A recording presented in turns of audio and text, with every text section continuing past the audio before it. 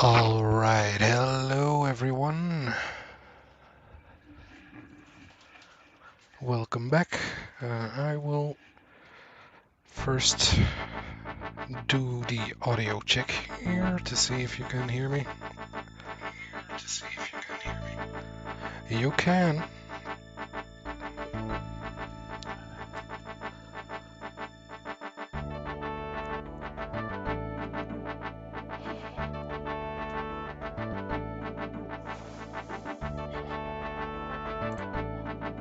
Alright.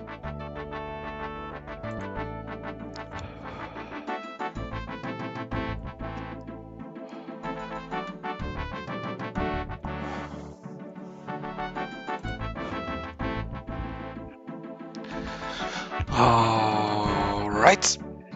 Hello everyone. Oops, it looks like I will have to change the video settings again.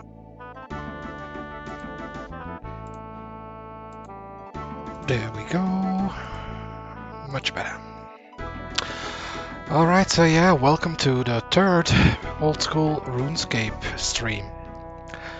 I've been looking into RuneLite, you know, to try RuneLite. Everybody's saying, oh, use RuneLite. RuneLite is so much better. Oh. So I looked into it and, well, it does have some handy features.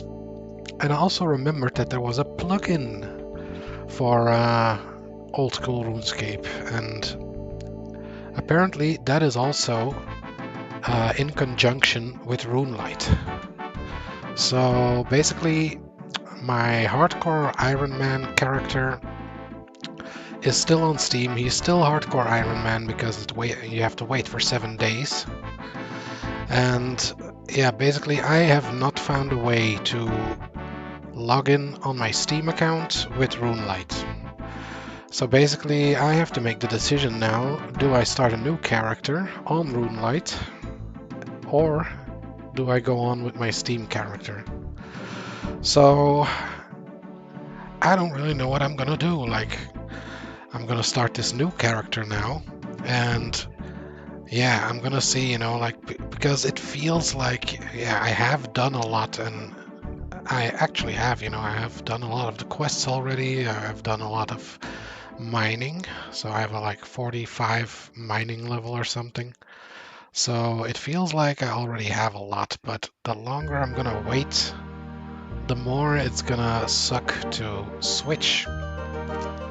So, you know, like, I might, depending on how much progress I make today, I might go on my Steam account and keep that character as an Iron Man, and maybe someday I will continue him as an Iron Man, you know, but like, if I restart now, I can also start trading from the very beginning. So those decisions have made it so I've just decided that I'm gonna start a new character. So without further ado, let's get started.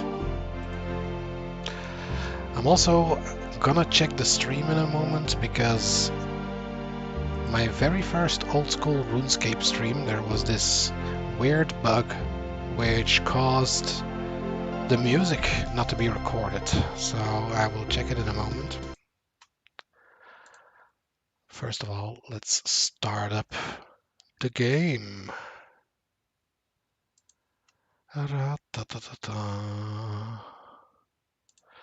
Which I have to do from the Jagex launcher, I think. So yeah, if anyone joins the stream, there should be an overlay which you can use to look in my inventory and all that stuff, apparently. So yeah, this is my new character. I already went through the character creation. I have not gone through Tutorial Island again, but yeah, we'll do that right now. So let me see here. Does it start in full screen?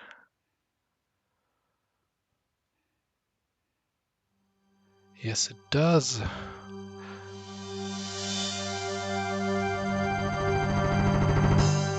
right, here we go.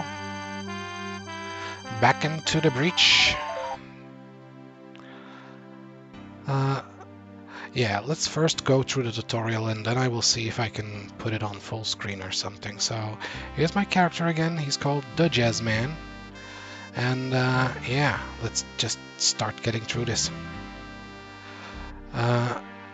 There is one thing that I have noticed, which is over here. You have this decision here. Before we get going, if you would be so kind to let me know how much experience you have with old school RuneScape, that would be wonderful.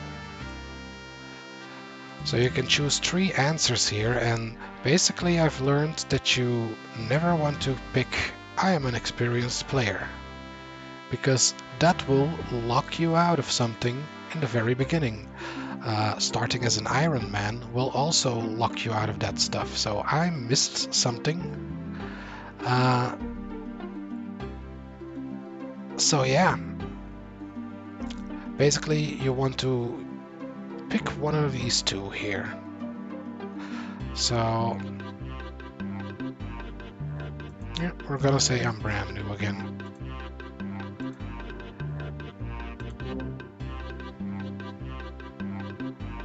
Okay, let me check the settings over here. We'll hide the roofs.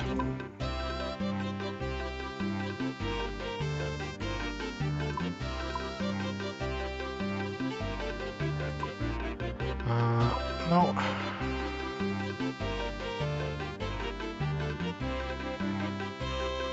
Shows you timers.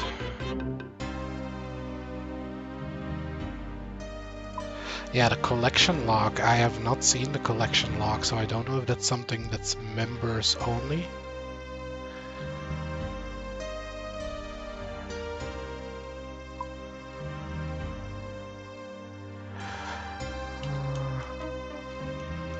A mil. Well, basically half a mil is also very valuable to me, so there we go.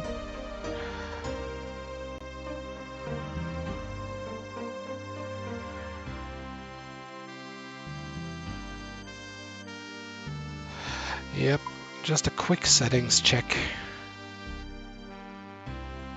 Single mouse, no. Shift click, yes.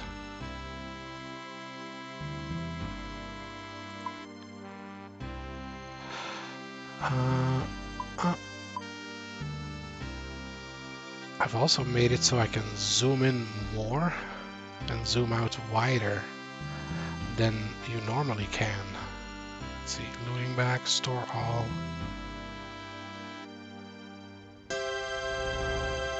Yeah, I don't know what a looting bag is. That's probably also something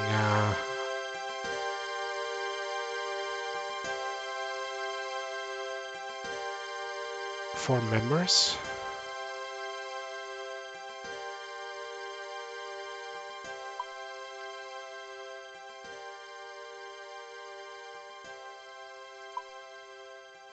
Disable level up interface. Now I'm gonna keep it on because it interrupts you, yes, but after a while it won't interrupt you that much.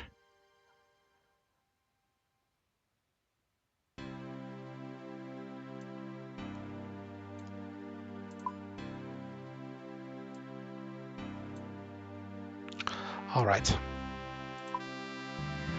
Settings have been set.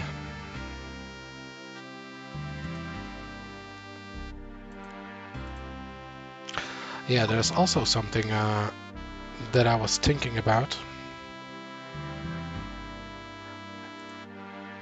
But first of all, let me check, because I need to hear if you guys can hear the game, because yeah, from this moment I did not have any music, so... Well, I had music in the game, but you couldn't hear it. I had music in the game, but you couldn't hear it. Alright, so it seems to be working this time. Alright, you know, obligatory open up the chest and search it. I should really look up if chests have coins in them or something. But I think if they would, then they would have put some in here on Tutorial Island, you know?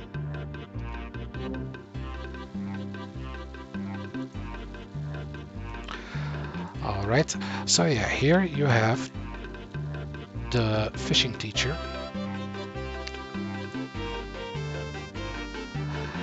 And basically, you know, every time you complete one of these sections, you can go on to the next one, or you can ask for a recap. And there's actually some pretty useful information that you can learn by asking them a recap, because they don't say the exact same thing that they said now, or that they are saying, you know, to you now. They do say a little bit something different. Also, yeah, another plugin here shows you how much progress you still have to make to the next level.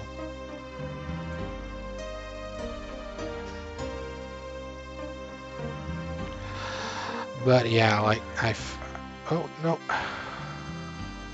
managed to catch some shrimp. Excellent work. Now that you have some shrimp, you'll need to cook them.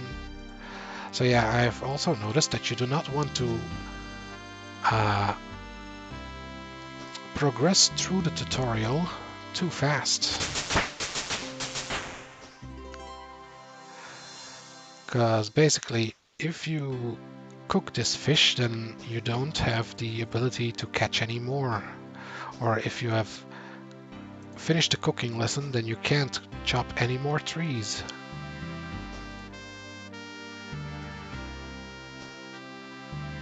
So you really want to get the levels while you can, or at least, you know, I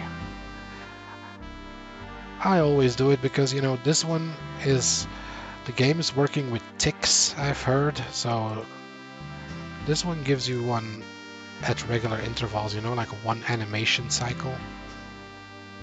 While if you do it in actual RuneScape, then sometimes you have to wait a whole bunch of cycles before he catches something. Okay, there we go.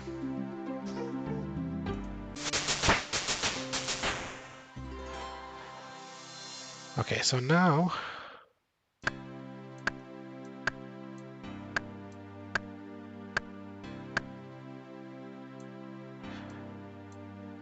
you want to chop as many logs as you can.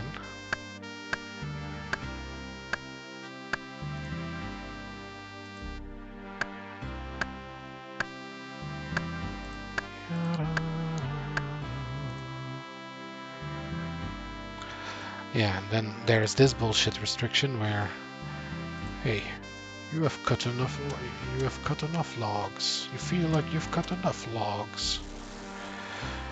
Well, I don't feel like I've cut enough logs, game.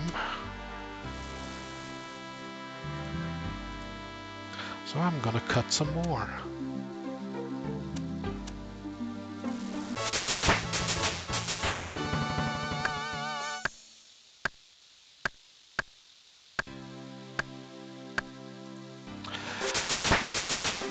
Yes.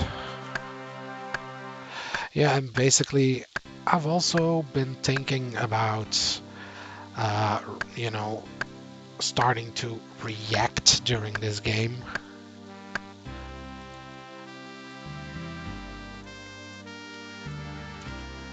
Because it seems to be a streamer thing, you know, and this game has a lot of the same things that you need to do, you know, a lot of grindy stuff.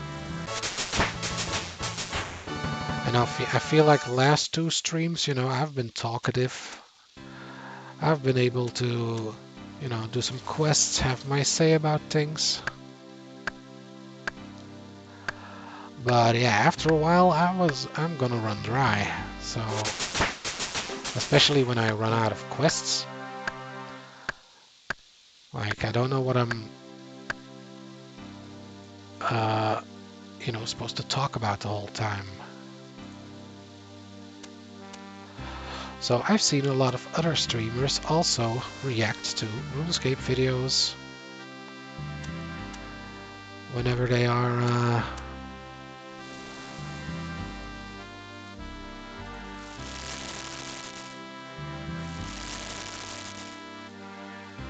see, I can zoom in even further now.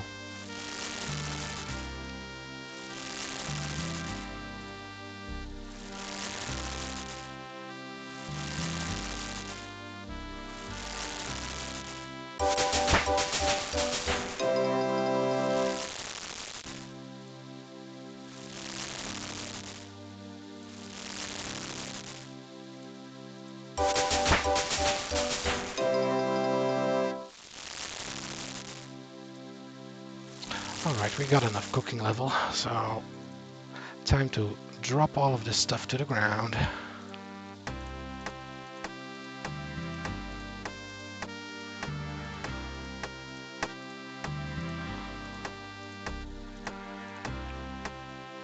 There we go.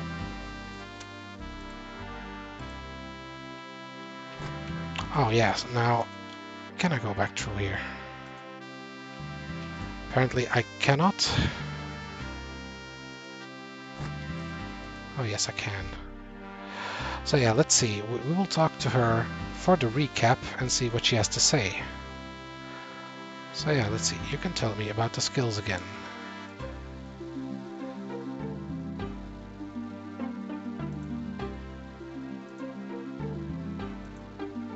So yeah, like she isn't the best one to show this on actually. Like it will make more sense when I talk to Vanaka, because you know, like you can't say a lot about woodcutting, but she does have some different text than when you talk to her the first time. And yeah, here she tells you that you can also use it to make arrows by fletching.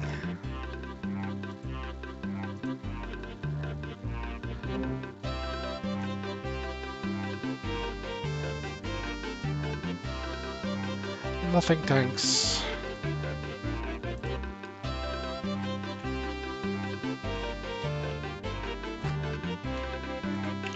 Also, yeah, I'm gonna have to get used to it, but now I can use the WASD keys to change the camera. Alright, time to make our bread.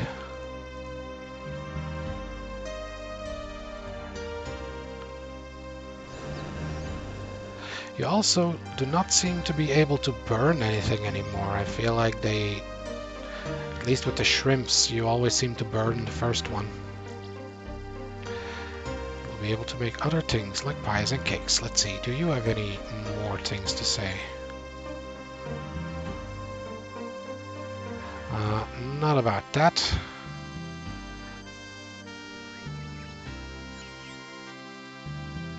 Yeah, he doesn't really say anything of use.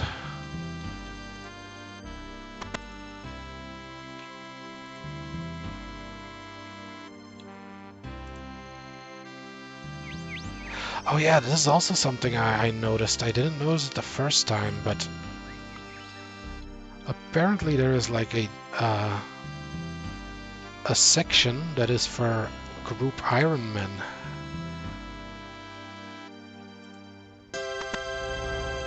A special section.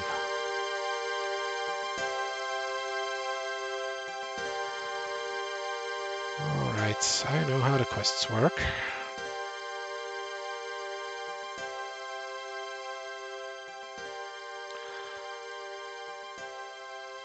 But yeah, we will see that at the end. It's near the mage actually. And yeah, I just stumbled across it when I was making that other character to try and get a character that could stay at the party house. I am the Jezz man. Alright.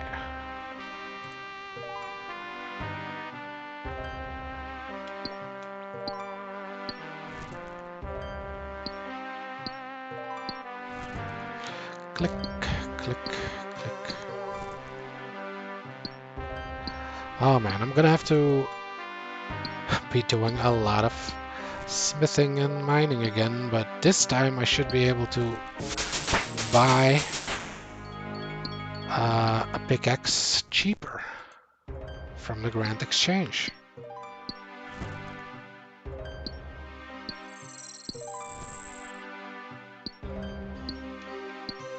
There we go.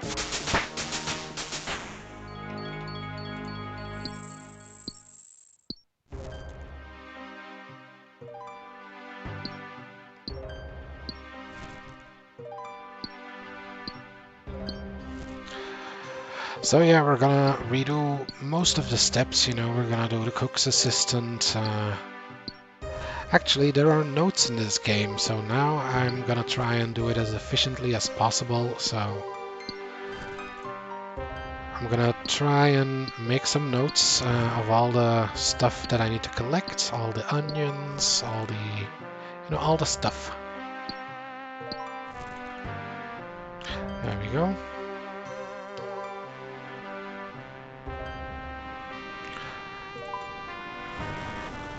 Because, I feel like, especially if it's your first time playing RuneScape, with quests, you don't want to be making too many back and forth runs, like with the Goblin diplomacy quest, or the air talisman quest. Like, those are a couple of the quests that you have to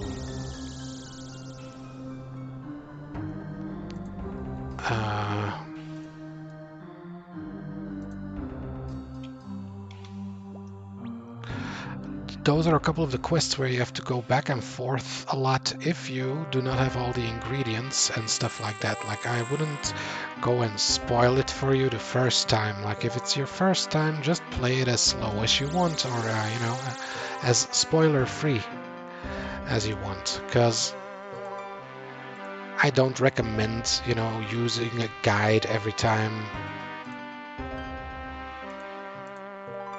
or like using a guide from the very beginning.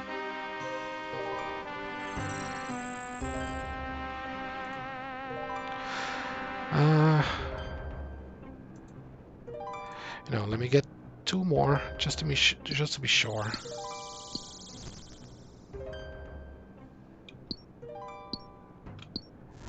Because I don't know, there might be some bullshit where they say, oh yeah, you can't use that anymore. You better move on.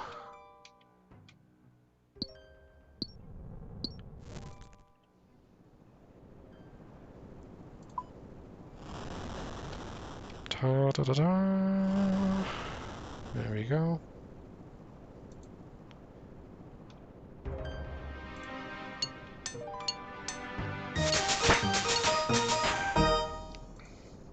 Keep going.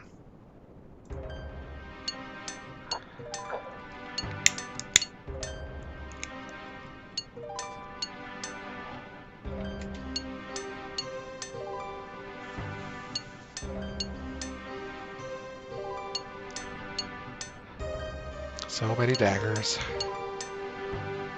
If only you could bang them. Can now make bronze medium helms.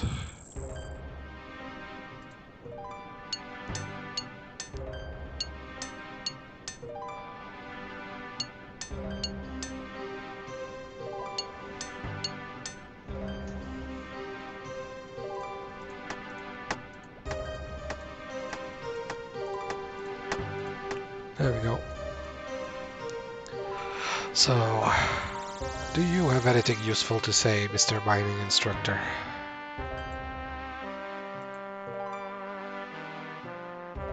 Yeah, he tells you about better upgrades for the pickaxe, like, hey, you can make better pickaxes. And he also tells you about the Dwarven Mine, that you can buy them there.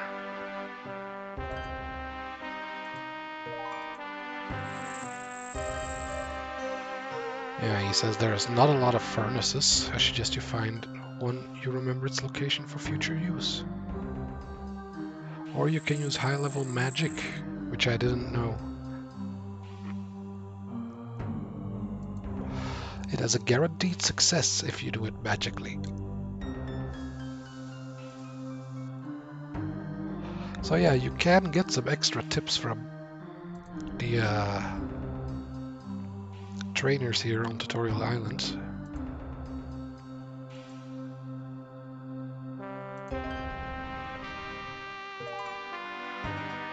And now here is a bug where it's my face that's moving instead of the guy.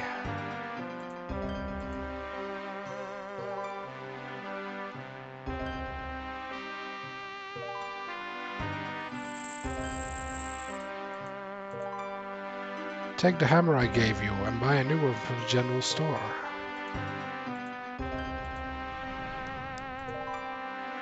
I'm ready to move on.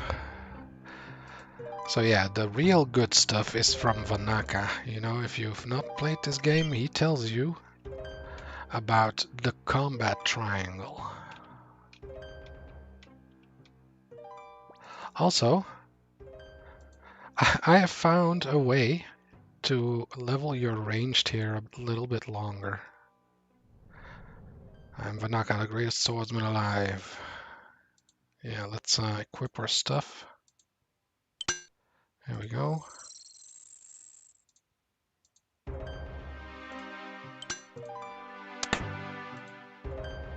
Gonna start with Slash because we have the training dummy.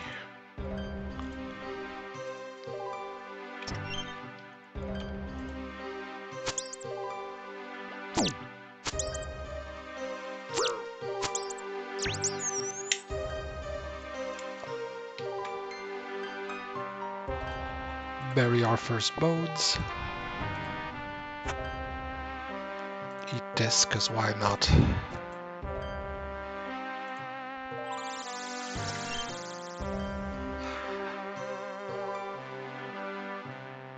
Okay, so basically you seem to have insane accuracy over here with the bow as well, so it always hits. So what you want to do is take down 2 HP of each rat. And then switch target.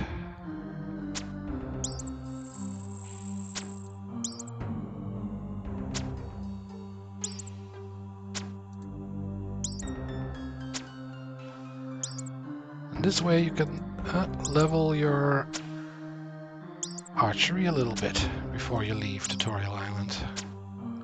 Now, after a while, it's a little bit tough to see which ones you've hurt and which ones you haven't hurt. And if someone else is here, then yeah, you can get interrupted. I can't reach that apparently.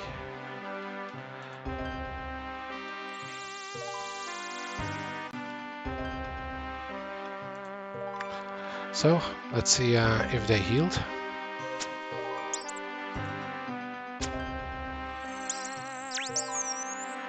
Yeah. You should move on. Well, we didn't get a second range level, but we got some experience. Okay, so now if we talk to Vanaka,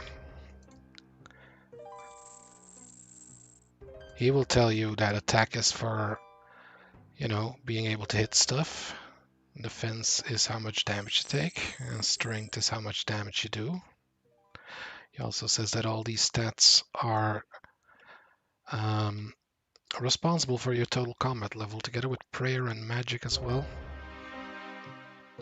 And he also tells you that you can get drunk to temporarily alter your stats and raise your strength.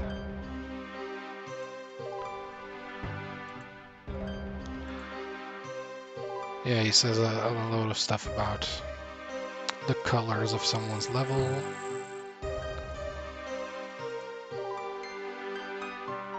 Close fighting is known as melee fighting, covers all combat done at close range to your opponent. It depends entirely upon your 3 basic combat stats, attack, defense, and strength. Also, of course, it depends on the quality of your armor and weaponry. Get to your enemies as quickly as possible.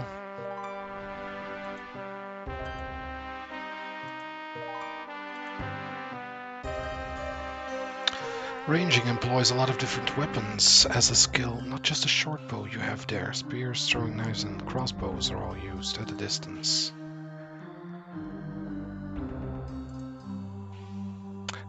Close range, rangers do badly in combat, so that's the hint to say you have to use melee against rangers. It's almost all dependent on the ranged stat. So that tells you don't have to level strength to be a good archer, also. And then he can also tell you about the wilderness. And he tells you about PKers. So yeah, if you're totally new, it is worth it to talk to these characters before you leave Tutorial Island.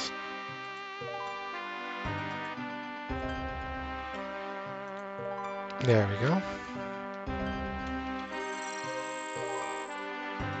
So yeah, we can't attack any rats anymore, which sucks.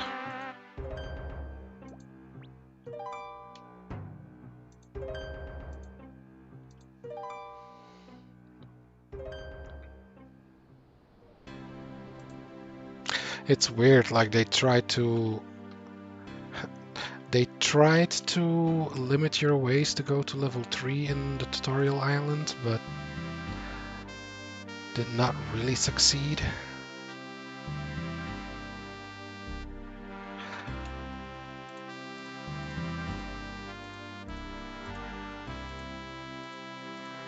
Everything. You can have everything. It's gonna disappear anyway.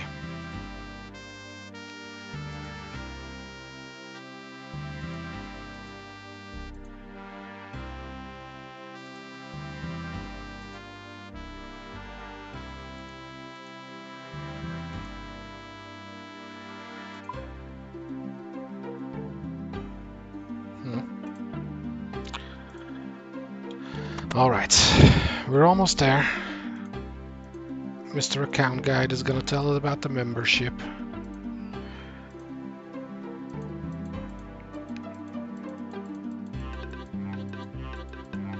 Yeah, bonds.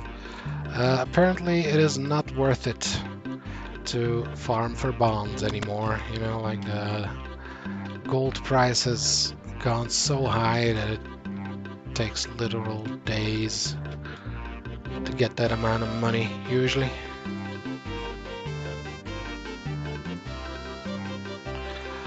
Alright, Mr. Brother Brace.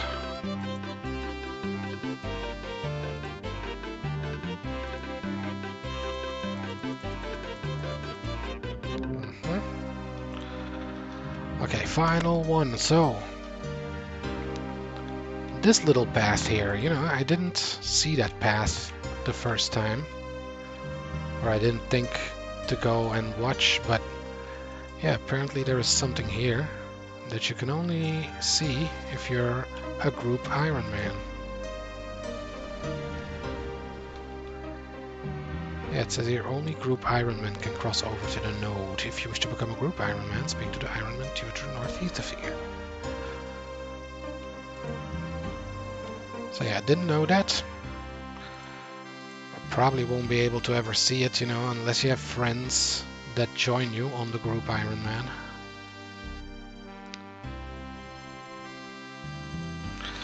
Yeah, we're not gonna go Ironman. I did it on my first time and yeah. Or I tried it.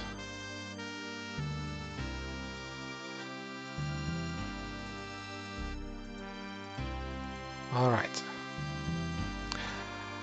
I'm fine, thanks.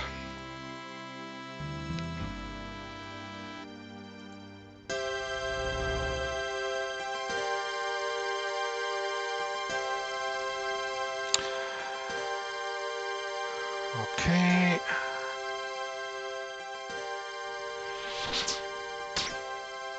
There we go.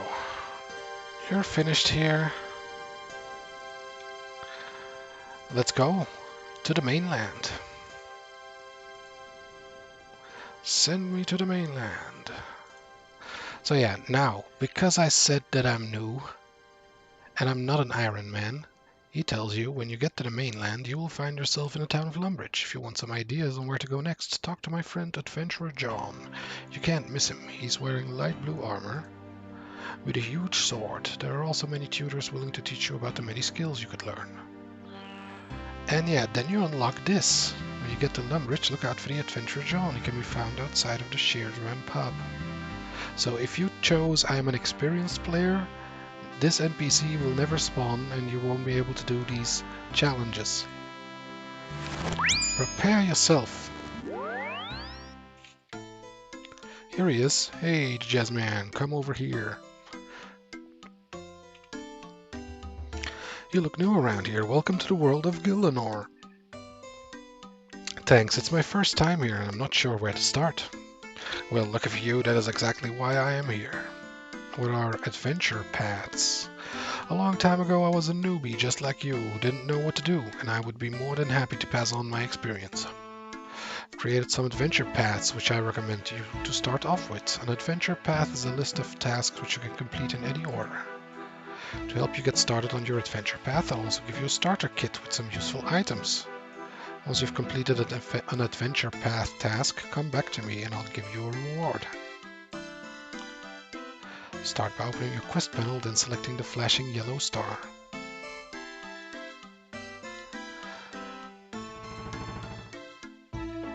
So here we go. This is a new tab.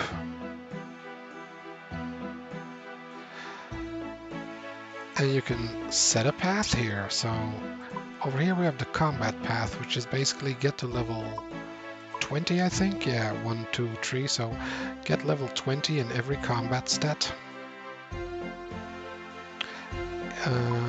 And for everything, you know, like for this one, you get 500 coins. And, oh no, if you're a member. So you get a sword. You get another sword. Another sword. You get some of this stuff. You get this.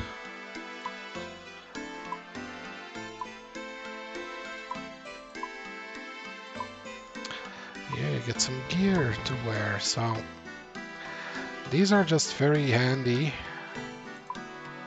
as a new player. But basically, I understand why they don't give it to you on Ironman, because that is, you know, Ironman is all about I'm doing it all by myself. But yeah, these are some nice rewards, you know, get some better pickaxes, get some better axes, all that stuff. So,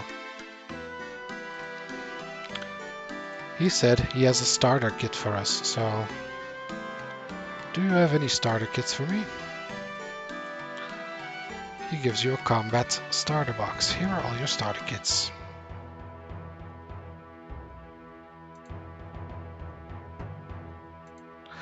Better be going now. Safe travels. So yeah, we are gonna equip this, well, not this stuff actually, we're gonna talk to the melee combat guy. I'd like a training sword and shield. There we go.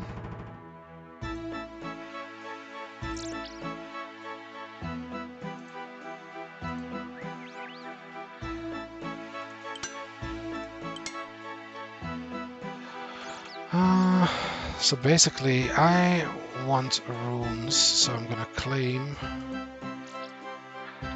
these runes by dropping these. There we go.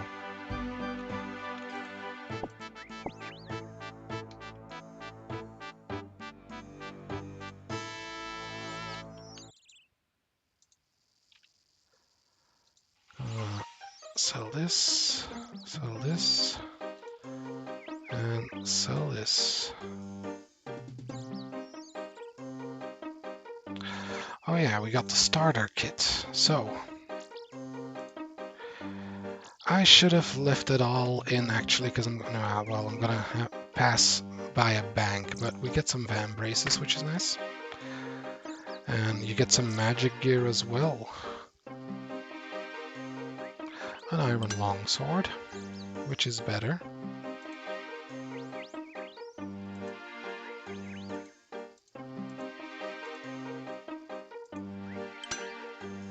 As you can see. We get some iron plate legs, which I'm also going to get a helmet and a chain body.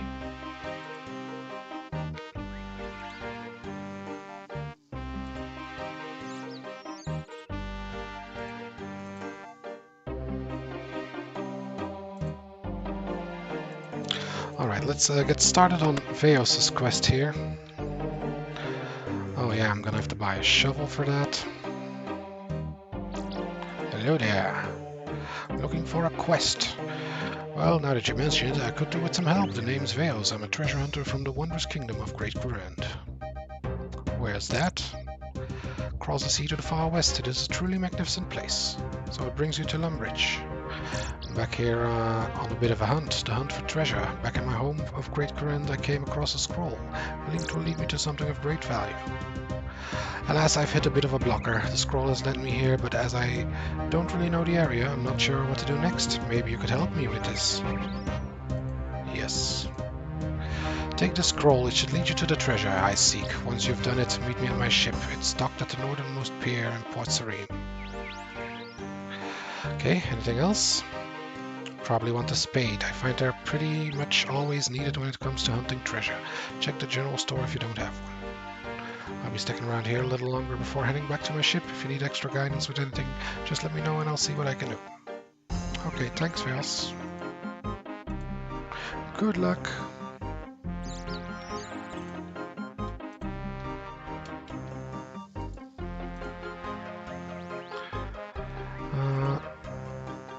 By 1. There we go.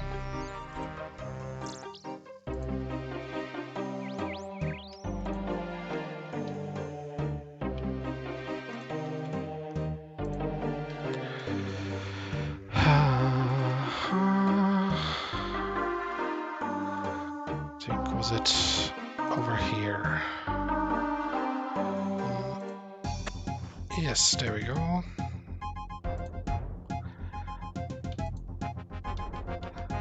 Let's start Restless Ghost as well.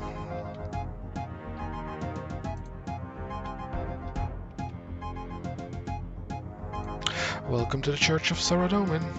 I'm looking for a quest. It's lucky I need someone to do a quest for me. Yep, we will take care of it.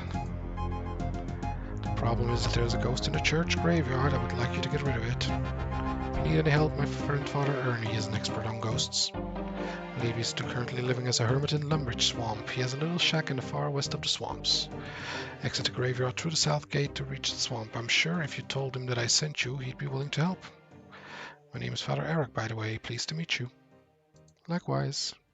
Take care traveling through the swamps. I heard they can be mighty dangerous. I will, thanks.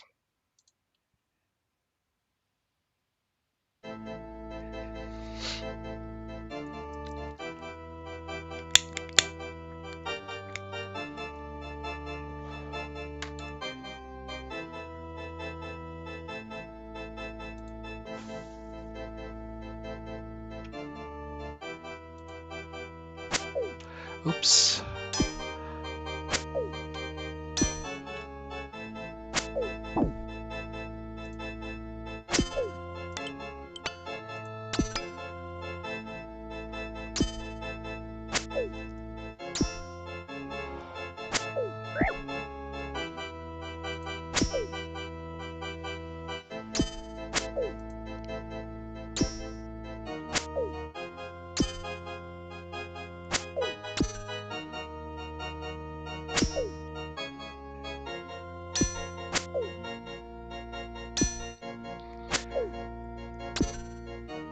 Yes. Come on, a little bit more, a little bit more.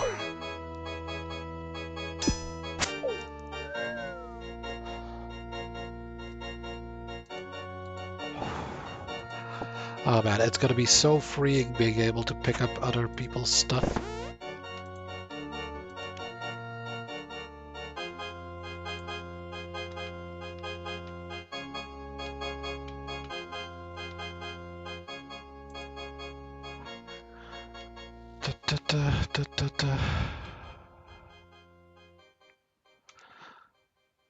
So yeah, let's see. Am I gonna start off with some combat? You know, it might be good to start off with some combat, because I feel like doing all the quests immediately, but I think for now, well, I don't really, well, I was about to say I don't really have food, but I can make some food, and I haven't really needed all that much food. Okay, this, why is there a, because I thought I turned all the hints off, so what was it, something with puzzle,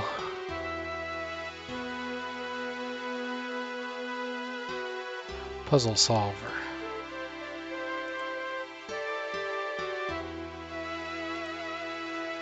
I don't know if this is actually a thing, or is it clue scroll?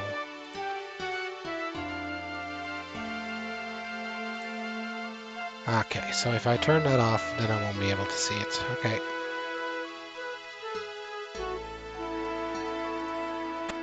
Don't want to cheat too much here, you know, but, well, I know where this one's located at.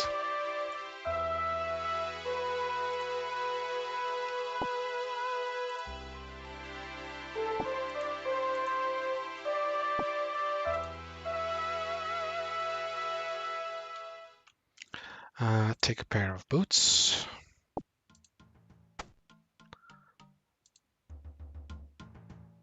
No, take the bucket. And take the cabbage.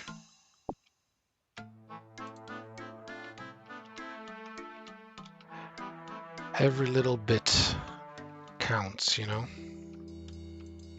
What am I to do? Nice hat. Thank you, it's a pretty ordinary cook's hat, really. Still, suits you. The trousers are pretty special too. It's all standard cook's issue uniform. The whole hat, apron, stripy trousers ensemble. It works. It makes you look like a real cook. I am a real cook. I haven't got time to be chatting about culinary fashion. I'm in desperate need of help. What's wrong? And then you can go to the quest. I know where to find this stuff.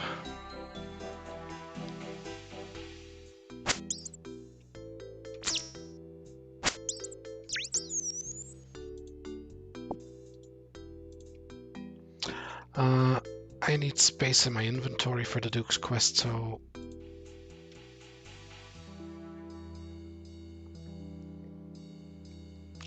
Oh yeah, also these are things that you should actually read, because I haven't read them. So, bank is used to store your items, everyone knows that.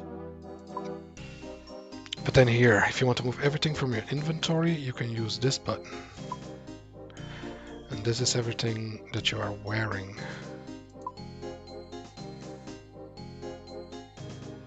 You can right click and select quantity. You can also change the amount of items. You can also withdraw items as banknotes. Yeah, that's also something, if you're new to RuneScape, it doesn't really make sense at first. Items that stack and are untradeable can't be withdrawn as banknotes. They are useful when you need to transfer a large amount of goods around the game.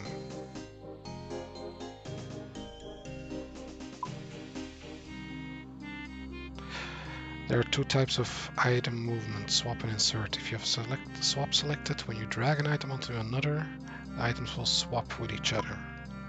If you have insert selected, when you drag an item onto another, the item you are dragging will be moved into the position of the other item. Items will then be shifted up or down based on the initial position of the dragged item. And here you can create bank tabs. You can have a maximum of 9.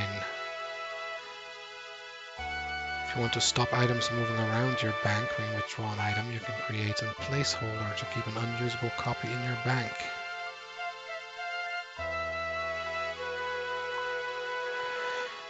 You can equip items while the bank is open. Withdraw the weapons and then right-click and wear. You can also eat and drink while the bank is open.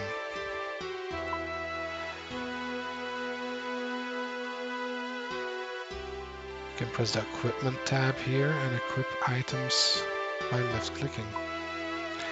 There!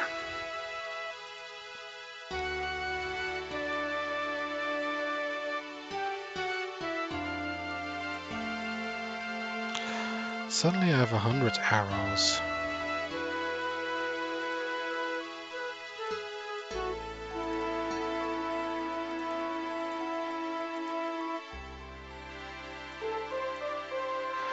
This can have its own tab.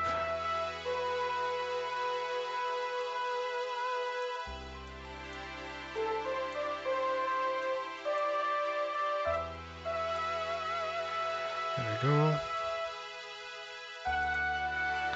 Well, we need one of those for the quest. So yeah, I think I'm gonna do some cow slaying first. So basically what I'm gonna take with me is this.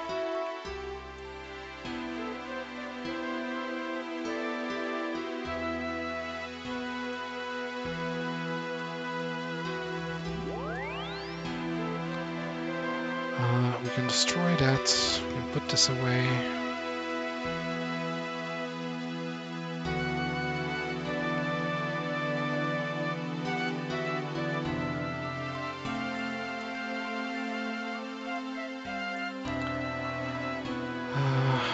You know, let's get 2 of them while we have them.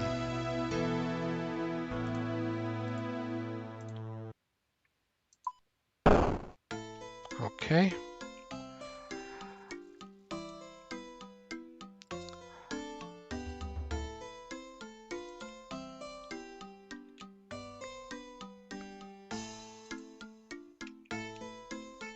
Talk to the Duke here. And start the Rune Mystery Quest.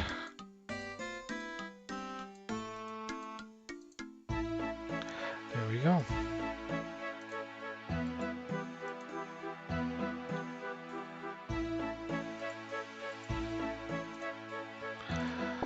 Take some of these.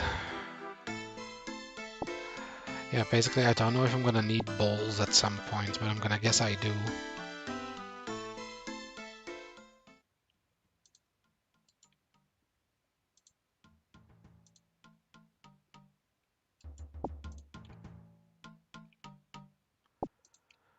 Cabbage!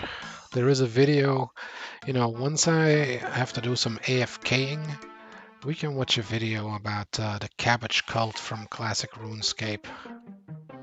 I think that's a funny story.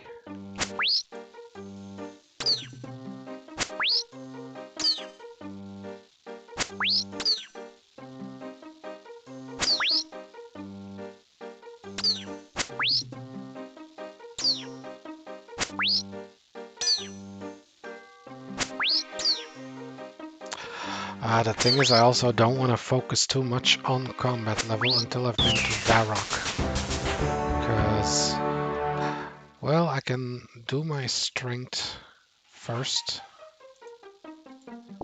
Need ashes for a quest.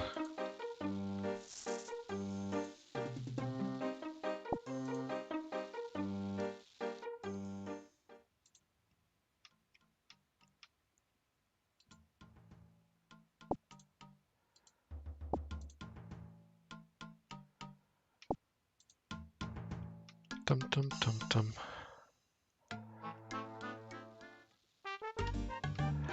Well, we are gonna slay some cows.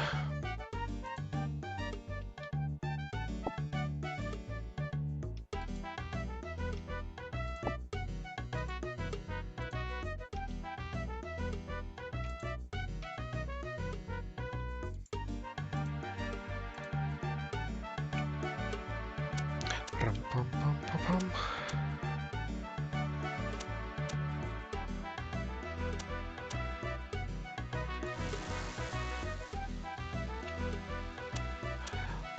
Also, yeah, put this away.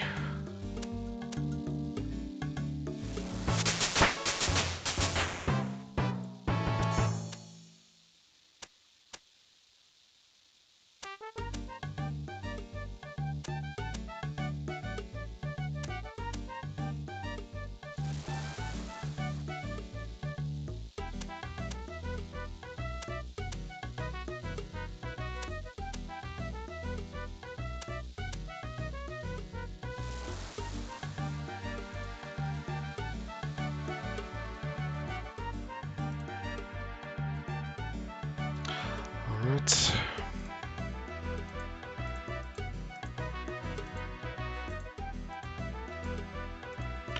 Can you get jugs of milk? I'm guessing you can't.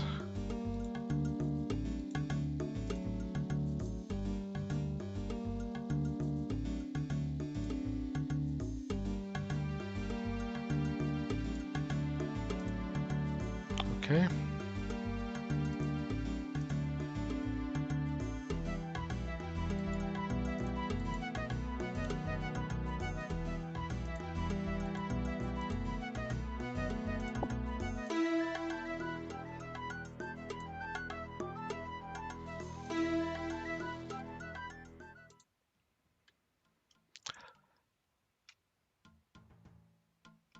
There we go. Let's get 5 buckets.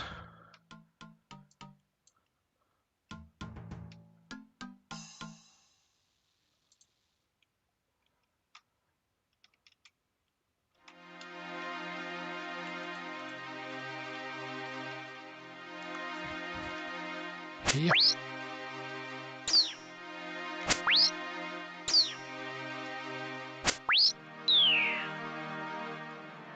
Nothing.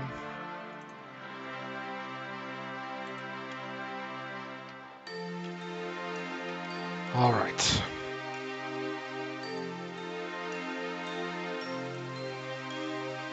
Time to go and kill some cows.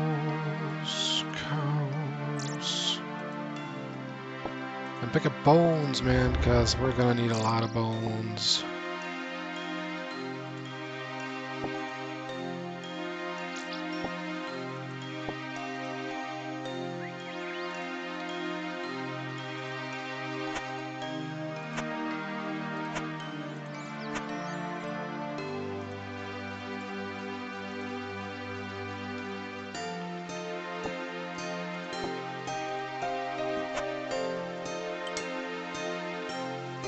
There we go. Yes.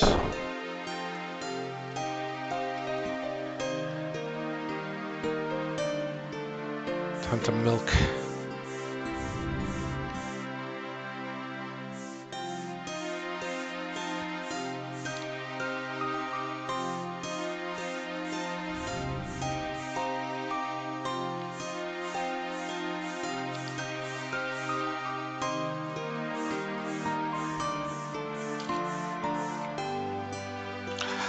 I'm milking the cow. Oh man, there's a lot of people in the cow field today, apparently.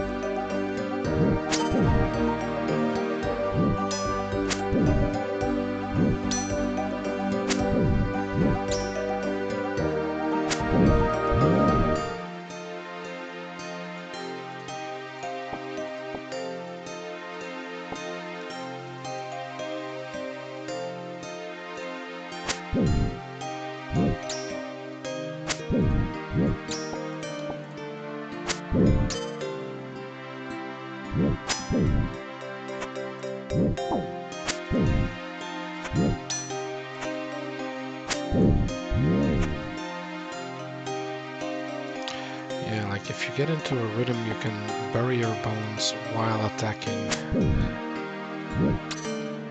without losing attack speed. Like without losing your hit, I should say. There we go, combat level 4.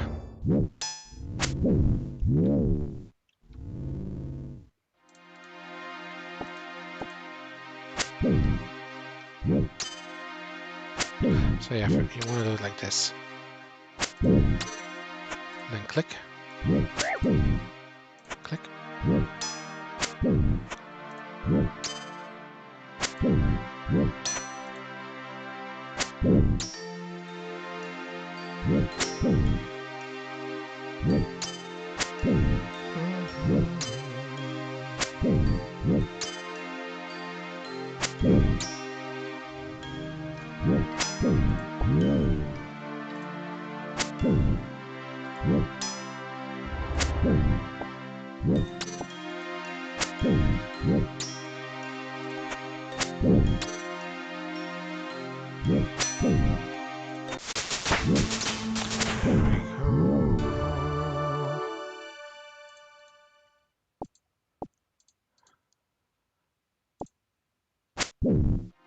Yeah, if I remember, cow hides were good. Good money.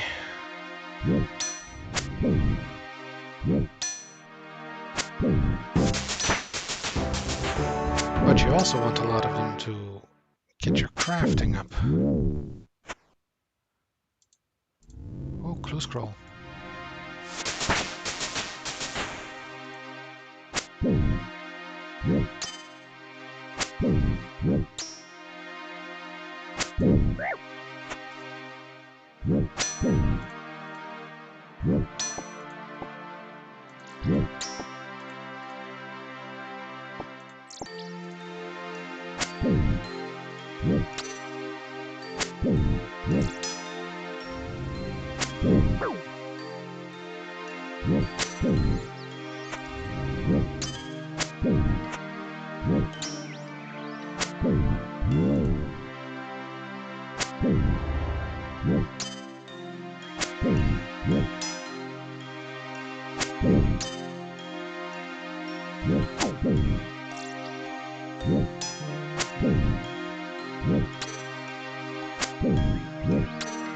Yeah, now also got these bars next to the inventory here.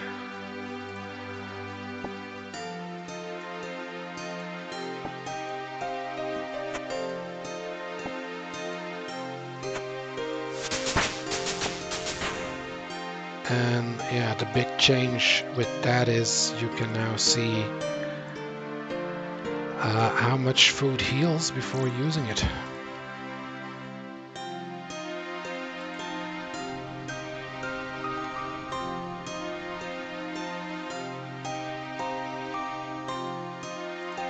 So wait, let's take a look at this clue scroll here. Buried beneath the ground, who knows where it's found? Looking for you, man called Rildo. We have a clue.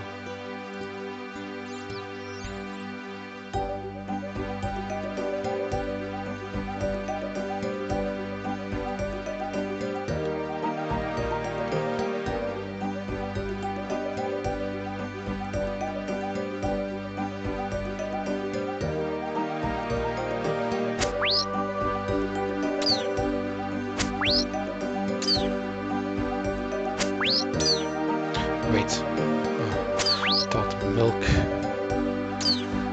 Thought it was the milk that would heal me. There we go. I've completed a task, so we're gonna dump our inventory.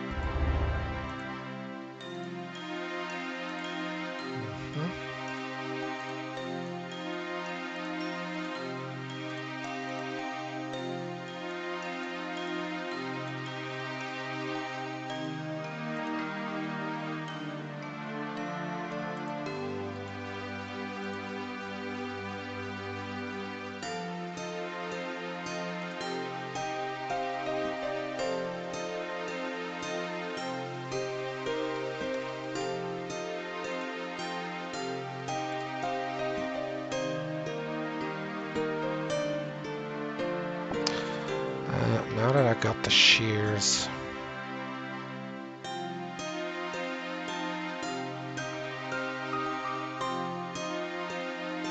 let's do one more cow run and then we will go to Draenor.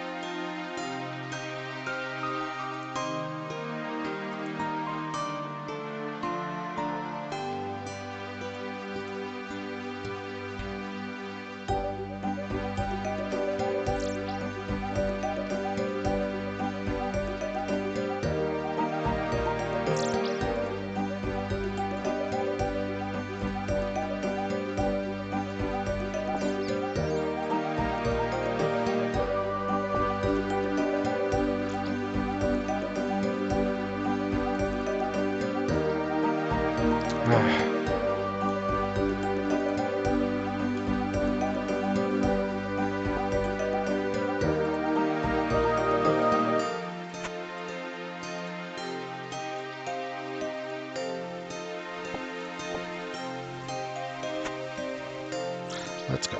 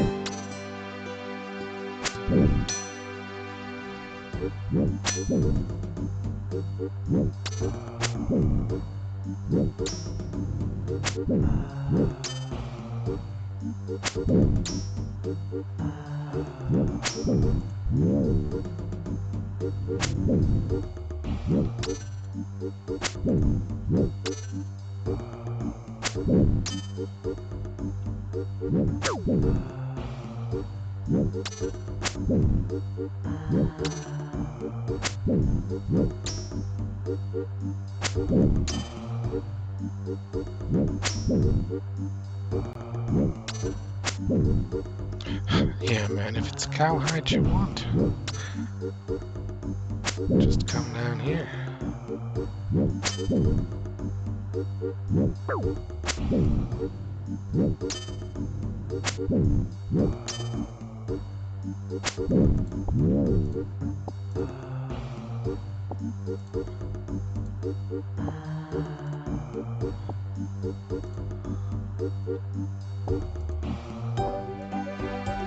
More bones.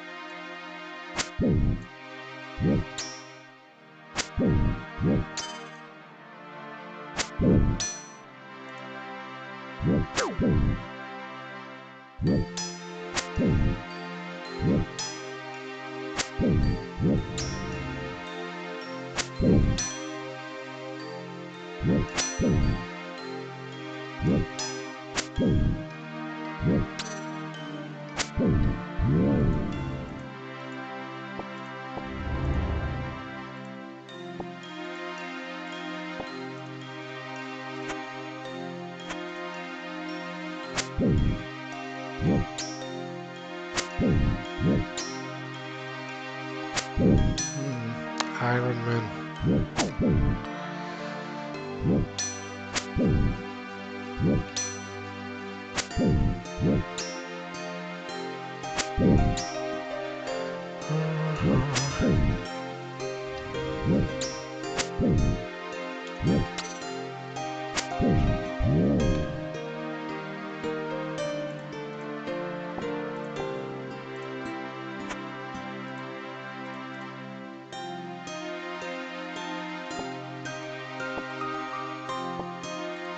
3 bones.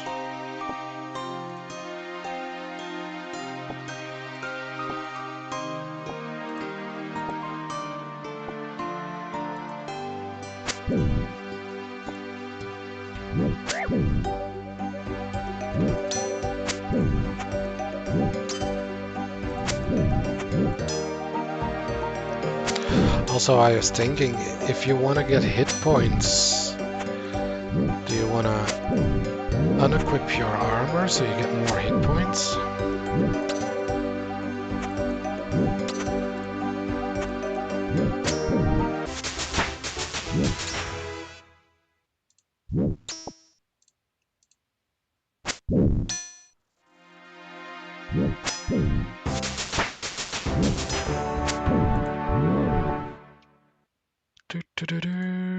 Oh yeah, I forgot my reward for the level 5 thing, so...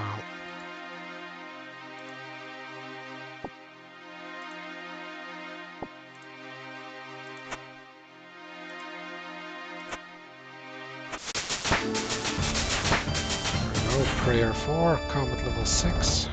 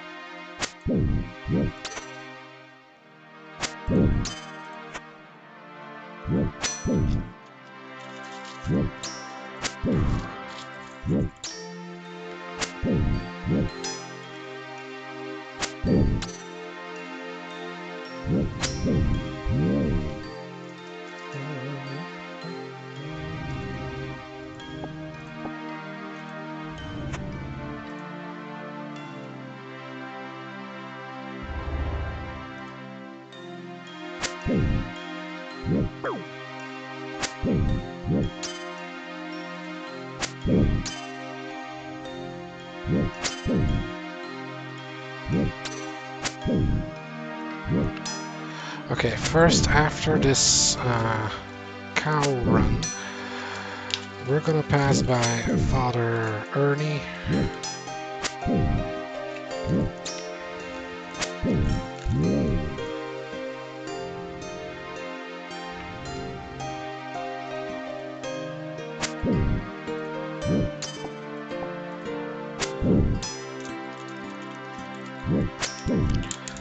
So we get the Restless Ghosting.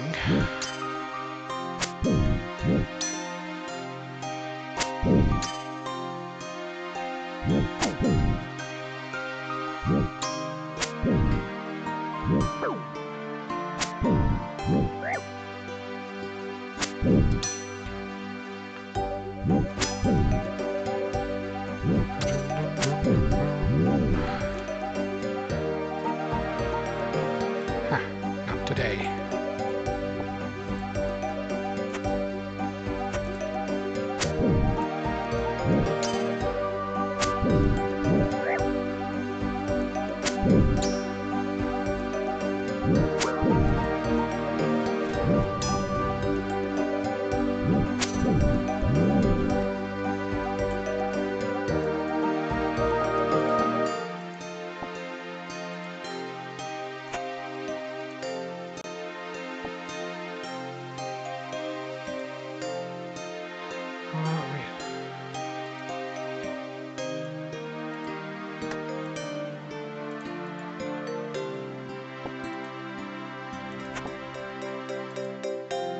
Let's try to cook some meat.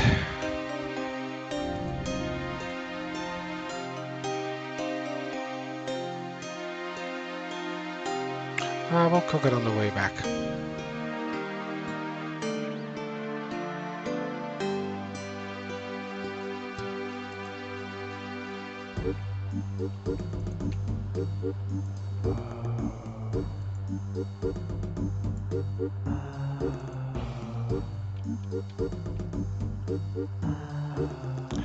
Deposit. No, no. Oh well. God damn it.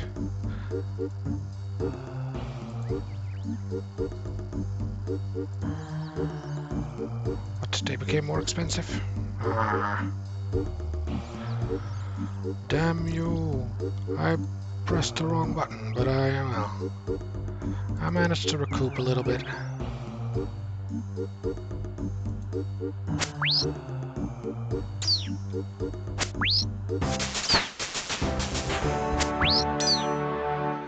Alright, level 8.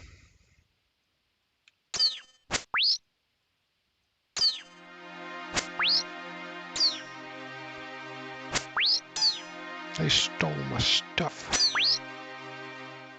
Well, I accidentally sold it to them.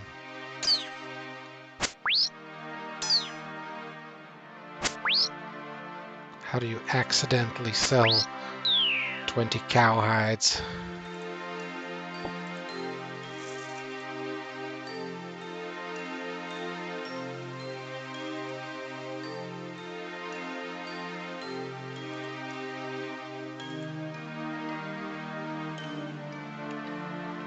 Okay.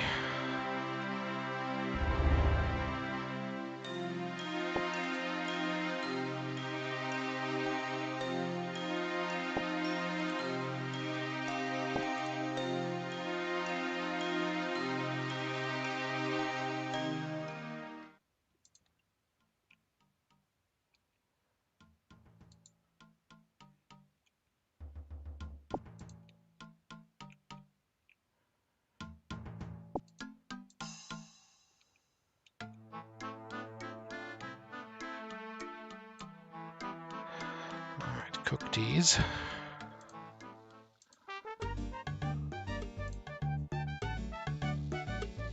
Who said you could use that? Ah, really? I can only use it once you're friends with me? Alright. Well, I will complete your quest in a moment. So.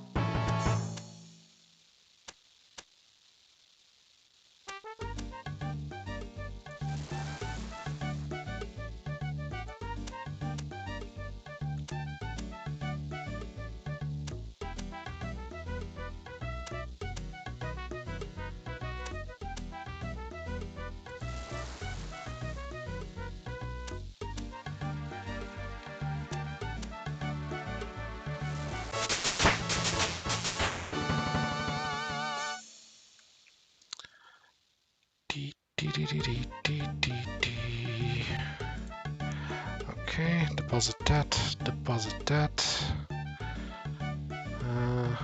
Deposit this.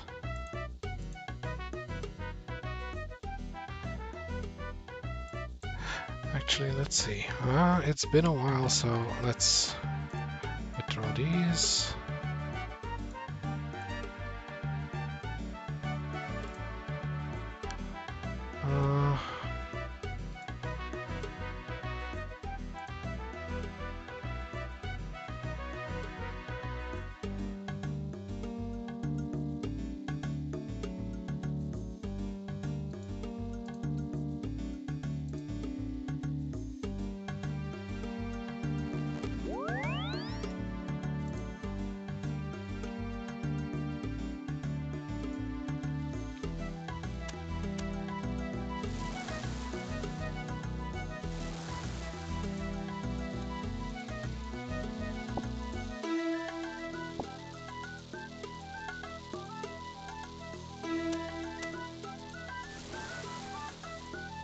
Yep.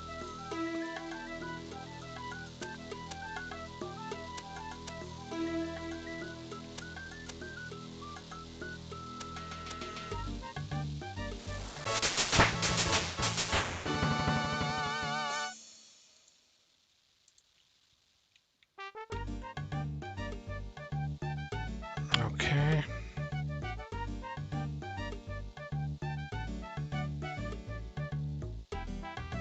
You know, let's go with this.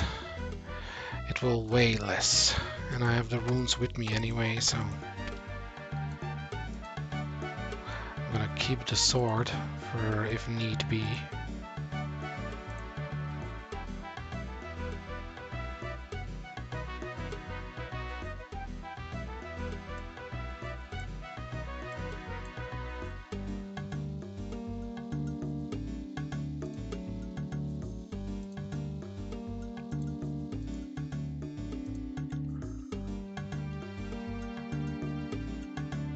The Great Wizard Jezz Man.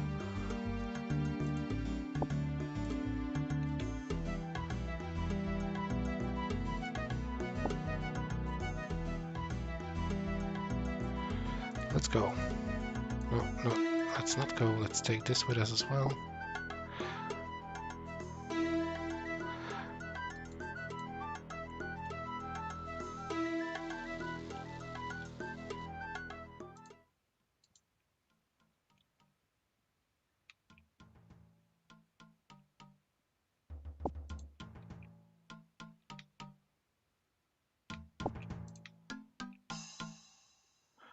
How much does a cabbage weigh?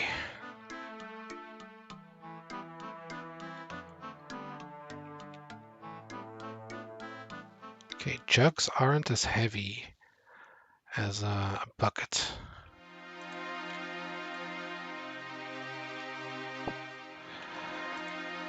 Alright, time to go to Father Eric.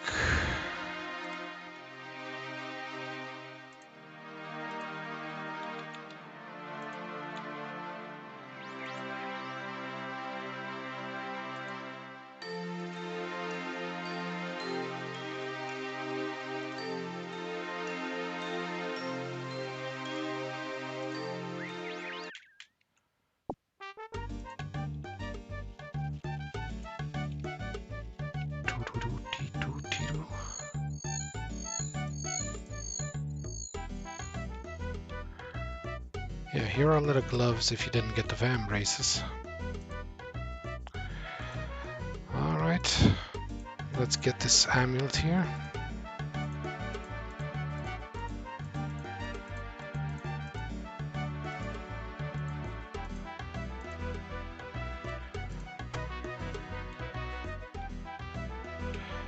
Okay, I feel like just a save run, and because we're going to Draenor and all that other stuff, I'm gonna use the teleport.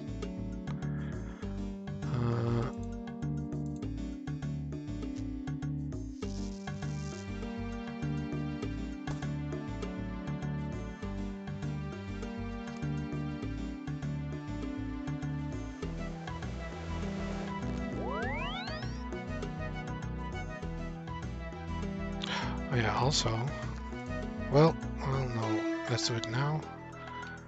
Let's get those extra runes.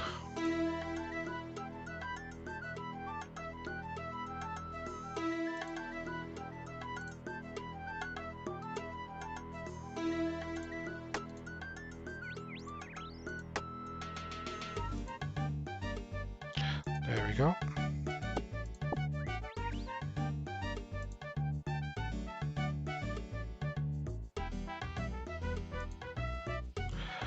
First, let's go talk to the ghosts before we forget.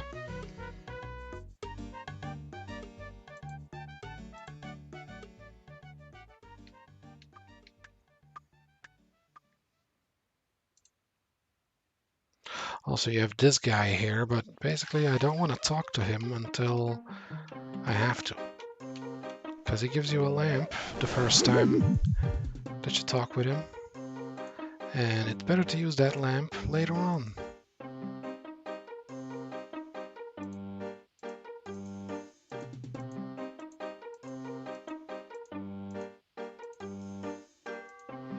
Alright.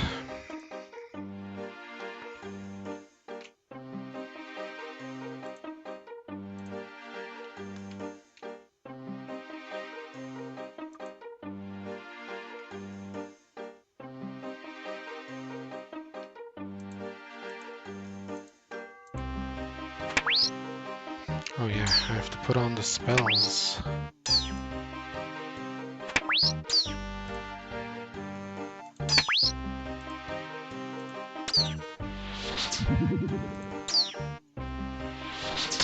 What is this? Why is there 2 spell icons here?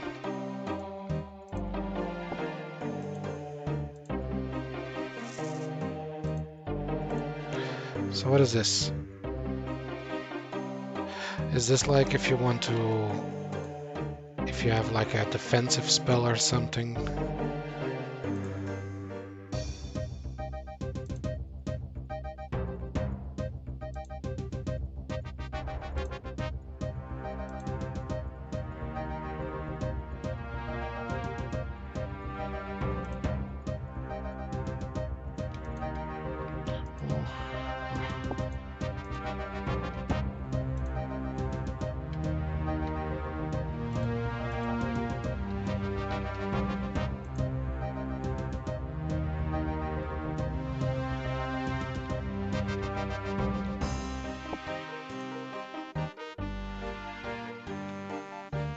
Oh, hey there, Enderbev. Welcome to the stream.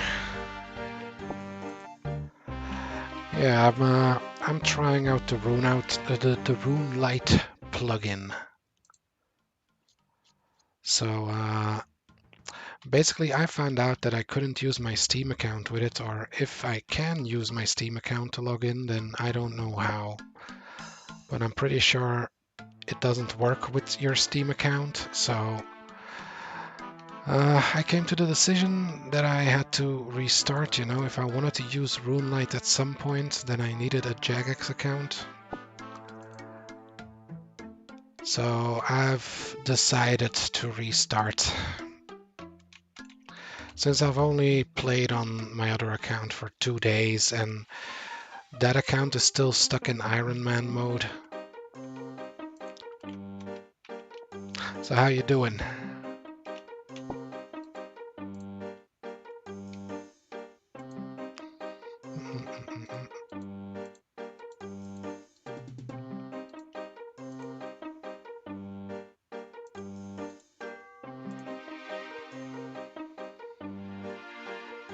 Oh, you're just mining and streaming too? Well, I am an old player, let's say. Because yeah, I played this game when I was a kid back in the day a lot, but basically I have done a membership at some point, but I think it was like 2 months, like 2 months in my entire life that I had a RuneScape membership. So basically the members world is still all new to me because I remember the things that I did during that membership was a little bit of construction and some farming and agility.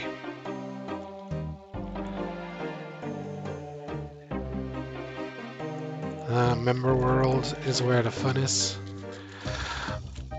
Oh, the same, like you haven't played Member World a lot either? Yeah, man, I wish I had played it sooner, because back in the day it was $5, but I hear that's no longer the case.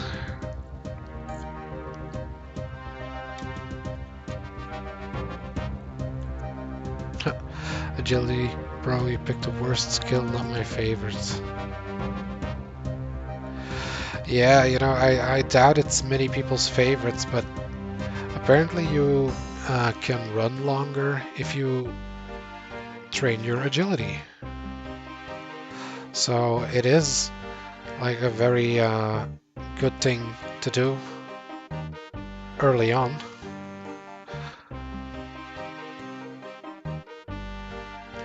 But yeah, I've been thinking about it lately, man, trying a membership, you know. Not right now, because on my other account I had almost completed most of the, you know, small to medium quests. I think I had 4 or 5 quests left, I think. You know, Black Knight's Fortress, the Corsair Cove, the one with the dragon.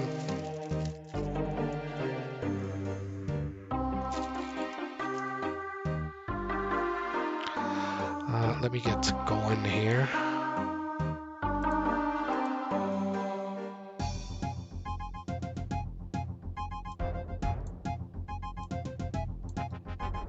There we go.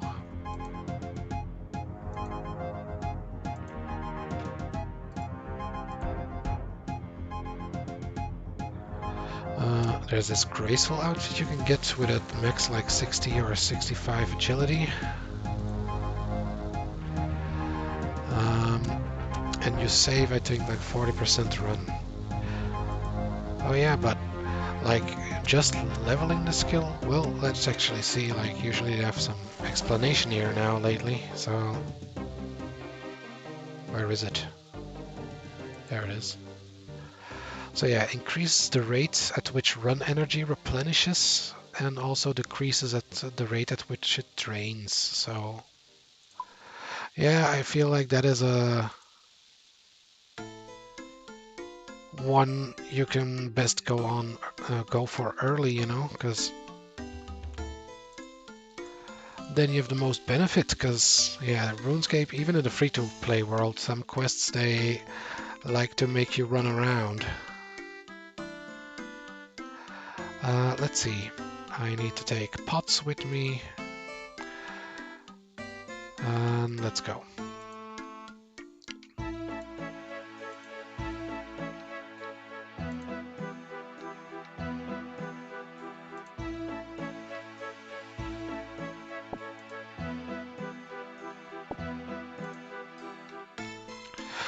But yeah, like it's been a while since I played. Like this is my third stream, and I've started streaming a little less than a week ago. I got a lot of RuneScape videos in my feed, my YouTube feed.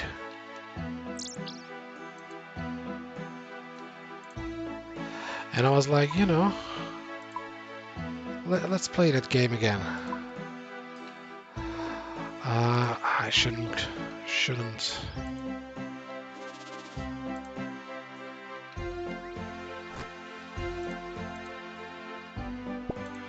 We take some onions as well, you know, because we need those for a couple of quests.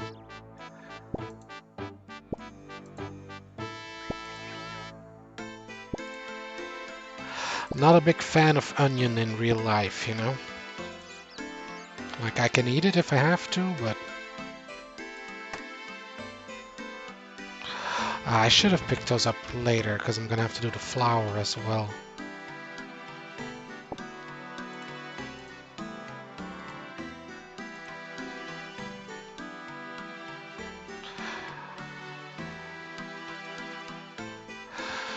So yeah, you are playing right now, right? Yep, leveling the skill too, but full set saves on its own. I'm playing Ironman. I found it more fun. Yeah, I've started Ironman, but basically, yeah, I don't know how big your RuneScape experience is, or like, what is your highest level? Because I never got a skill to 99, because I've always played free-to-play, and the highest skill that I ever had is, I think, woodcutting, but I don't remember which level I was at, but I was like, I think at level 79 or 80. And that was all from just free-to-play yew cutting.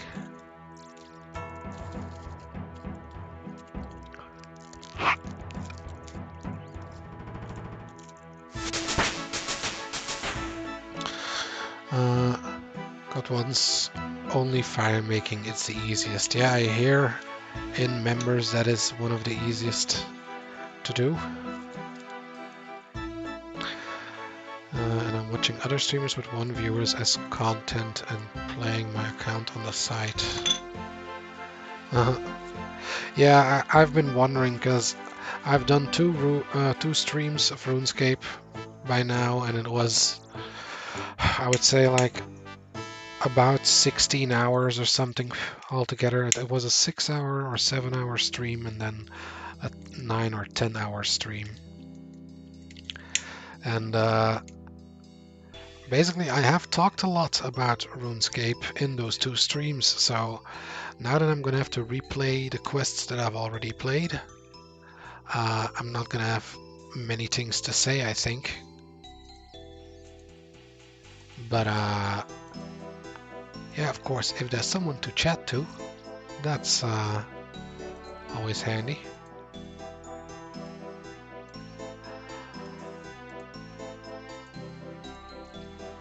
Yes, yes. Also, because I started my first account in Ironman as well, so I started playing on Steam, and I took hardcore Ironman because it said, you can always turn it off if you don't want it anymore.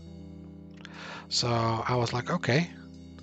And then I basically played the whole first stream as an Ironman. But then I was realizing, like, okay, I can't trade anything, like I can't do anything, and part of the fun is making money. But basically, now I can go get a bunch of cow hides and I can go sell them on the Grand Exchange. But with Iron Man, you can't do that. And I basically found out that selling is part of the fun for me, getting lots of money. So I was like, okay, I'm gonna turn off Iron Man. But then RuneScape was like, oh, okay, in 7 days we will turn off the Iron Man. So now I had to, just play Iron Man.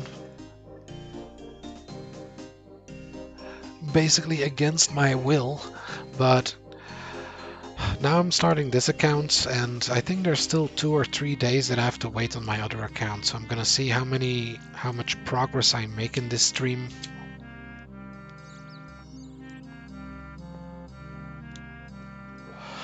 Because basically I feel like my other character is pretty high level, the binding. I have binding level 45 on my main account, and I feel like that's already a lot. But yeah, I had to make the decision at some point. So I better make it now.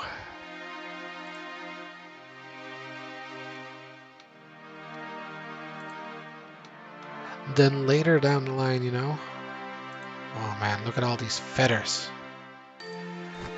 Screw this, I need some of these feathers.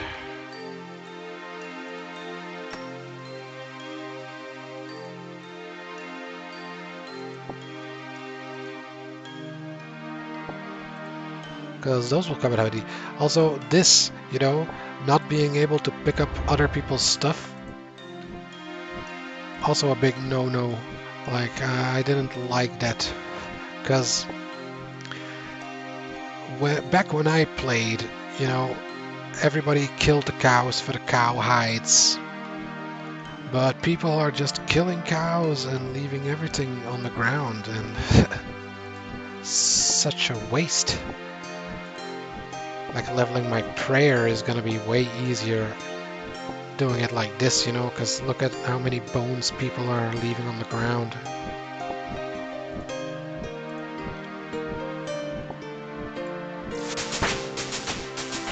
But yeah, I do understand for people who are like veterans of the game, or they've seen a lot. Iron Man is a cool challenge to go for, but yeah, basically as someone who has only 2 months of member experience like 20 years ago, I feel like, I'm not gonna put myself through that, because I was also a hardcore Iron Man, and basically I am gonna die against the first real boss in a members world that I have to fight, probably.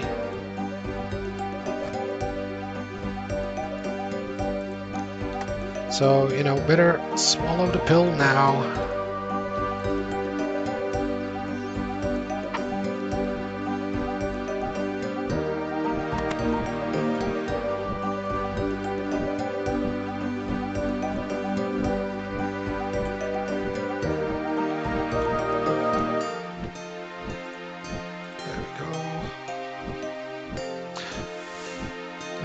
Enjoy the game, don't overthink. Cows don't do it anymore. Inflation came. Yeah, I feel like the price for cowhide stayed the same. I think it was 200 GP, and like it says here 234.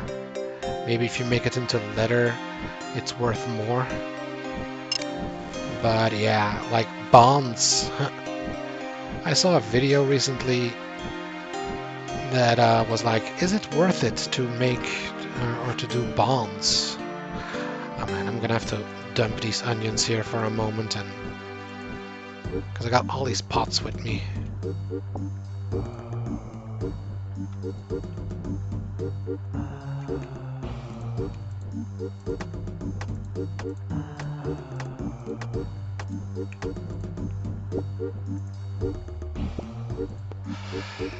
Well, basically the answer was no, it's not worth it anymore, because it's like 16 mil or whatever, some crazy number.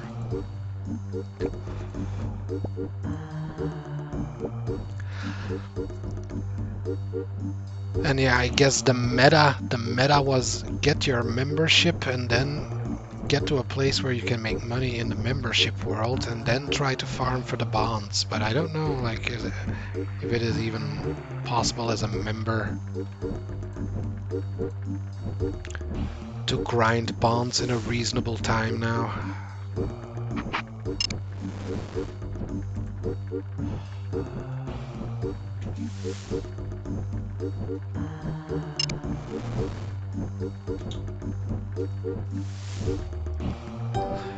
But yeah, like, you try to be efficient in RuneScape, but yeah, like as you said,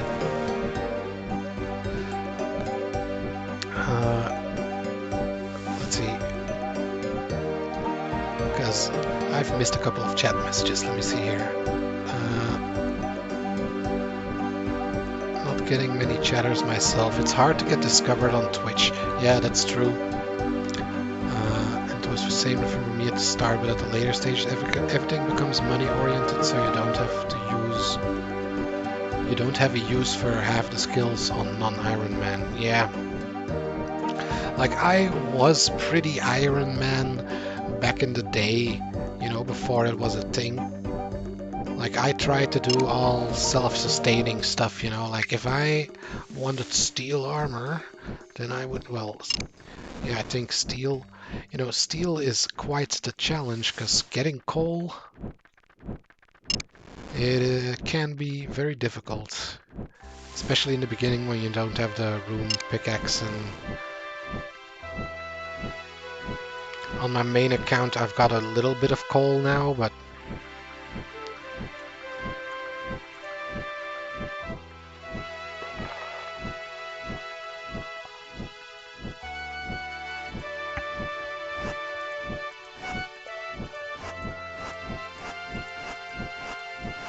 there we go, that's just enough. Are my onions still here? Take them.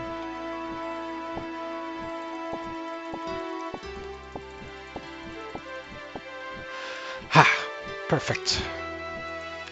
God damn it, I forgot to talk to the ghost, I think. Or did I talk to the ghost? No, I thought I talked to the ghost. Let's see if I can get myself a cape while we're here. There he is.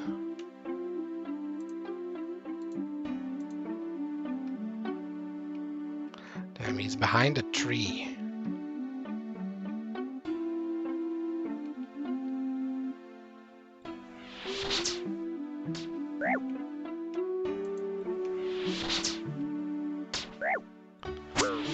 Die, you heathen.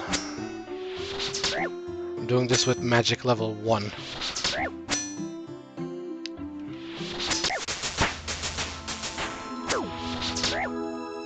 Yeah, basically I've also heard there is a thing here called the Chronicle, which gives you, well, not free teleports, because you still have to pay 150 coins, I think, for each teleport, but you can get teleports that way, which is also something I wasn't aware of. Oh yeah, also we have to do this thing here.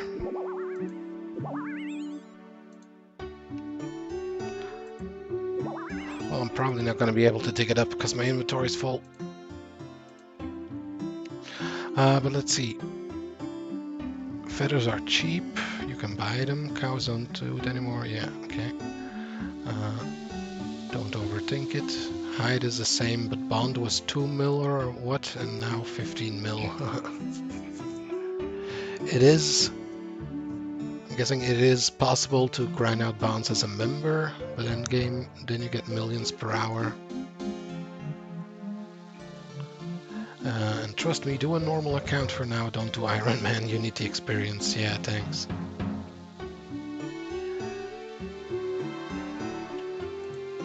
Yeah, I hear that this guy, Diango or something, I think he's called. Okay, put the egg in here as well. Actually, I need some burnt meat for a quest as well, so let's try to burn something. There we go.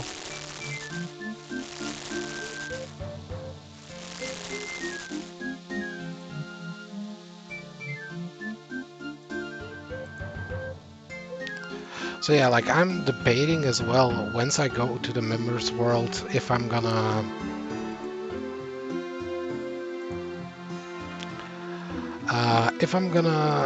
look up quest stuff like you know, like the Prince Ali quest, where you need a bunch of things that you're gonna need during your quest. Because I feel like, in a way, I've never played Members World before, so I can only do the quests for the first time, one time. But like, basically, I'm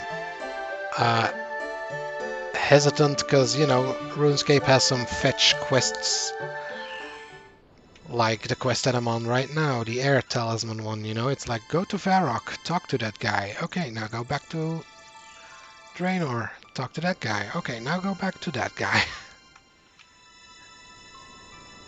Or like the Goblin Diplomacy, where you have to make dyes, and they say, oh, okay, now make a blue dye.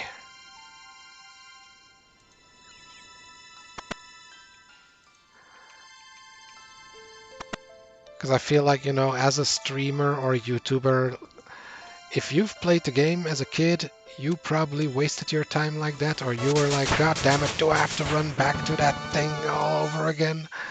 And I feel like, you know, as a streamer, that creates some moments, you know, and if I'm gonna use the quests thing and look up all the stuff that I need from the beginning. Am I using the Quest Helper plugin?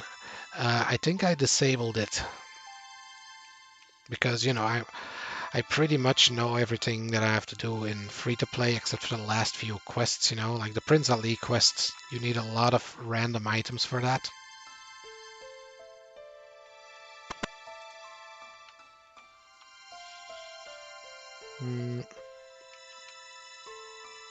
So yeah, I'm not sure, because like part of me would like to play as efficiently as possible, so to say, because, you know, it's membership, so I want to try and get through the quests as quickly as possible, but I also don't want to spoil them really for me.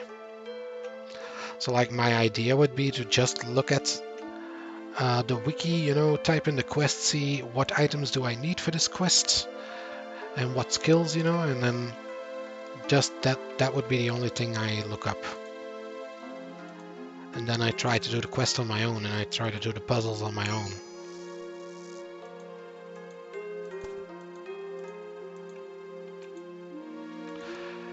Because I've never played the membership quests, or, you know, like I did for 2 months, so like I don't even know how many quests I was able to complete in 2 months. My God. They really like to talk your ears off in this quest.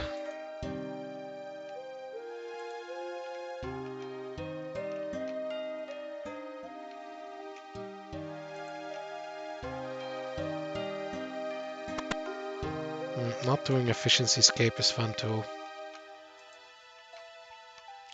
Yeah, I feel like, you know, I'll try to do it without, but let's say if I encounter a few quests that are a bit wasting my time. Woohoo, goodbye, Mr. Skellington.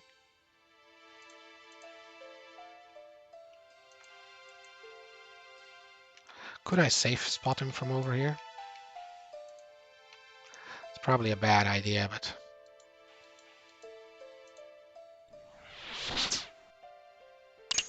Oh no, stay here.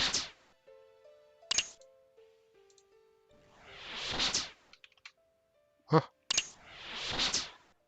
Alright, take this. Okay, now I'll get over here. Try to attack him.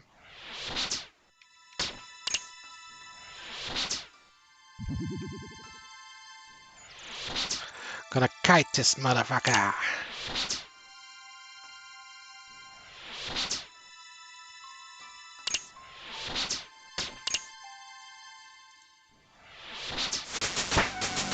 Did he just disappear?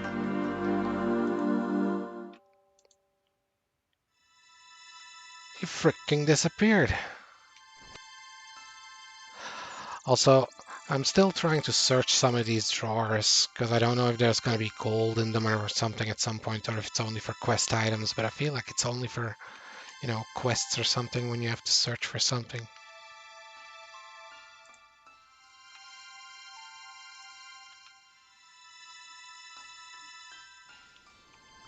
But yeah, man, back when I started playing RuneScape, the rats on Tutorial Island were blue.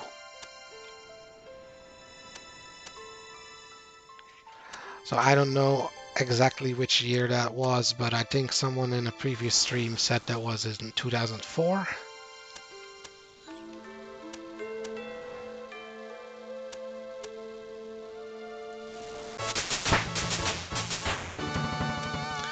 Yeah, I hear these fairy rings. I hear, if you remember, that is also one of the quests that you wanna do as soon as possible.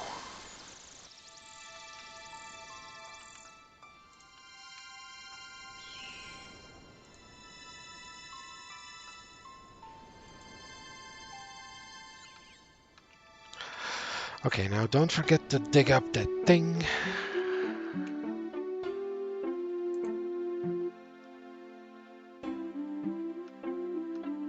This forestry guy, that is also something I don't really understand. I think I can only start talking to him once I've cut on an oak.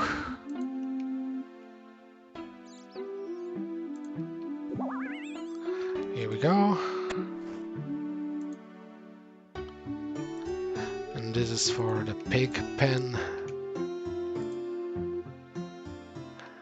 Oops.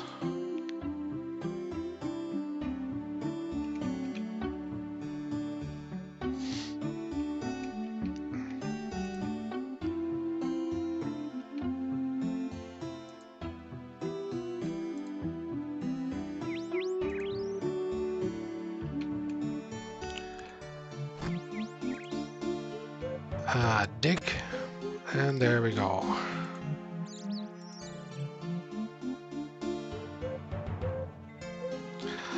Okay, so now that we've done that, I kind of want to fish a little bit, because we haven't done that yet. And also, something that I've missed the first time, because I started as Ironman, is you have these pads here. Forgot to talk to the guy in Lumbee. But yeah, you get free stuff, but you can only get it if you pick in the very beginning on Tutorial Islands. You can't pick I'm an experienced player, basically. If you pick any of the other two options, then you get these extra little challenges or quests.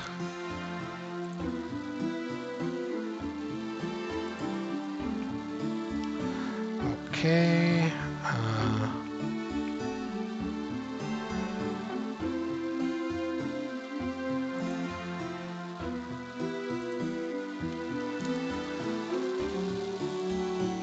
And now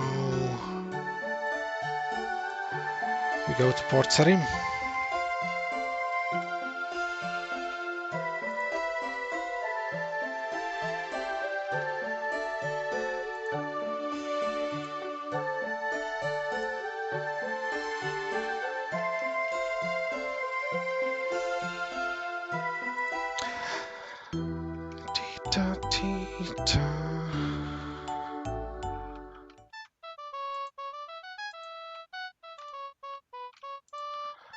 Starts the Karamja quest while we're here. And this is the best song of RuneScape, you know, like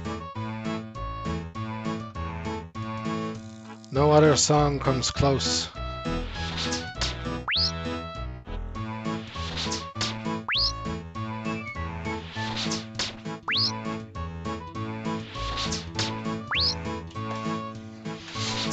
Da-dee-da-da-da.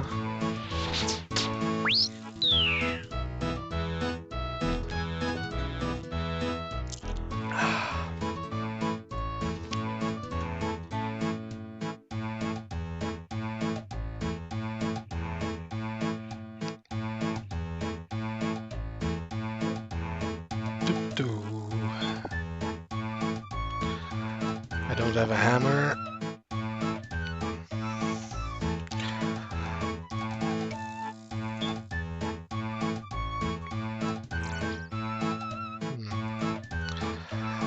I actually need a little bit of money to buy an Eye of Newt. Oh, and I should have taken the onion. Okay, wait, what am I doing right now?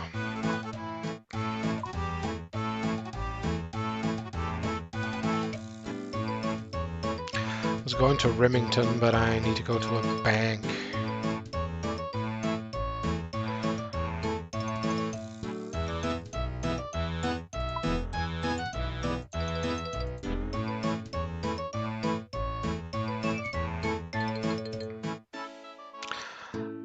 I guess let's go to whatever this is, this thing over here, the bank. Or wait.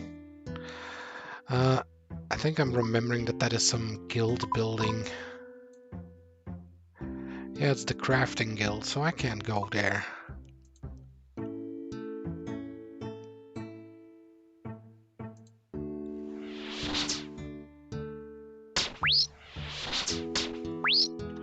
So yeah, did you PK at any point, or are you a PKer, Ender?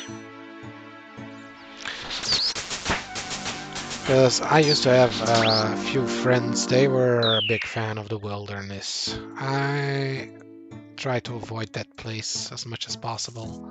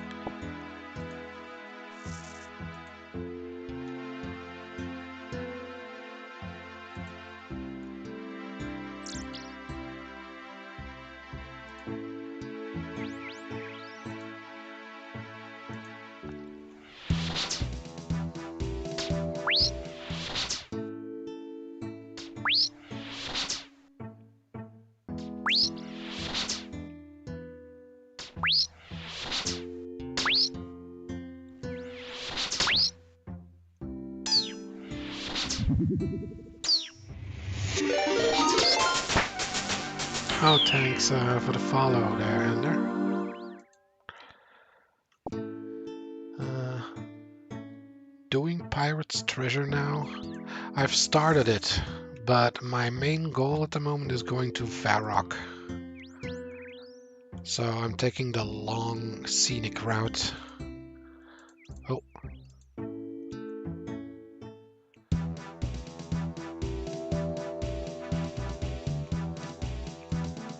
And starting some quests on our way.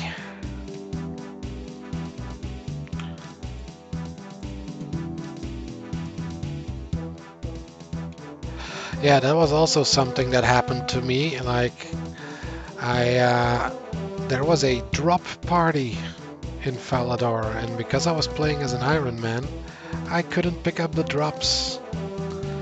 So that was kind of sucky, because I've never been or like I haven't been to a lot of drop parties back in the day. Like I can't remember a time where I was like, oh man, I picked up something really good from a party or like, yeah, you know, a drop party. So yeah, then suddenly while I was streaming, a drop party happened and I was like, okay, let's go check it out. And I basically asked the people there, like, can Ironman pick it up? And they're like, I don't think so. And yeah, it was confirmed. I popped a few balloons and it said, yeah, you can pick up items as an Ironman. I was like, okay, that does it. God damn it, I forgot to talk to that guy. See, this is what happens. Well, I'm already too far gone now, so...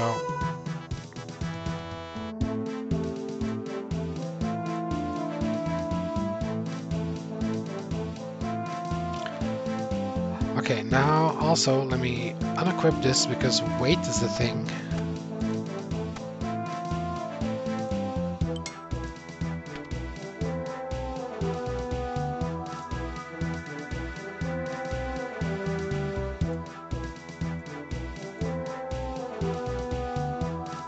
Okay. Well, it should be safe, right? Should be safe on the way there. So, well, I am gonna train, so take this with me.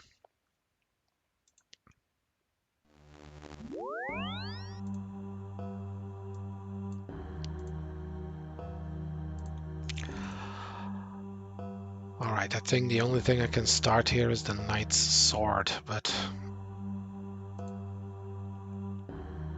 Well, I think I need more quest points to start that, actually.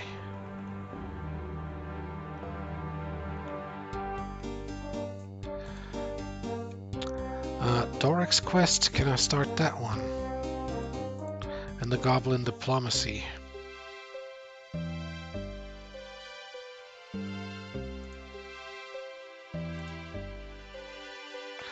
Recommendations level 15 mining, but I can start it already, right?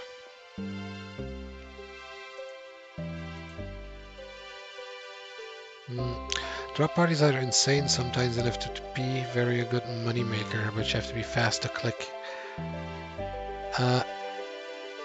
Wait, did I move something here?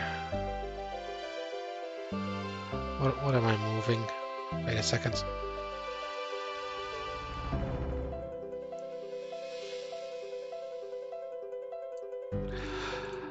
Yeah. So I couldn't pick something up, but I did get a notification. You know, I tried it 2 times or like a couple of times. So I popped a balloon, didn't pop anything up, and then I feel like I would have gotten a drop, but then it told me like, oh, Ironman can't pick up stuff. So I was like, damn it. And then a while later, I was mining some coal in the barbarian village, and then some people came by and they were like, 500 mil drop party, 500 mil drop party. And I was like, God damn it. And I tried to make an account quickly, but then I remembered that I had to go through Tutorial Island first. So I don't know if the guys didn't do a party or if they already did it. But by the time I got there, there wasn't a lot of people, so I feel like the deed had already happened.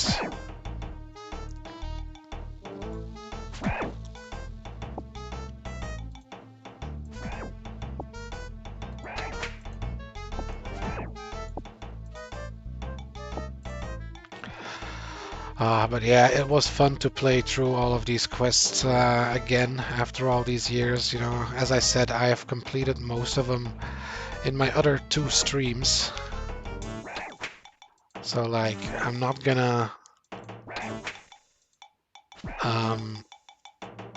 you know, voice over the whole quests again.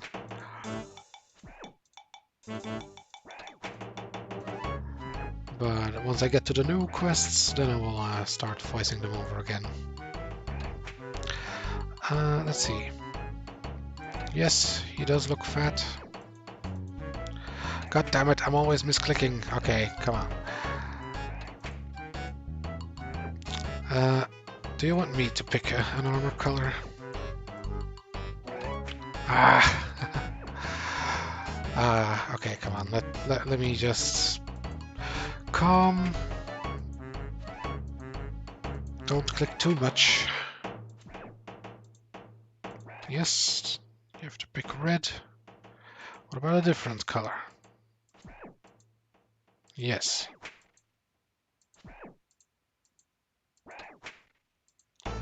So yeah, now I have to remember to get red berries as well.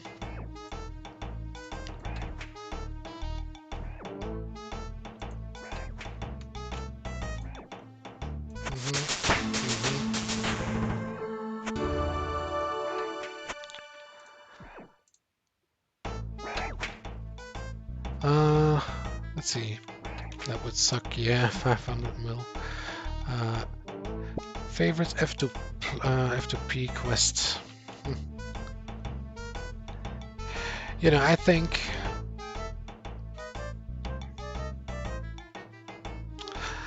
the thing is,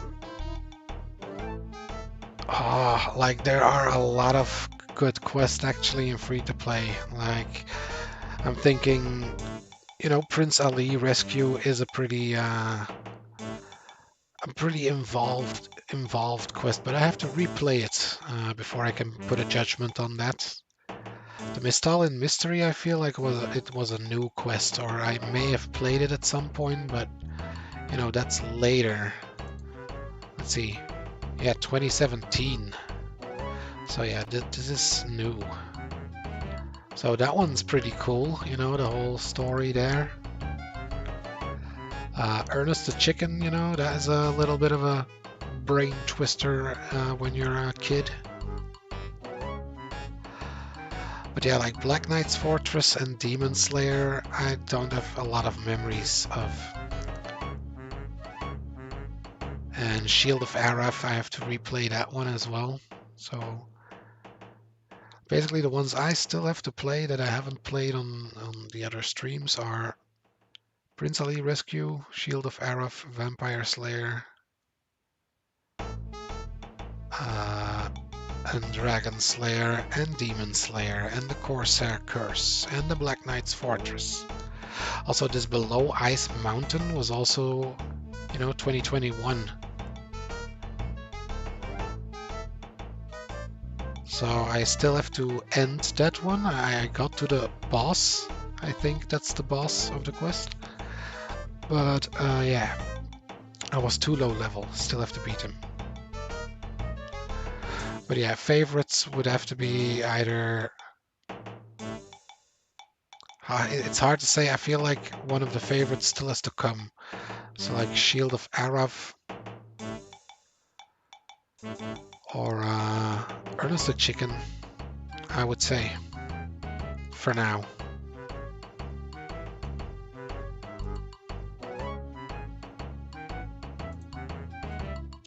Nothing of interest. Did I find a mail? Yes, I did.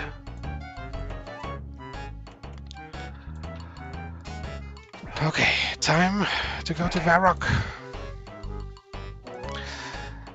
And played any other MMOs. I have played World of Warcraft, a little bit of Guild Wars Nightfall and Guild Wars 2, but not a lot.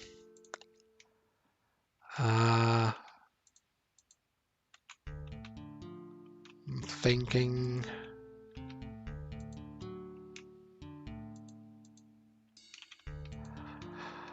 I also played a little bit of Black Desert Online, but that game didn't really hook me.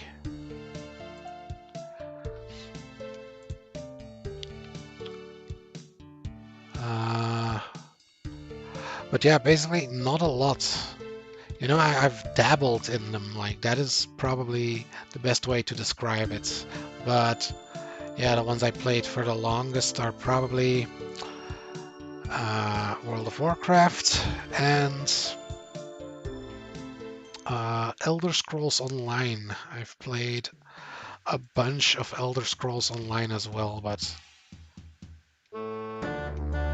yeah, without the subscription, and basically that is not very fun.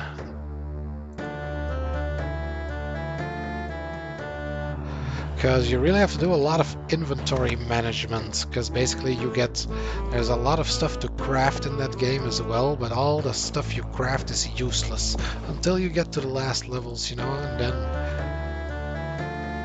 it is somewhat useful.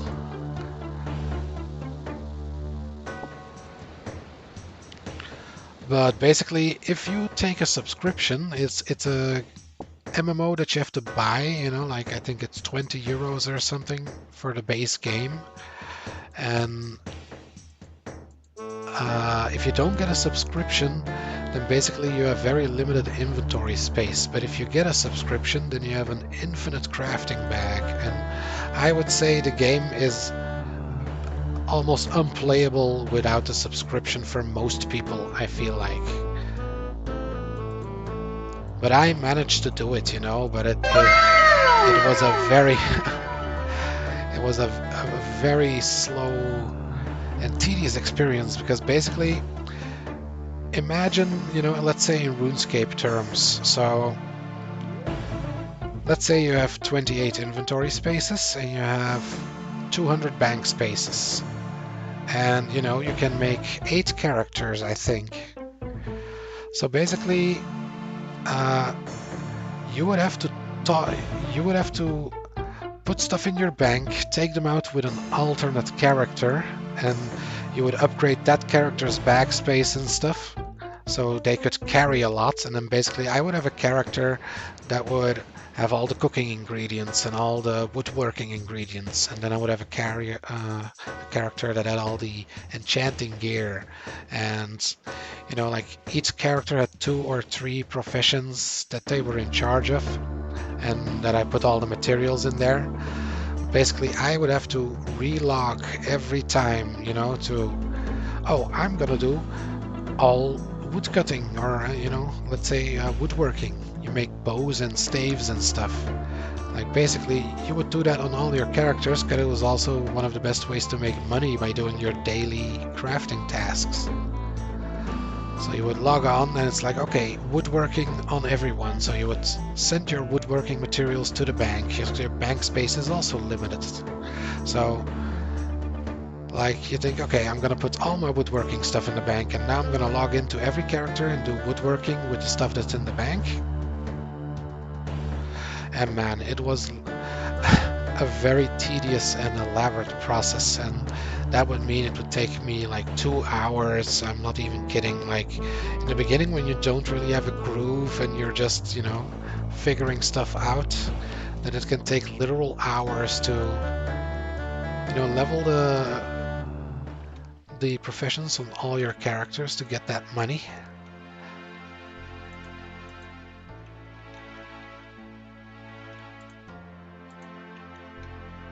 And yeah, like at some point I just decided like enough is enough, like screw you, ESO. Like your game is literally unplayable without a subscription after a while. You know, from the very beginning actually, like I'm not kidding, you can pick up so much stuff in the tutorial area that your inventory is full. And that you're, yeah. It sucks. Can I start Romeo and Juliet from here, actually?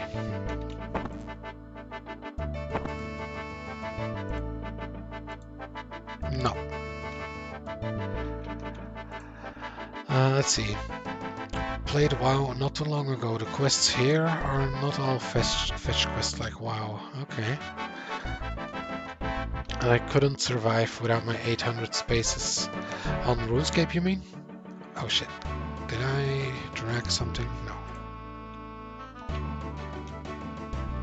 Yeah, on RuneScape, okay. Yeah, gotta go to the main square.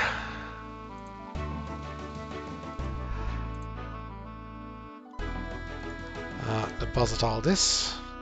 Okay, now I gotta get back, gotta concentrate for a bit. because we have some stuff to do here. First of all, I'm gonna train my attack. I'm gonna take this clue, the spade, take this package.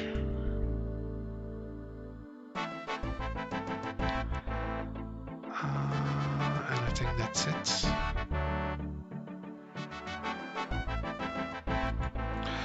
Well, you know, I know for the Prince Ali quest I'm gonna need a pink skirt or something. Like, that is also one of the requirements.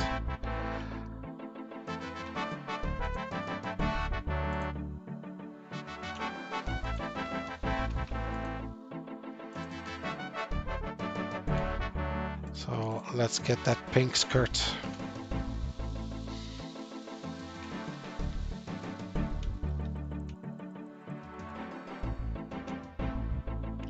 I don't even know how much bank space I have right now as a free-to-play guy.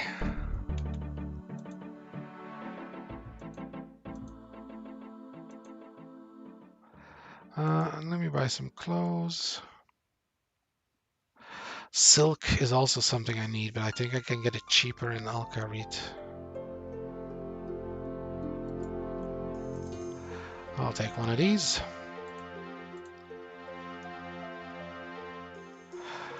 Yeah, Romeo, he likes to hang out over here sometimes.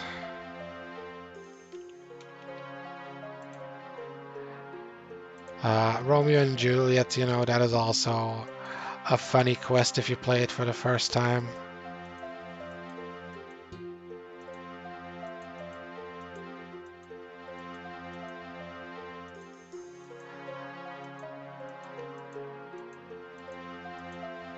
Alright. Yeah, he gets stuck in the shop. Indeed.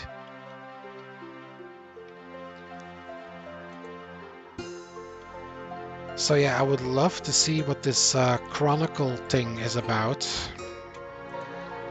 Because yeah, that is also one of the things. I've never really got good at magic. I never really played a lot with magic. Like, I was mostly a melee guy. I didn't even use ranged a lot. So the magic stuff is gonna be pretty new to me as well, or I'm not gonna know all the runes that I need and which spells are the best.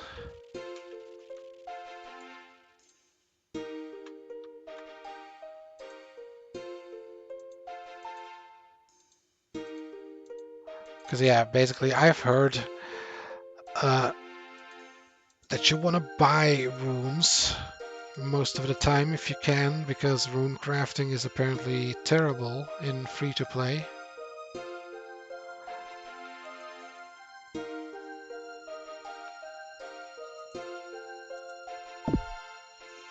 Oh, what was that? Oh, I'm getting mugged. No. Help.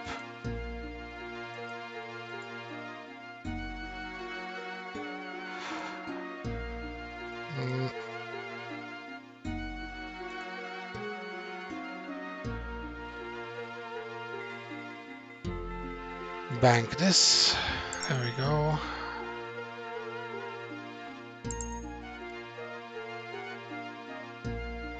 These notes can go in here again. I had to talk to Reldo. But yeah, let's first do our attack, and let's try to do it, you know, in a rhythm. So another thing that this RuneLite plugin has is a metronome, which tells you basically when to click.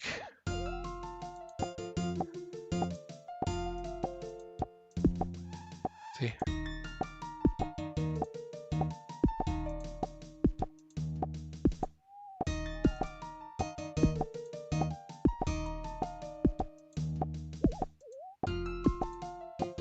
Shit, I should use this.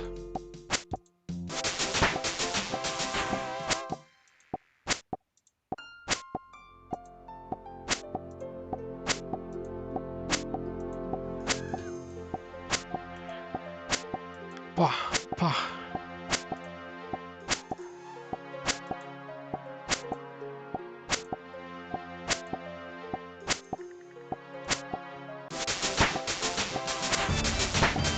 Ah, yes, the prayer flicking, I've heard about that, but yeah. I have never done it. Like,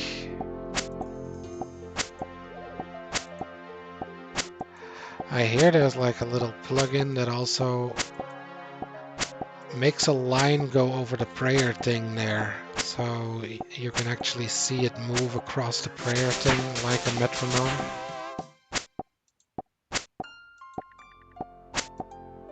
But yeah, it's like one tick, so... Or is this 2 ticks? Like, I don't know.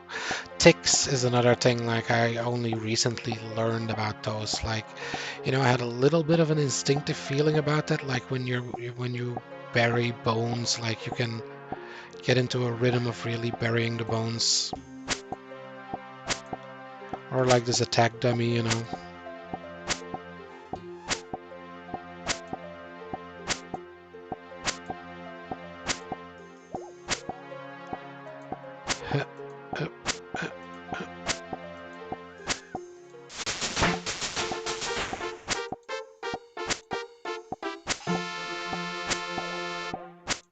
But yeah, this is also something I found out on my own back when I was a kid.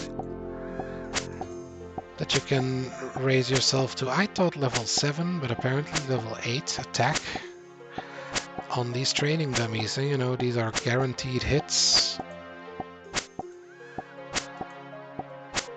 So pretty effective.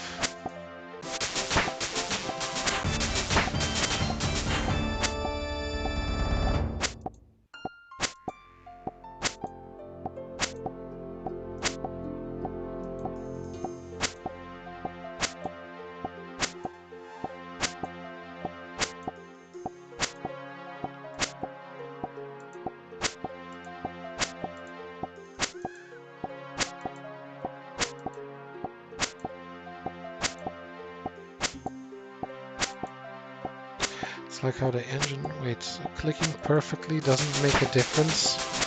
You mean on this? Well, like on this it does, right? Because, you know, you can do it like this as well.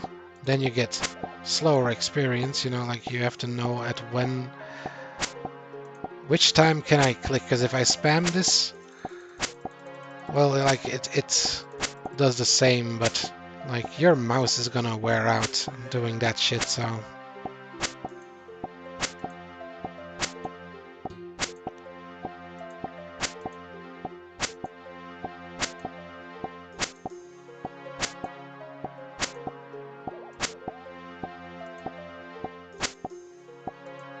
Oh. What level was that? I didn't even see what level that was, but there's nothing more I can learn from the dummy. There we go. Where's the metronome?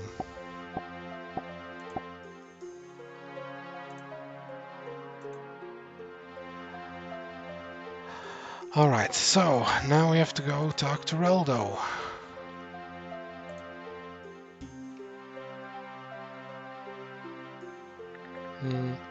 Basically, between ticks you can eat and attack without it's slower. Or without it being slower, you mean? Only attacking is the same.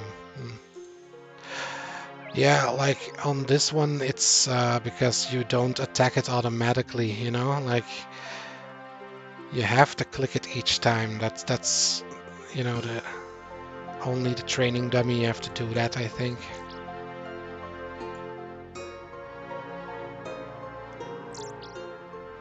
Let's see, is he gonna give me the strange device? Because I already have a strange device.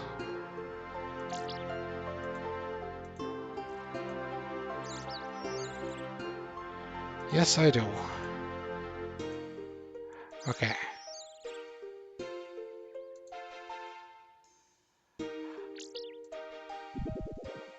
Like, yeah, now it's a hot and cold thing.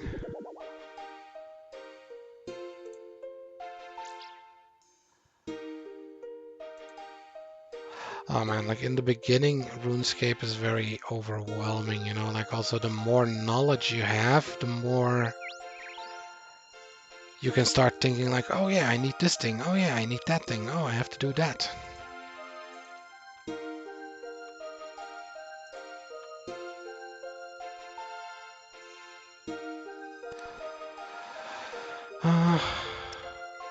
Let's see here.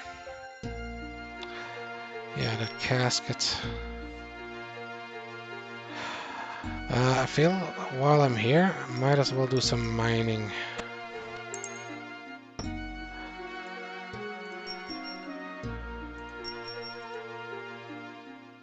So deposit all of this.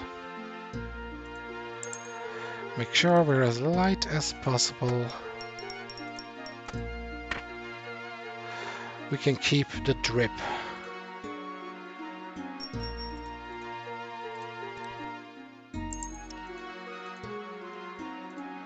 There we go.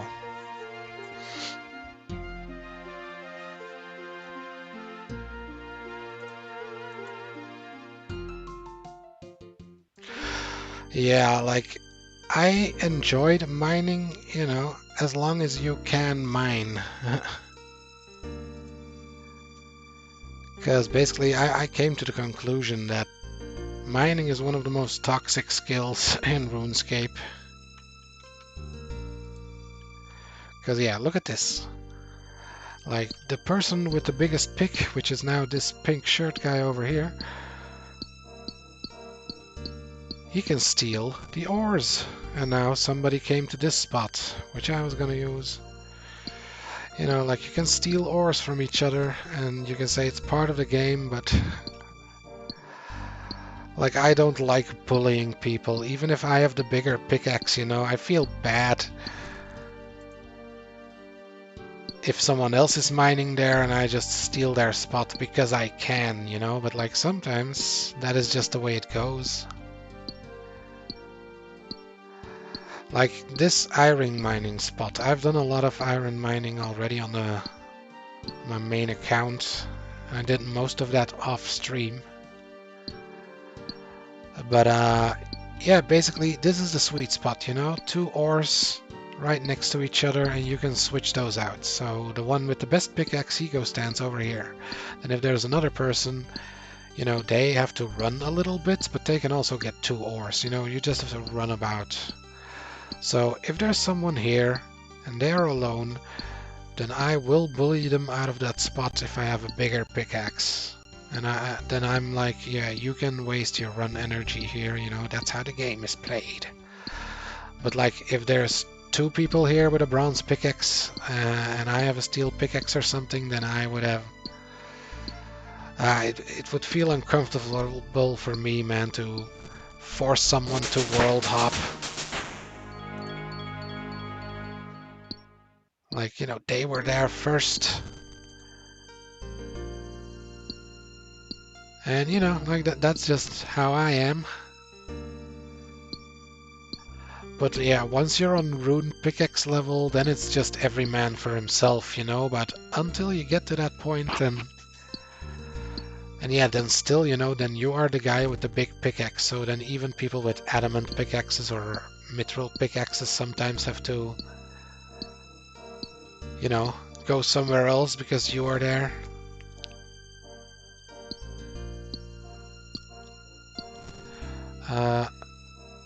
Let's see. Those are bots, by the way. You mean these purple shirt guys?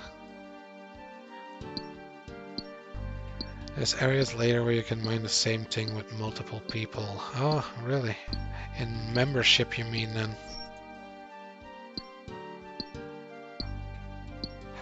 Because, yeah, mining guild. I guess that is also a good location for some things.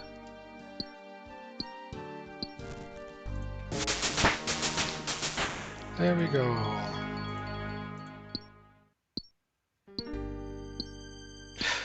Yeah, level 60 plus. I think I managed to get level 60 plus at some point, but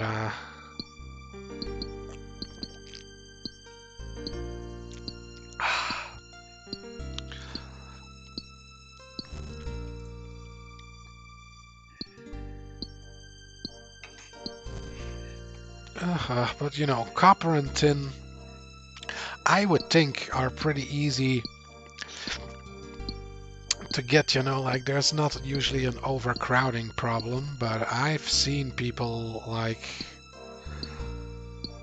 higher levels farming tin and copper. But yeah, like iron is the hot goods, you know. I heard that, you know, iron mining is the most efficient as a free-to-play at least to get experience from for a long time. Because coal is so slow, even with a rune pickaxe apparently, that iron is still more efficient. But yeah, like I would like to get some coal as well. Oh, I got a sapphire.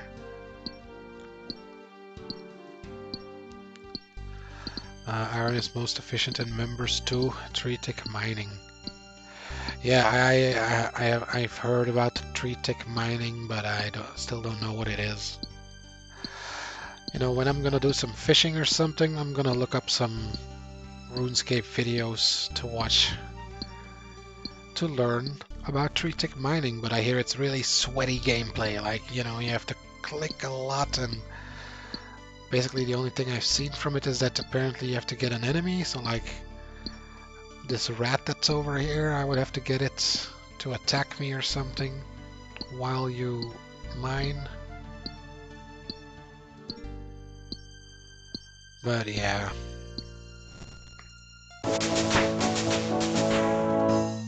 Can now mine with a steel pickaxe. I usually get a steel pickaxe, but I don't think I have any money right now because I haven't completed a lot of quests.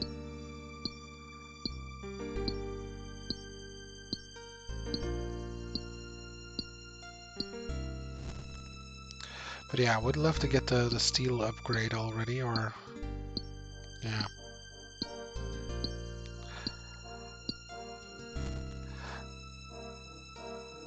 Like on my other account, I went for the steel pickaxe and then I didn't buy a mithril or a adamant. Like I went to mining level 41 with the steel.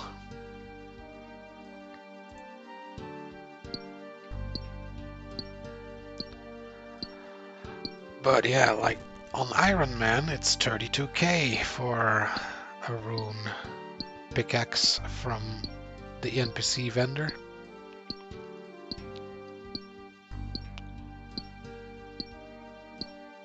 And 500 for a steel one.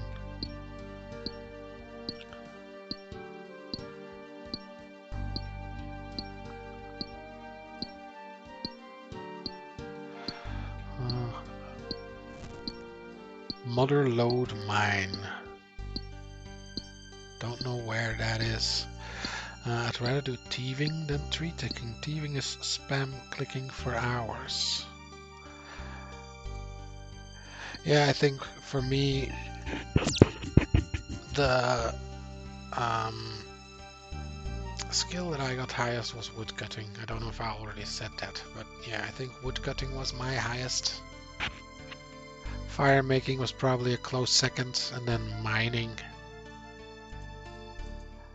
I feel like those were the things that I did the most.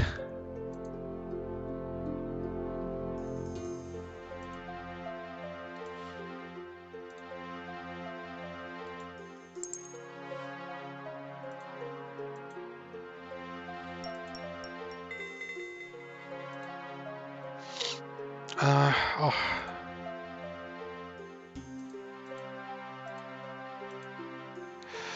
Yeah, I feel like I really don't have enough money.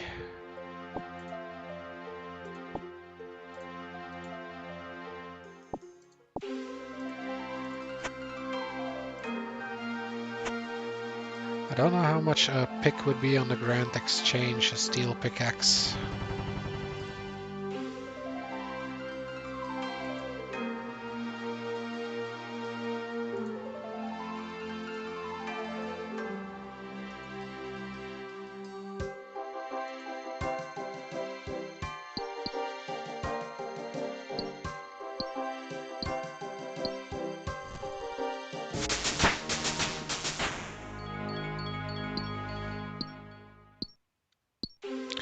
steel pick is like 1k, nothing. Oh, but yeah, then it would be cheaper from the NPC because it's half a k there.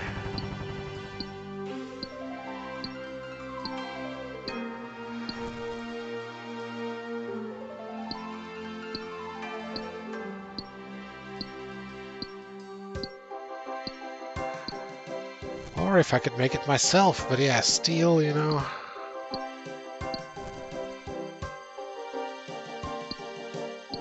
That takes a while.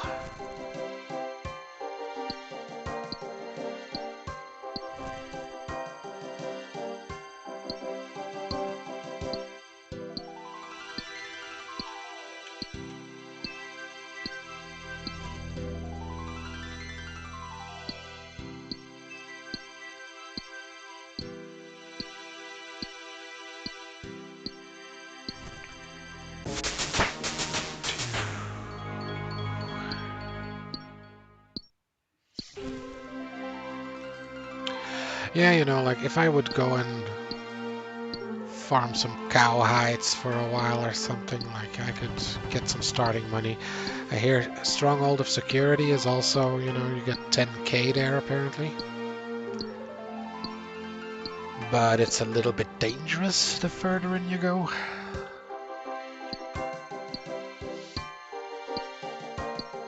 Well, not a little bit, you know, a lot probably.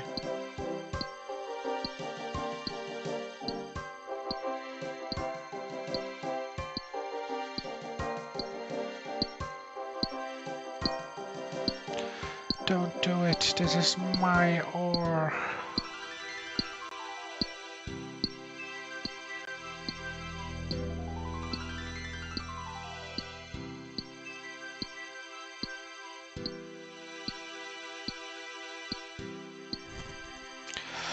You know, I think on my character you can see that I'm not a bot, you know. I put too much work in my outfit.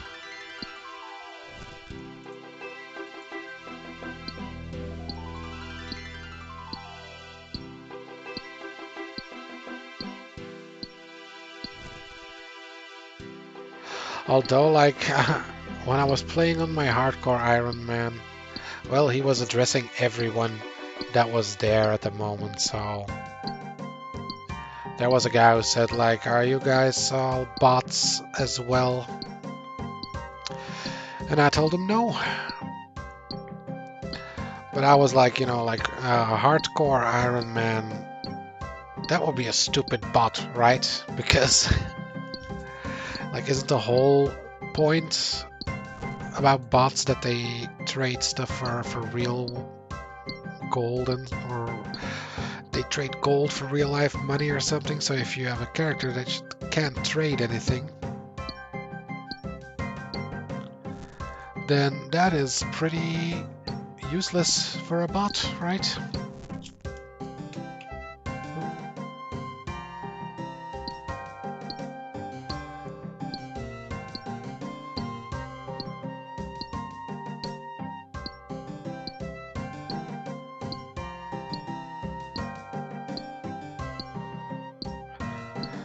Don't do it, no, no.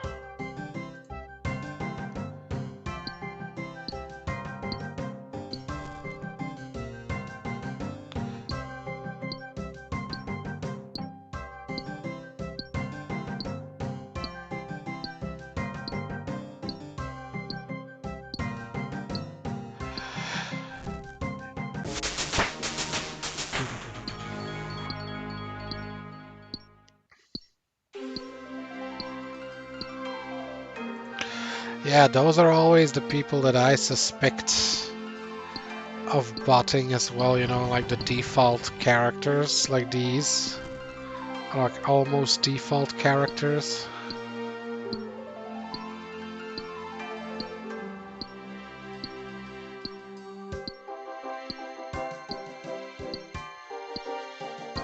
Those are the prime suspects.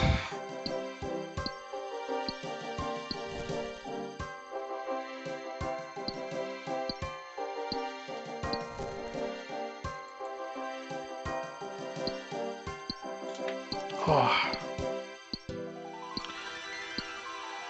And yeah, I've been thinking about playing RS3 again, you know, the modern version of RuneScape. Just because I hear they are gonna change the microtransactions, how they work in that game, but like they're trying to spin it as if they're like the good guys, you know? Like, oh yeah, we're gonna get rid of the microtransactions, or we're gonna reform the microtransactions because we're such good guys. But in reality, it's because the EU has like not made it illegal, but like, you know, there is the gambling thing. You know, they have gambling. You spin a wheel, and you can get money with that and stuff, and XP boosts and all that shit.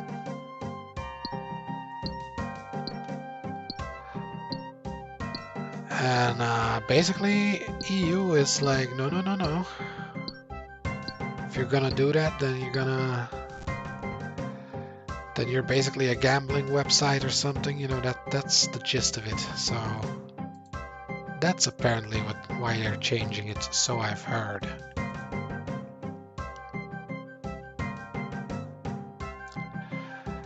Never played RS3, just tried it. It might go well with the removal. Yeah.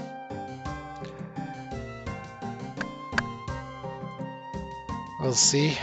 Like, they were also asking kind of weird questions in surveys, like, how much would you be willing to pay for a membership?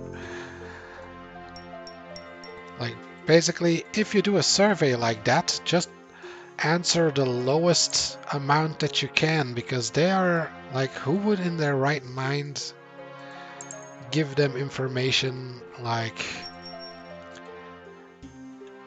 hey, let's say RuneScape membership is $12 right now or something, then they like, would you be okay with a $15 membership?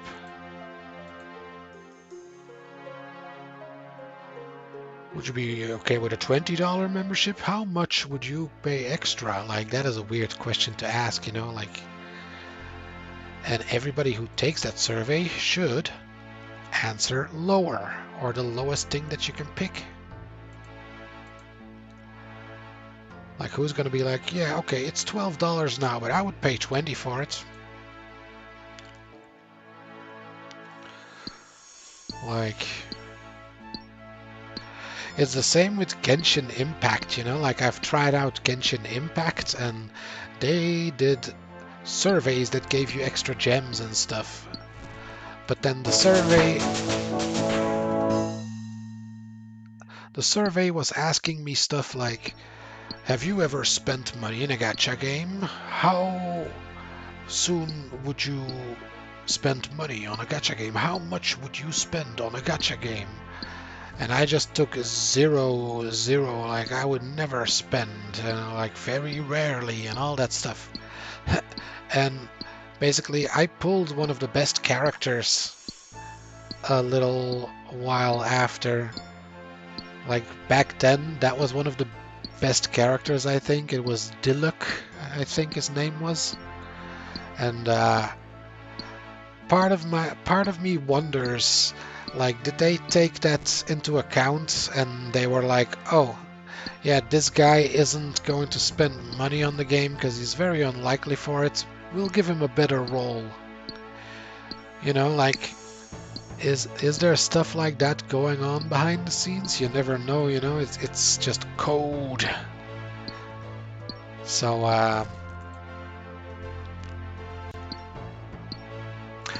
and basically, I remember in the EU there was also something for EA. You know, they sell these EA packs for Ultimate Team. You know, like every year a new FIFA game, you have to open up more packs to get a new team and build your team all over again. And back in the day, they would have those packs here, and it would say, oh, for the best character you have less than 1%. But basically that could be, you know, 0.5%, or it could be 0.01, or it could be 0.001, or it could be 0.0001. Like less than 1% is too vague. And like I don't remember if they made a change, like they had to be more specific, or they straight up said like, yeah, this is gambling and you have to remove them. Like, I don't know if they had to change it and they didn't want to and they just removed them, but in the end, FIFA Ultimate Team stuff was removed, at least here in Belgium. So, because you lose money every year, because that is the thing, you know, people who play FIFA or NBA or whatever, like there's only one game on the market that does that. So, and I never understood, you know, sports gamers buying the same game each year, because my brother was like that, you know, he bought every FIFA when it came out.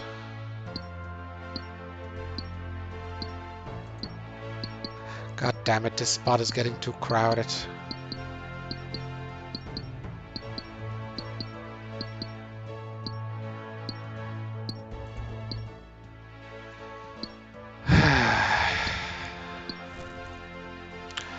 Good old Runescape, you know. Now there's a guy with an Addy picks stealing my ores.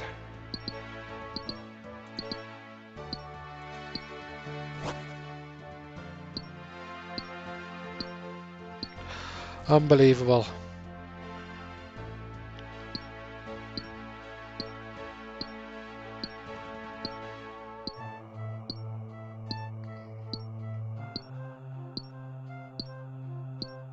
Haven't had a random event on this character now that I think about it.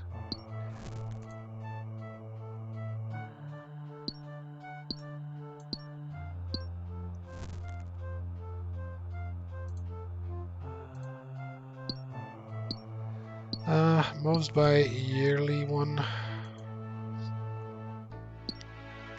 for 7.5 monthly.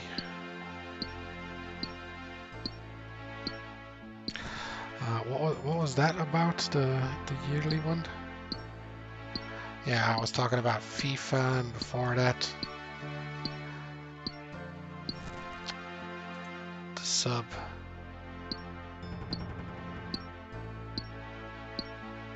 I had a subscription.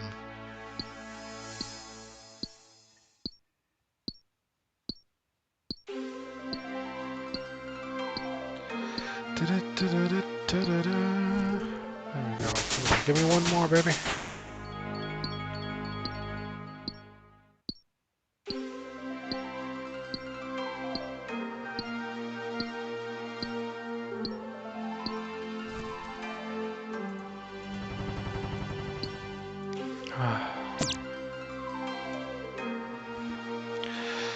Okay, wait, I'm gonna blow my nose for a second, so I'm gonna mute myself.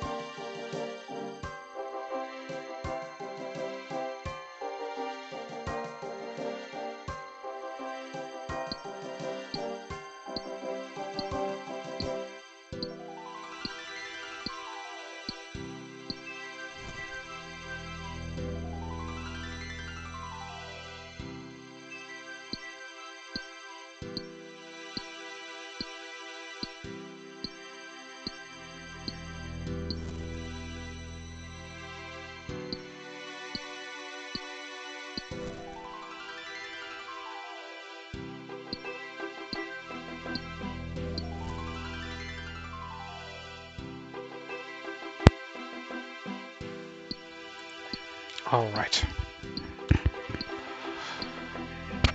Haha.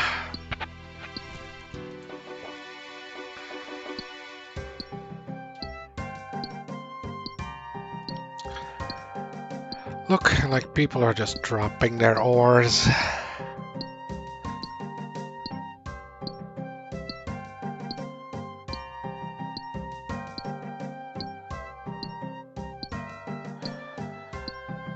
I'm just gonna pick him up. It saves me some time. I'll gladly take him.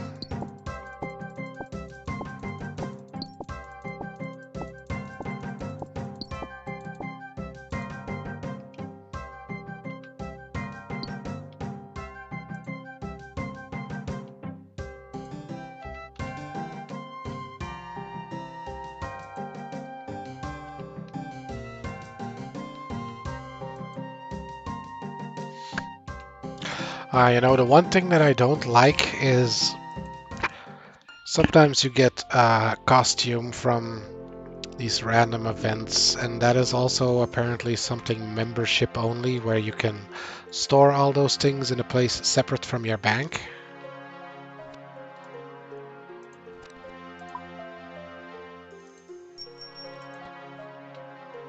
So like it was like the wardrobe or dress room or something, and you can put like your camo shirt and your frog outfit and whatever. You can put that all in there, because otherwise you have to store it in your bank. Which, you know, I'm gonna try and collect as many, but those are probably the first items that are gonna go.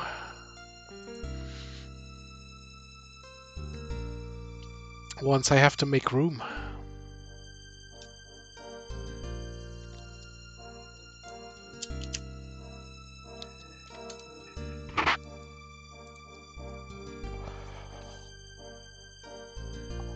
Good old Varrock.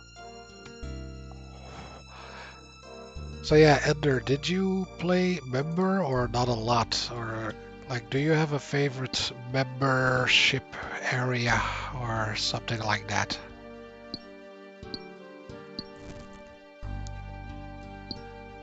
Because yeah, like I don't know anything about those things, man. I think I went to the gnome place, or maybe I didn't. Maybe the gnomes weren't in the game back then.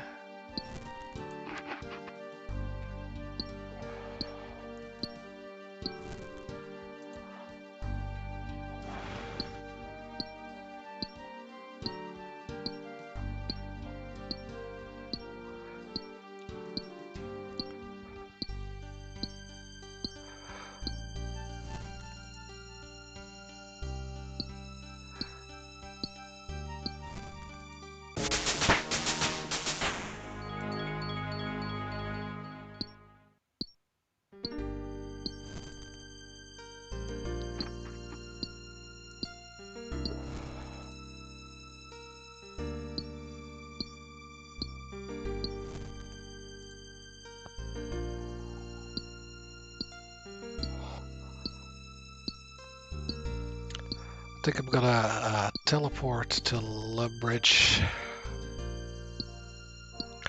once I'm satisfied with what I've mined here.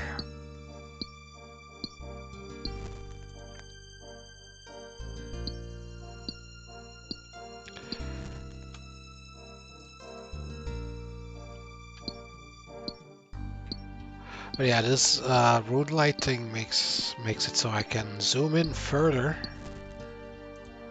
I can also zoom further back. Oh, look at that. Yeah, this is how pro gamers play. It's like I'm playing Age of Empires or something. What the hell is this?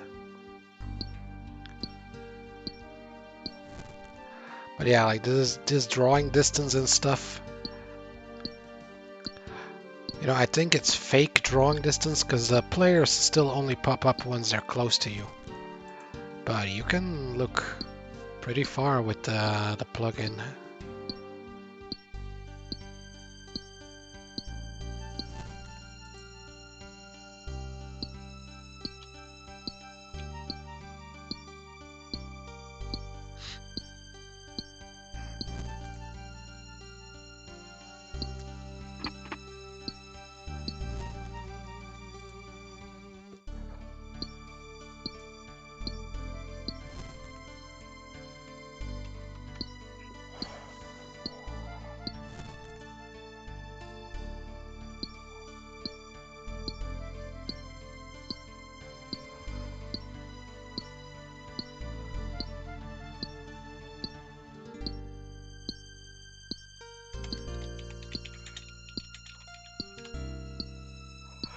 Let's see if there's a real people.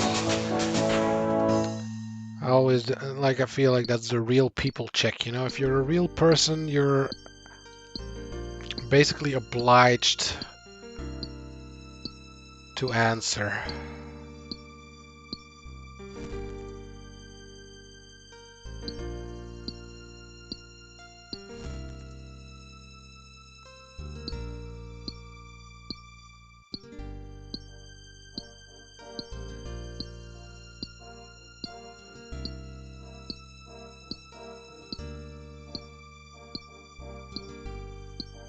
Yeah, I wanna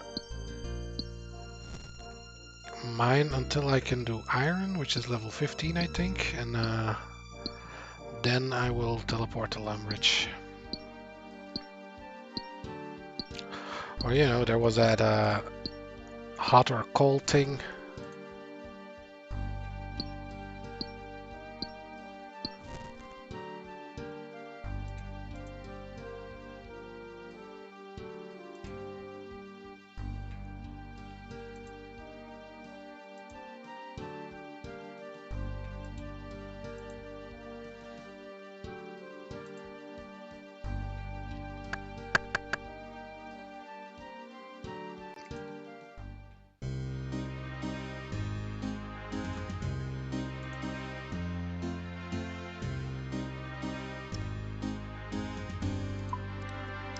Okay, I think one more inventory should do.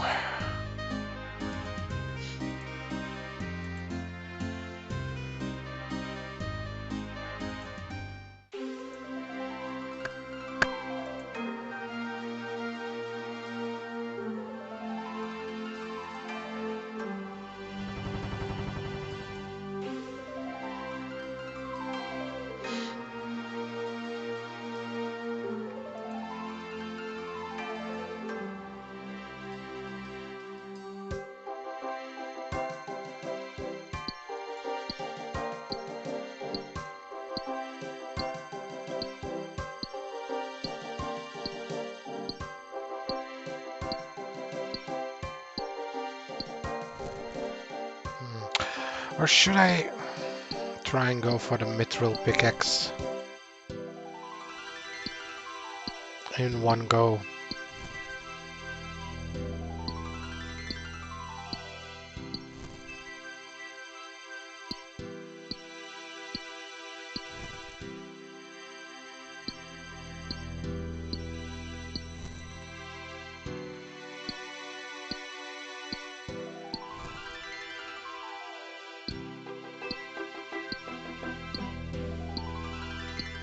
The problem with the mithril pickaxe is gonna be that I'm not able to wield it yet.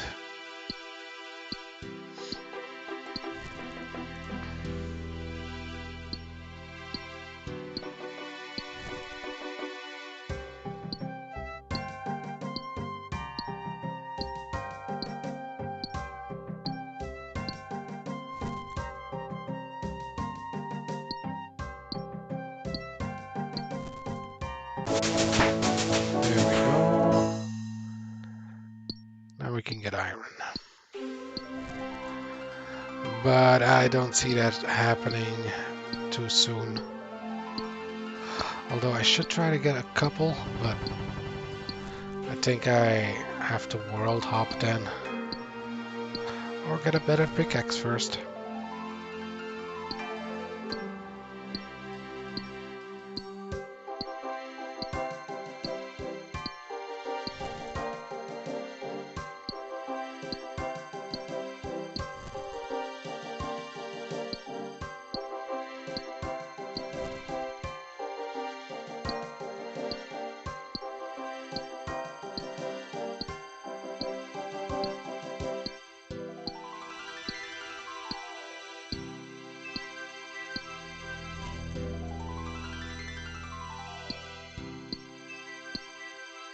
Oh.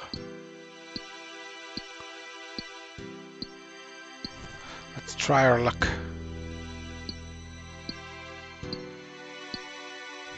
Yes.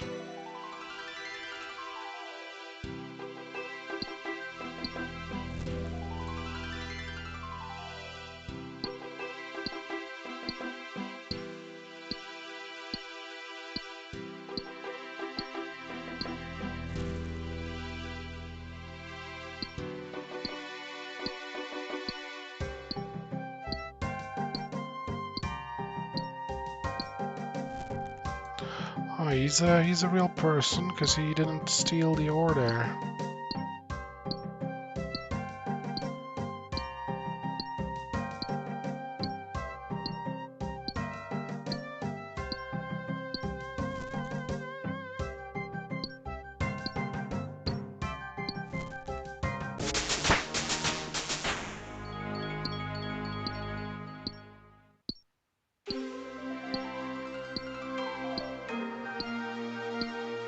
Yeah, this is like basically low-level mining, you know, you're a rat. You try to get some of that ore while the other ones are going to the bank.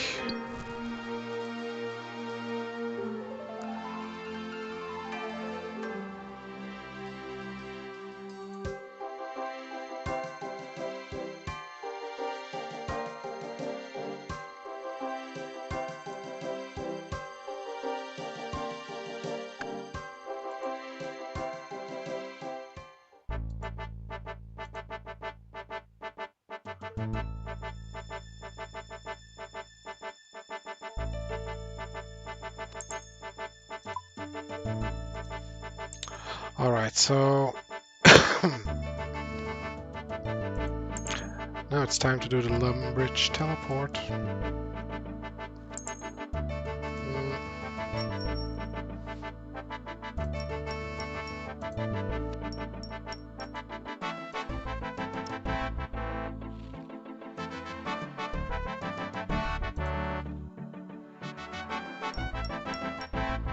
We're gonna complete this quest, gonna complete this quest.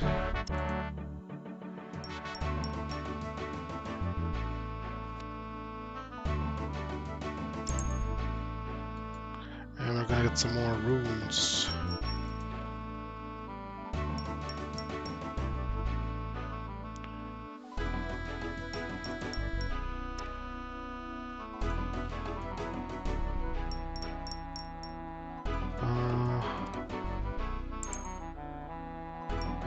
What was this about again?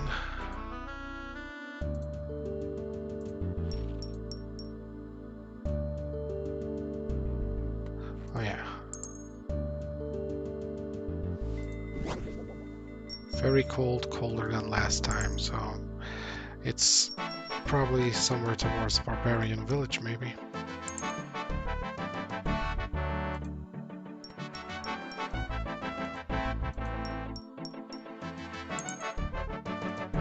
Is there a stats difference between these things?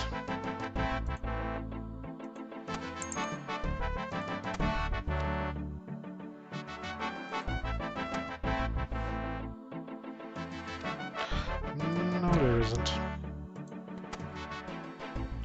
It actually does nothing. Doesn't even increase my magic. And that doesn't increase my magic either.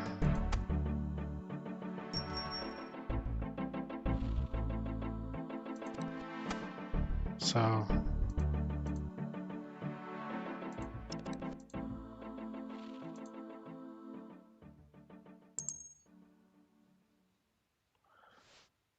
okay.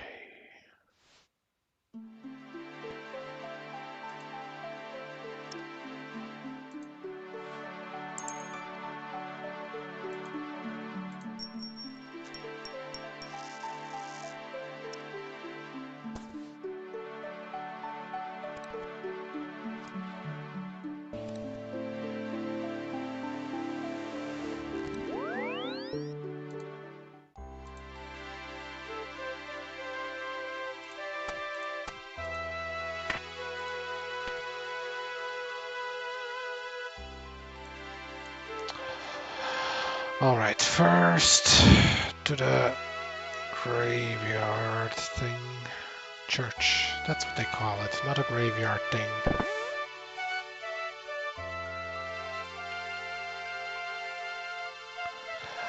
Oh yeah, I found the skull.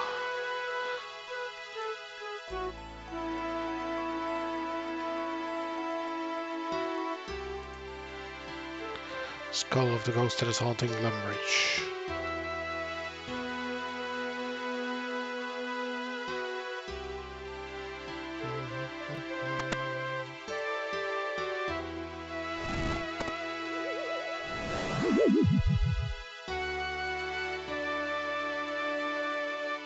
Goodbye, ghost.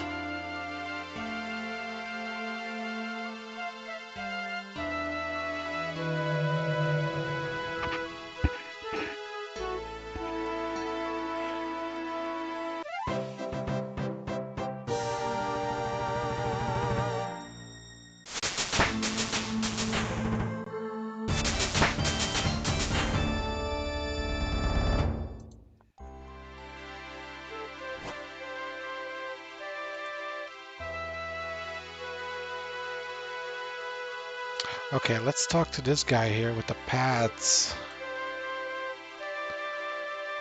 Because we need to get some rewards from this guy.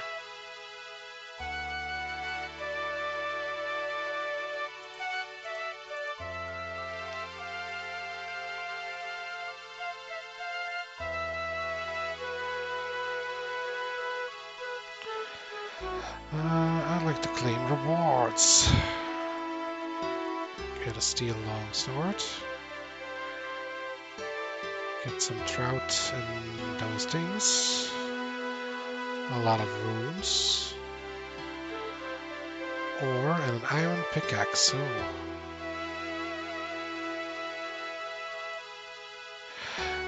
That is the last of the rewards you've currently earned. But if you have members' rewards left, visit me on a members' world.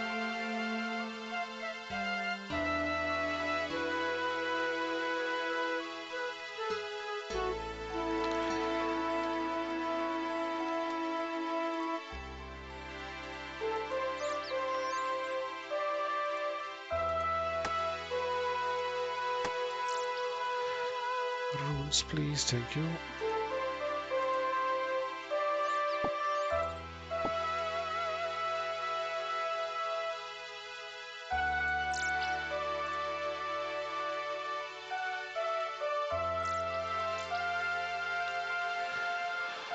Oh, and we got an air staff. Nice.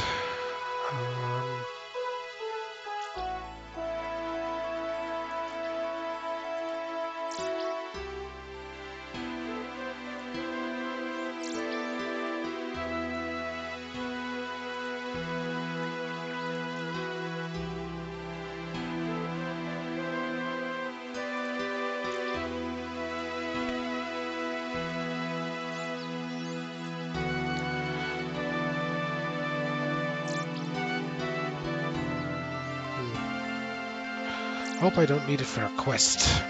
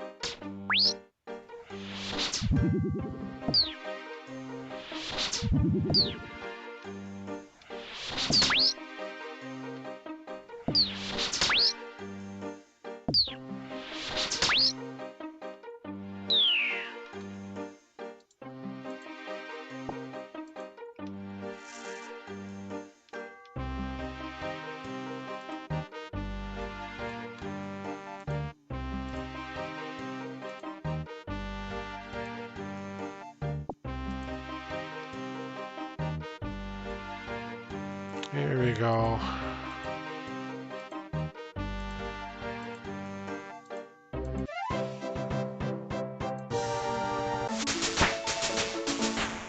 Cooking is 5.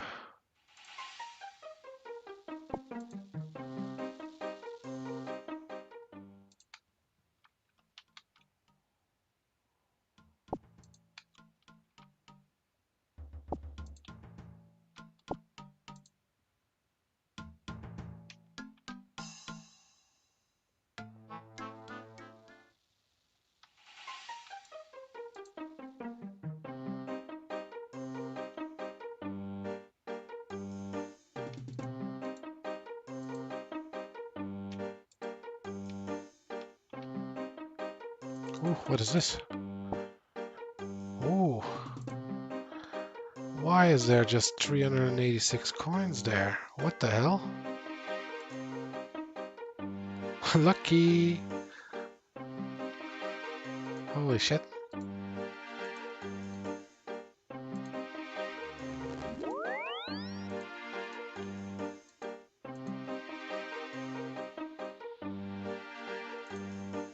For me, that is a lot of money at the moment.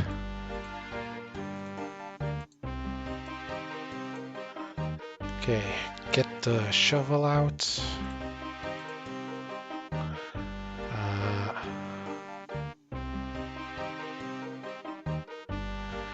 No, let's not get the shovel out actually. Let's go and shear the sheep first. So that we've done that as well.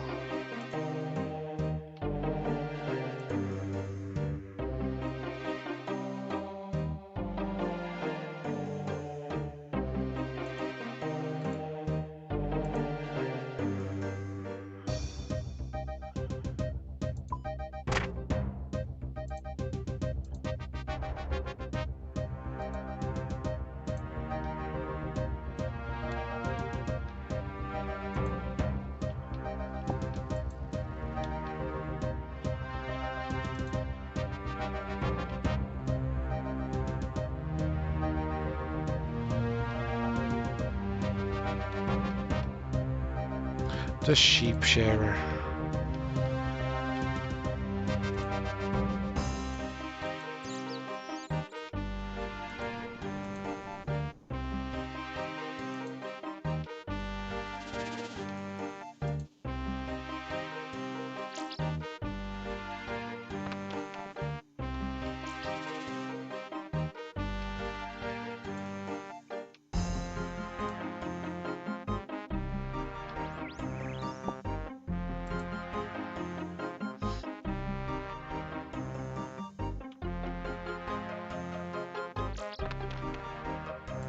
Alright, let's go.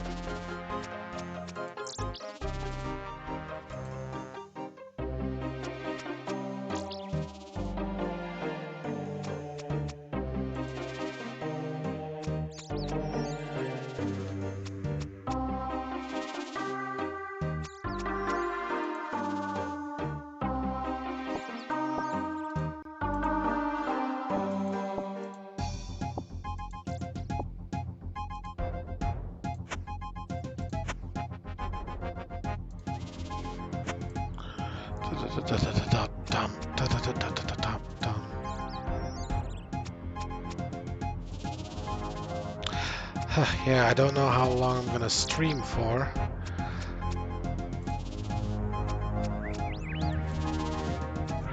We'll see how long I can keep going.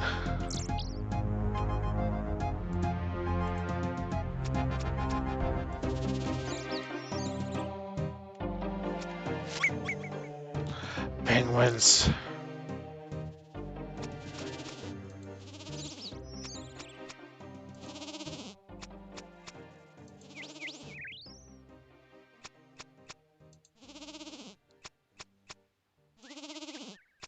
Shear, shear, shear.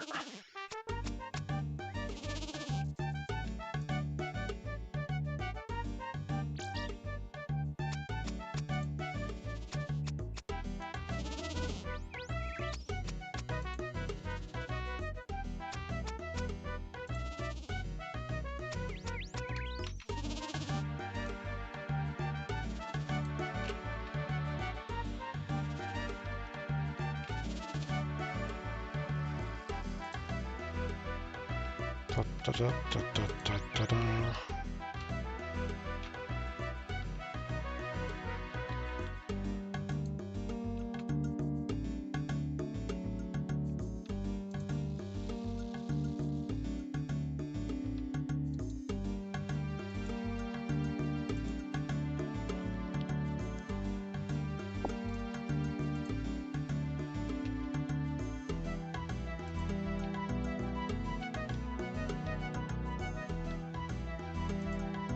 Time to spin, spin, spin.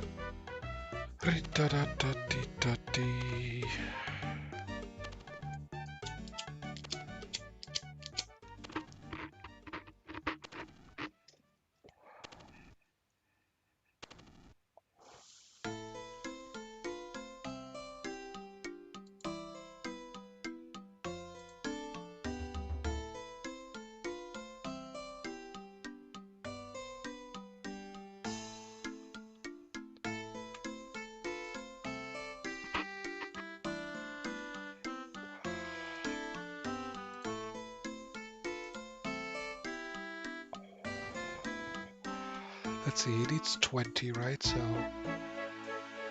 this much.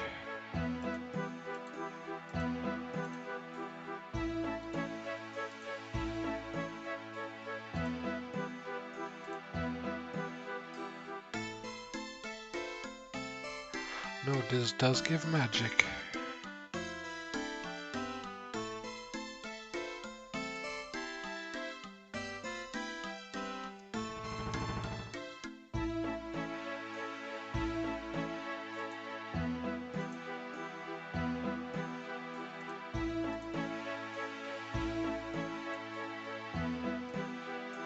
Wait, did it say I could equip it?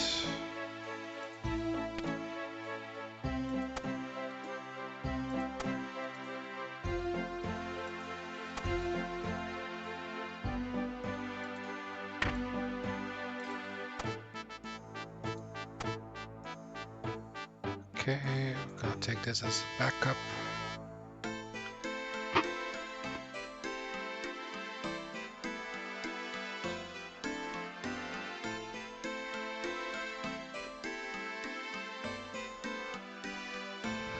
Yeah, let's look at that clue scroll for this thing.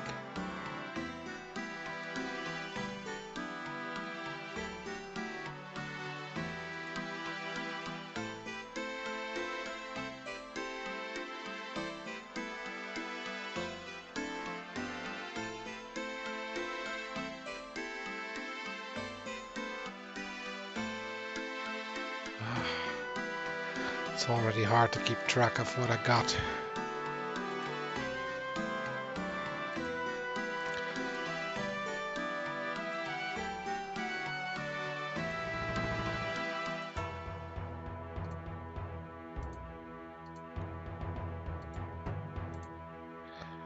I have to...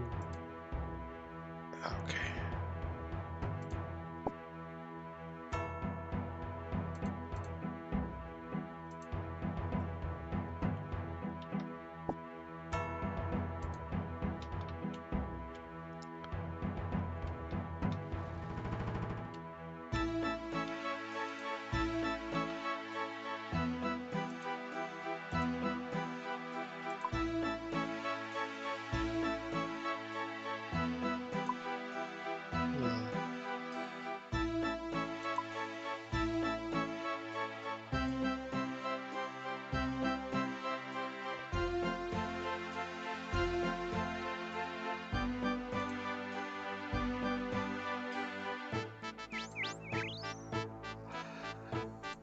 It's time to go deliver that wool and deliver that casket.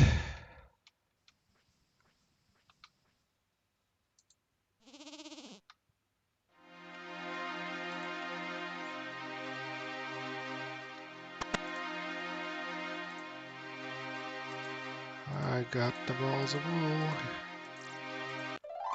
There we go. Man. Remember when 60 coins was actually worth something? Remember those days, guys? Those were the days, weren't it?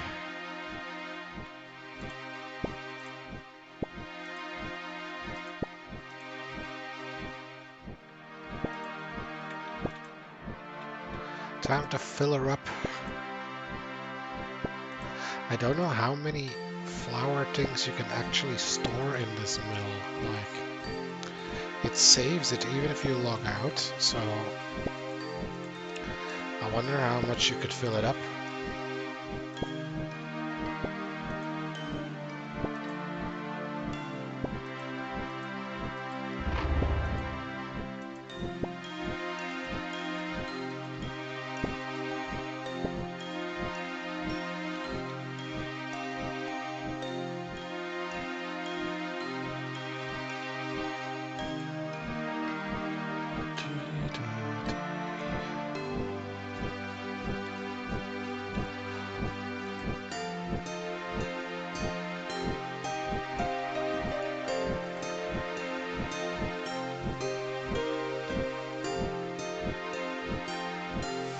Go. Clickety click click.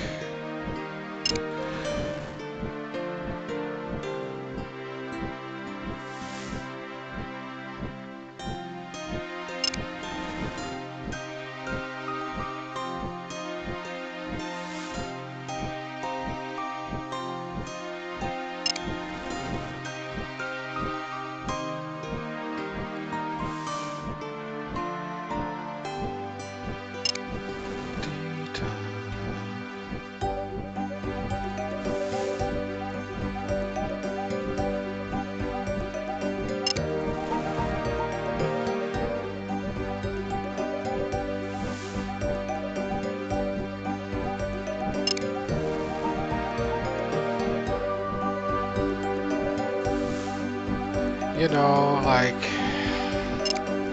this is a very tedious process. It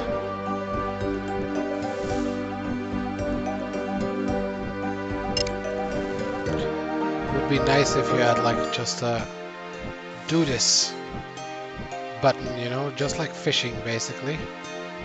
Just click and he does the walking on its own. That would be nice.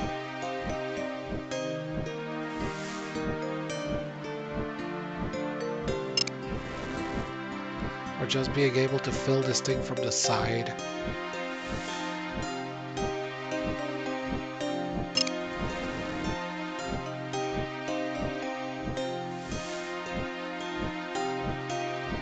You know, I gotta do this at some point, so might as well do it while I'm near here.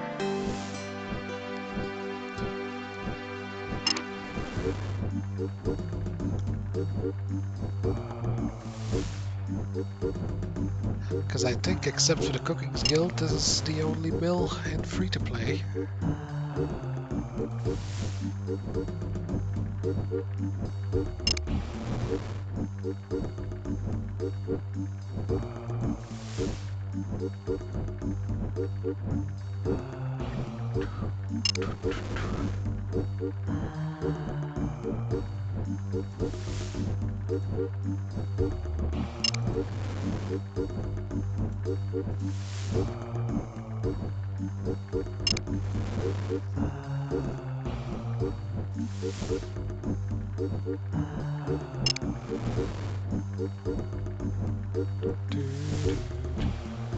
Alright, almost done here.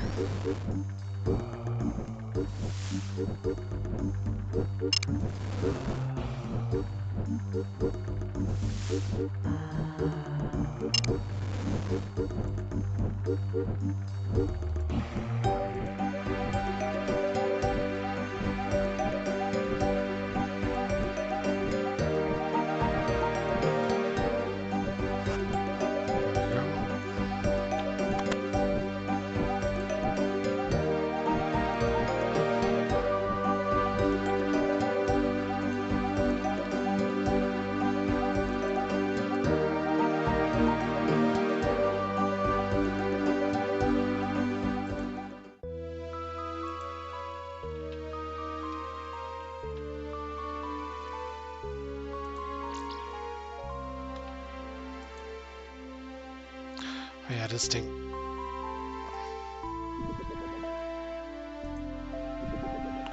Very cold.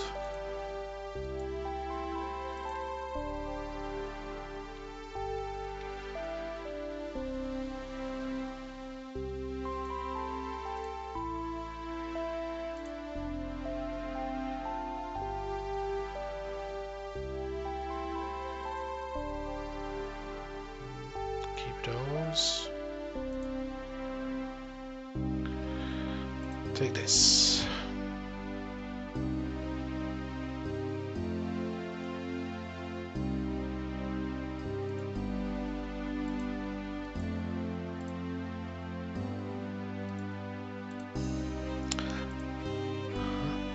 Just gonna take some stuff that I know that I need for the other quest there.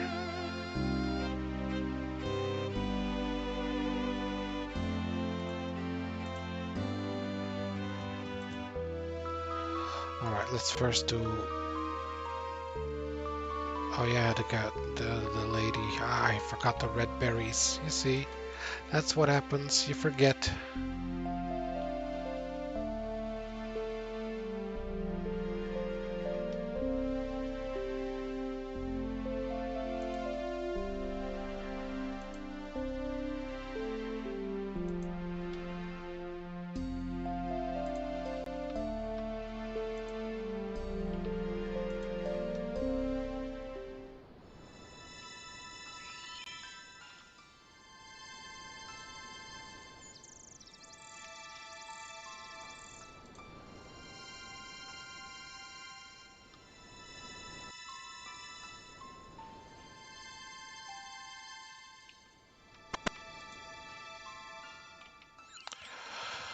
Okay, let's start the imp quest as well.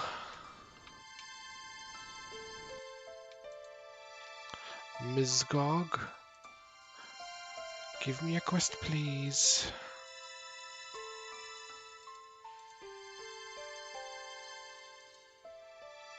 There we go.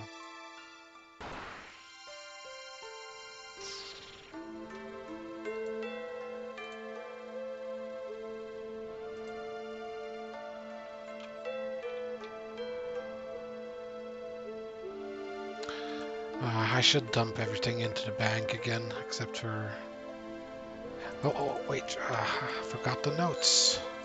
I'm such a forgetful guy.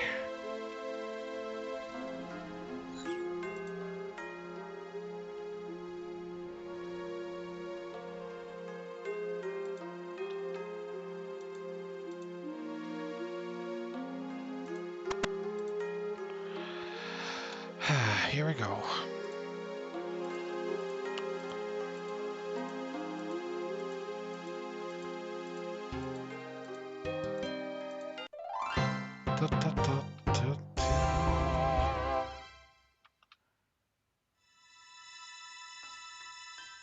I better get going.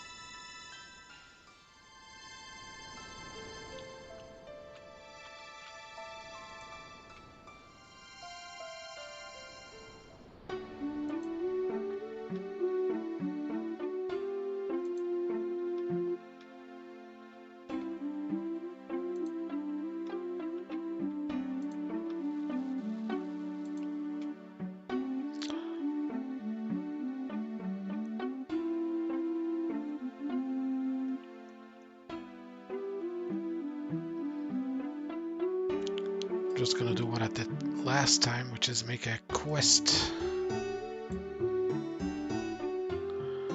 A quest tab. Come on.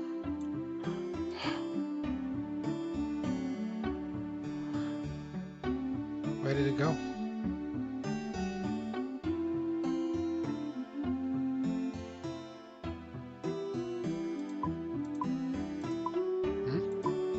Where did the burnt meat go?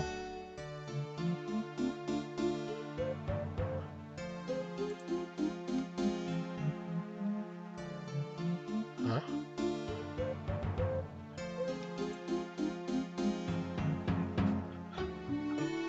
I'm confused. Oh, here it is. Oh my god, I didn't see it. No, leave it there.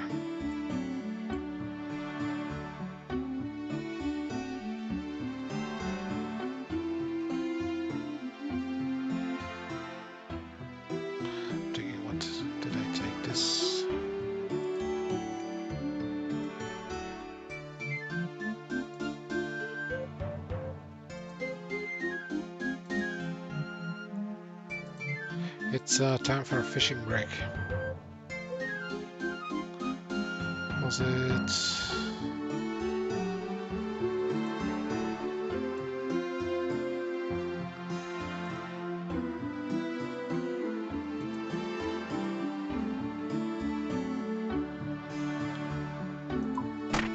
There we go.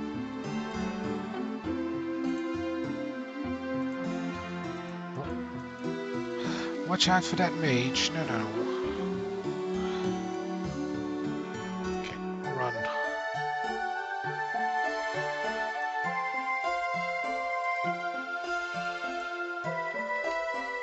There we go.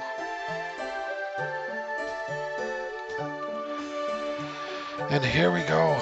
We're finally at a point.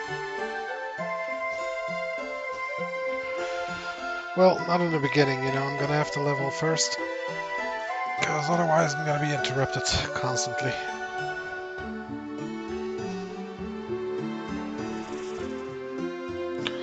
Or, you know, I can keep it here to the side while we watch a video. Let me take a look here.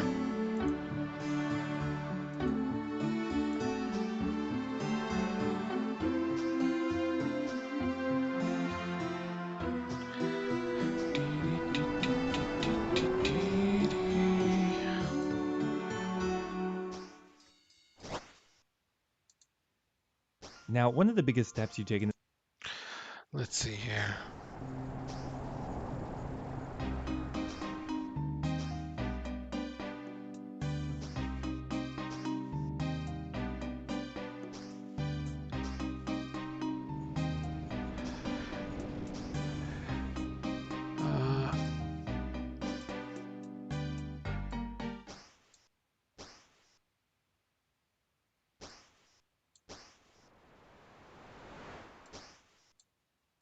There we go. I'll put this over here for a moment and we'll drag this over here. It's 2023 and you've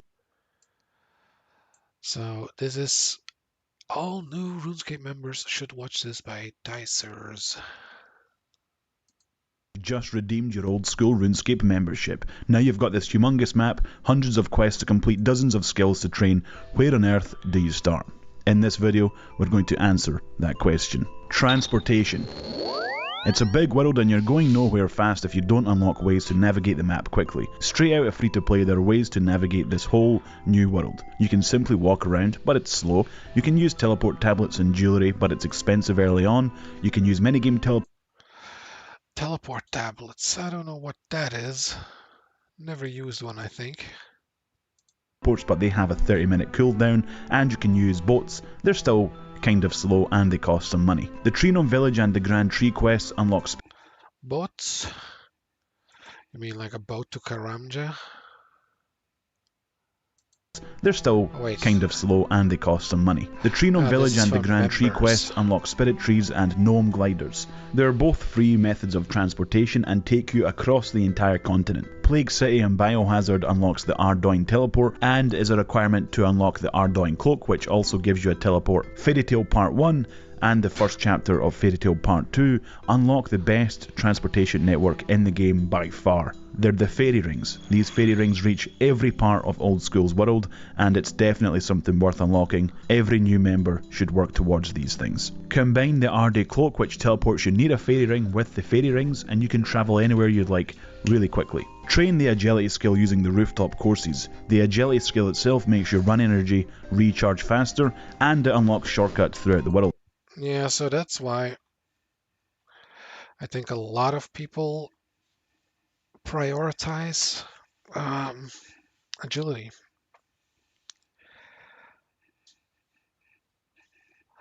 But you know, like, I don't know. I always thought agility sounded really cool. Like in reality, you're just doing the same courses over and over again, but well, the concept, you know, and made you faster or able to run longer.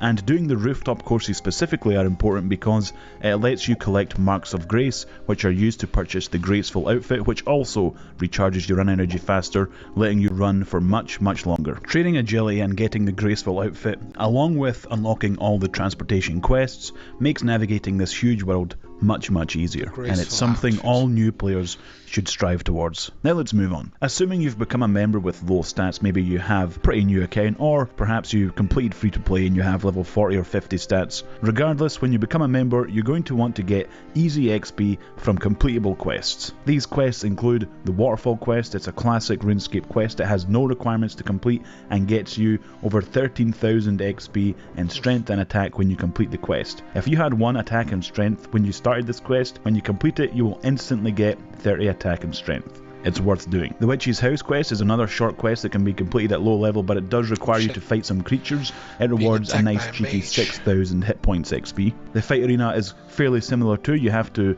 fight a couple of creatures, but like the Witch's House quest, you can safe spot these creatures with a magic spell. Fire Strike only requires 13 magic. It rewards 12,000 attack XP and 2,000 thieving XP. The 2 gnome quests that we already talked about in the last section, Tree Gnome Village and the Grand Tree, those quests unlock transportation methods but also give you a lot of XP. The Tree Gnome Village quest gives 11,000 attack XP, and the Grand Tree quest gives 18,000 attack XP, 8,000 agility XP and 2,000 magic XP. The Holy Grail is another one that can be completed at low level with some cheeky methods to do the fight within the quest, and it rewards a whopping 11,000 prayer XP and 15,000 defense XP. So if you have a brand new account... Yeah, so this is a video I should see once I do decide to become a member, but I'm not gonna watch it now because I'm gonna forget all of that stuff anyway.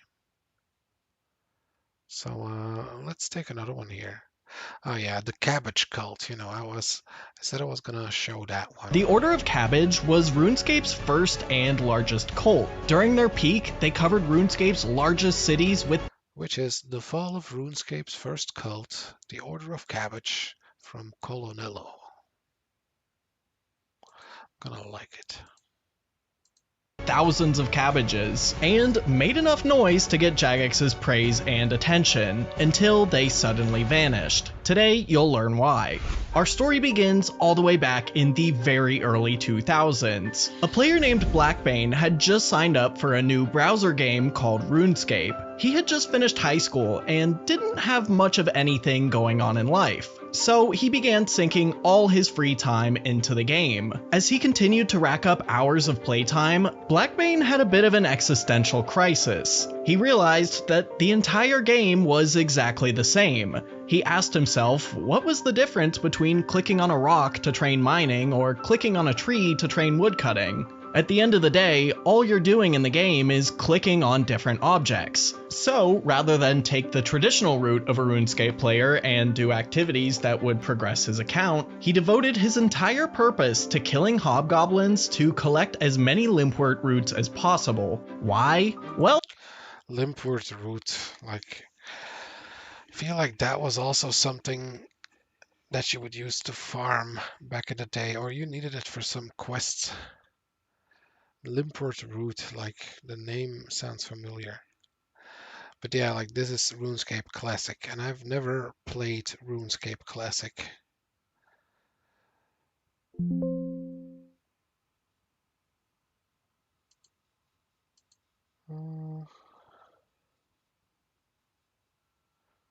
Not nearly as... Wait, shrimping in OSRS is not nearly as fun as real life, nor as tasty. Someone is talking while fishing.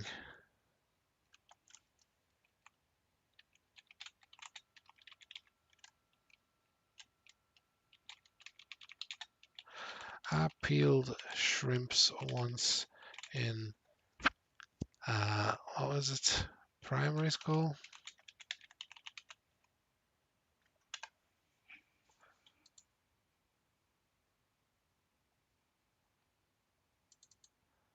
Wait, did I not chat?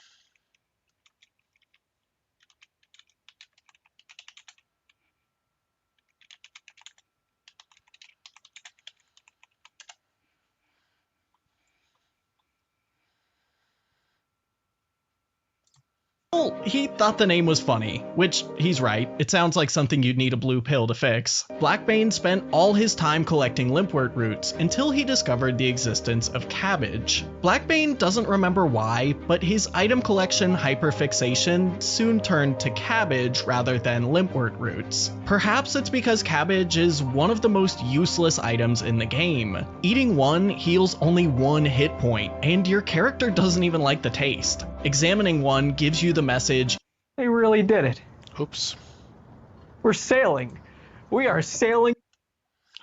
Yeah, wait, let me go back to the game because we're having a little chat here.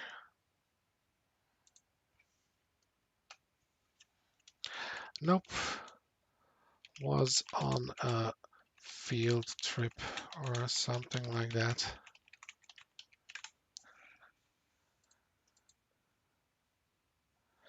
Okay, I don't like being close to this thing because he can fuck me up.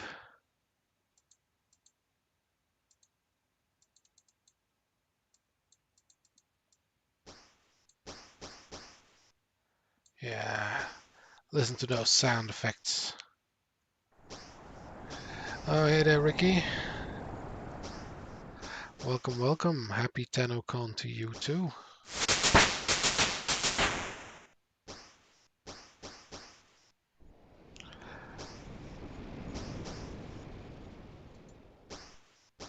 Iron beans.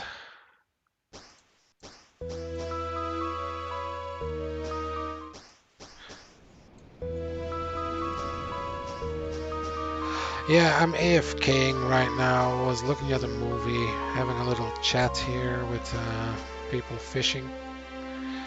You know, I feel like if someone chats, I gotta speak up, you know? Show people I'm not a bot.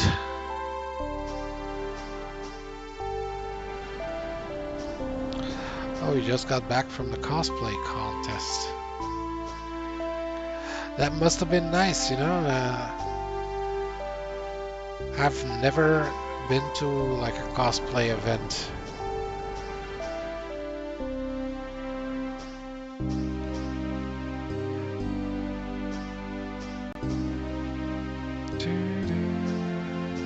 Alright, let's take a look at the video. You know, this is good as a reactor. You know, you shouldn't look at the whole video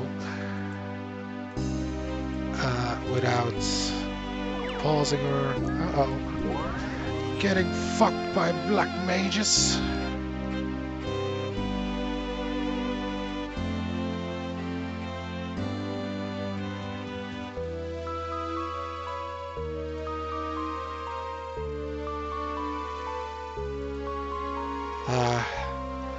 Trying to fish shrimp here while,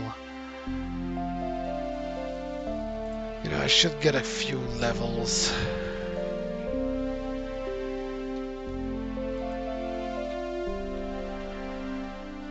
So that those guys don't aggro anymore.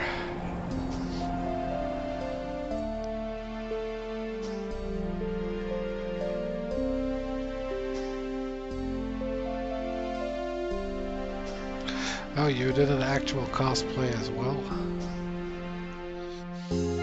What or who did you cosplay as?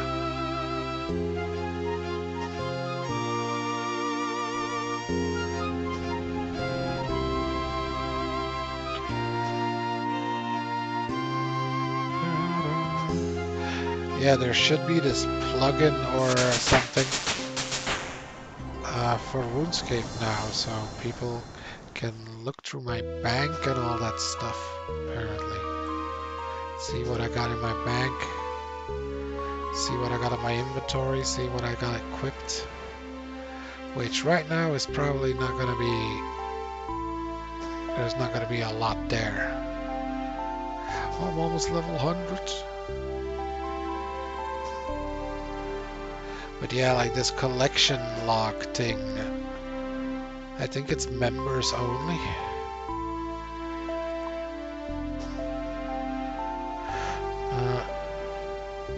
Yes. 4 hours and 23 minutes.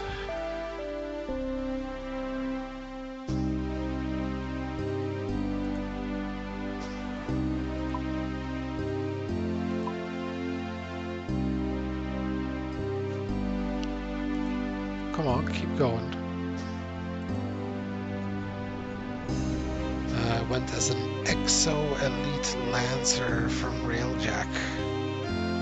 Yeah, I don't know how that looks like, but yeah, man, feel free to send me a couple of pics on Discord or something. I'm probably not gonna look at it right now, but I will look at it tomorrow or later today, depending on how you look at it. I should say later today.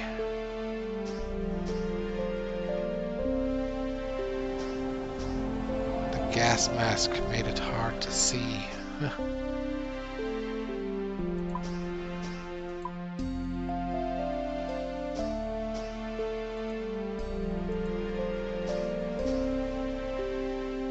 Chat channels.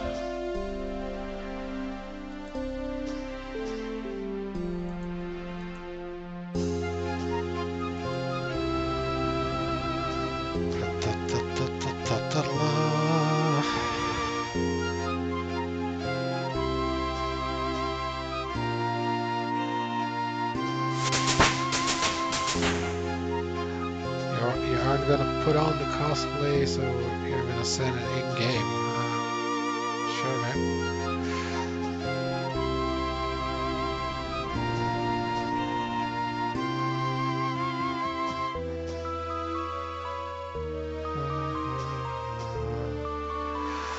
So yeah, I'm doing this here, but this is like an AFK thing. So let's look at the video again, and I will keep an eye on this. Try not to get killed by any black mages. But we The Order of Cabbage was RuneScape's first and largest cult. During their peak, they covered RuneScape's largest cities with thousands of cabbages, and made enough noise to get Jagex's praise and attention, until they suddenly vanished. Today, you'll learn why. Our story begins all the way back in the very early 2000s. A player named Blackbane had just signed up for a new browser game called RuneScape. He had just finished high school and didn't have much of anything going on in life, so he began sinking all his free time into the game. As he continued to rack up hours of playtime, Blackbane had a bit of an existential crisis. He realized that the entire game was exactly the same. He asked himself, what was the difference between clicking on a rock to train mining or clicking on a tree to train woodcutting? At the end of the day, all you're doing in the game is clicking on different objects. So, rather than take the traditional route of a RuneScape player and do activities that would progress his account, he devoted his entire purpose to killing hobgoblins to collect as many Limpwort roots as possible. Why? Well, he thought the name was funny, which he's right, it sounds like something you'd need a blue pill to fix. Blackbane spent all his time collecting Limpwort roots until he discovered the existence of cabbage. Blackbane doesn't remember why, but his item collection hyperfixation soon turned to cabbage rather than Limpwort roots. Perhaps it's because cabbage is one of the most useless items in the game. Eating one heals only one hit point, and your character doesn't even like the taste. Examining one gives you the message, yuck, I don't like cabbage. Why would the developers add something that they don't even like to the game? Well, you'll actually see why in a little bit. Despite its bad taste and lack of use, this silly item would soon change the course of RuneScape's history forever. But first, let me change your course with today's sponsor, Boot.dev, an RPG that teaches you how to code. The folks at Boot.dev believe the smartest way to learn how to code is by making sure you're never bored. Boot.dev is online, self-paced, and feels like a captivating RPG game. You'll learn back-end web development from start to finish in the Python and Go programming languages. Like, this is also the thing, you know, like, do you show the advertisement or do you not show the advertisement? You know, I feel like...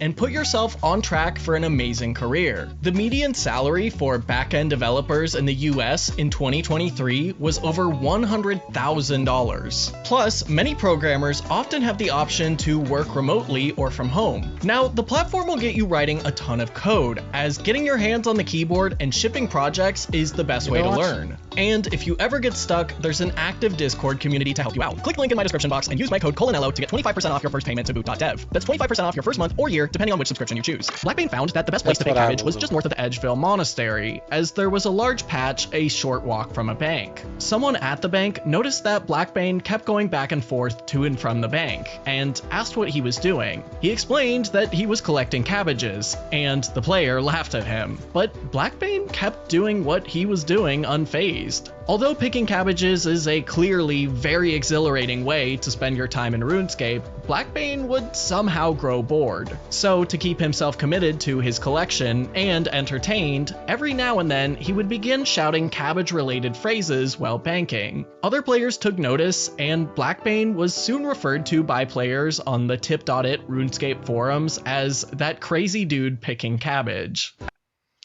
Yeah, man, like, that's the role play, you know?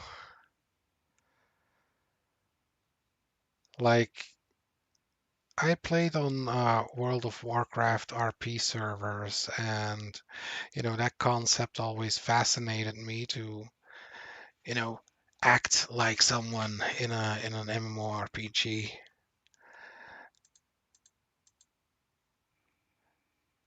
But basically, it is very hard to role play if you're like a 14-year-old or whatever, 16-year-old kid at that point, who doesn't know all the lore of Warcraft, who has never played Warcraft 3 or Warcraft 2 or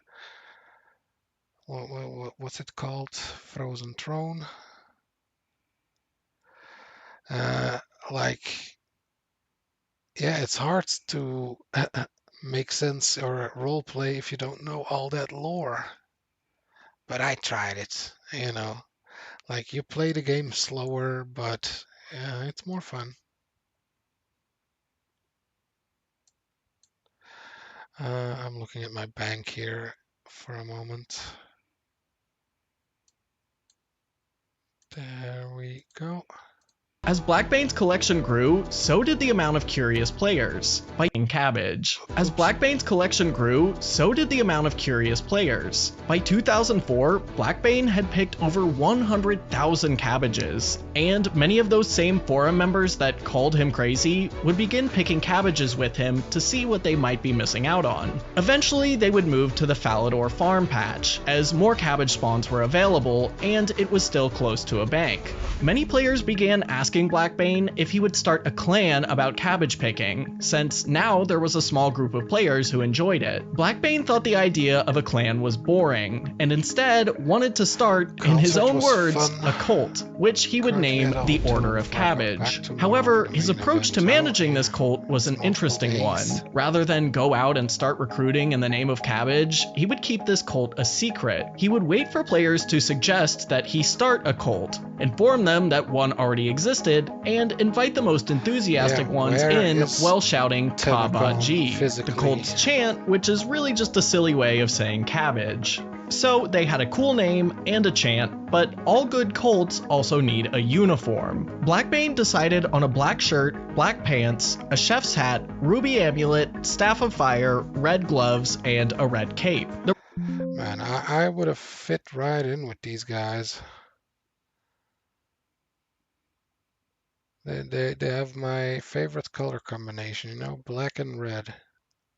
Red items were specifically chosen because they complement the color of cabbage. The cult would grow slowly, and by mid-2004, they had about 20 dedicated members and a handful of recruits. However, by the end of 2004, member numbers began to dwindle.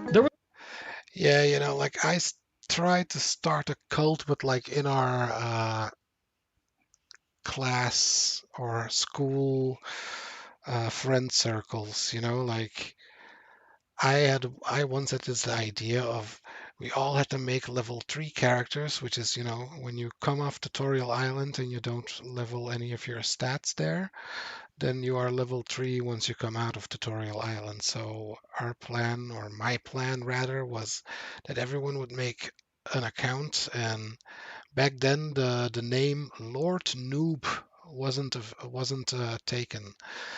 So we started a Lord Noob 1 and a Lord Noob 2 and a Lord Noob 3, and basically we wanted to see if we could get 20 Lord Noobs together, and then we wanted to go and take a picture in the wildy together. Because I don't know for sure, but I feel like you could see your name above your character at some point in RuneScape. Maybe not. Nah, maybe not. Maybe I'm misremembering, but anyway, like, yeah, we wanted to get all of the Lord Noobs together and go all the way back in the wildy and take a screenshot there with 20 level 3 characters. And that was the idea, but I think we never got further than Lord Noob 4 or something like that. The rest, you know, they were like, oh yeah, sounds cool, but then in the end, they didn't do it. There was a lot of infighting, presumably about how the cult should be managed. Blackbane closed their forums temporarily, hoping the fighting would stop. However, when he reopened them, it just continued. By the start of 2005, he decided that he had had enough, and announced that he was resigning as their leader, but would remain as a cult elder. A devoted player named Ignite168 stepped up and asked Blackbane to pass the cult to him and to other cult elders. After a lot of convincing, Blackbane agreed, although the other two elders would leave the cult just a week later. Things were looking pretty dire.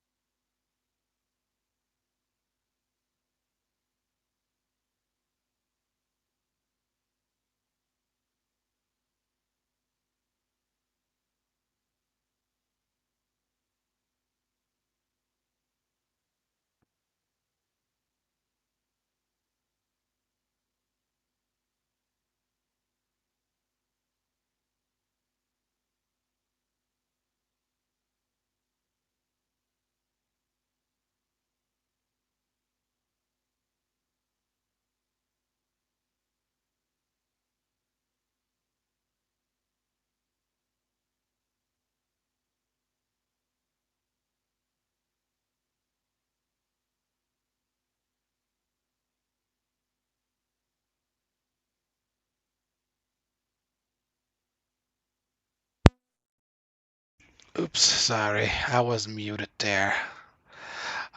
Let me start over then. So I can remember back in World of Warcraft, also thank you for letting me know, Ricky, because I would have gone on a rant here and then not noticed for like 10 minutes. So yeah, back when I played World of Warcraft in the RP server, I still remember how I met my guild leader there, you know? Also, let me put the RuneScape music on a little bit.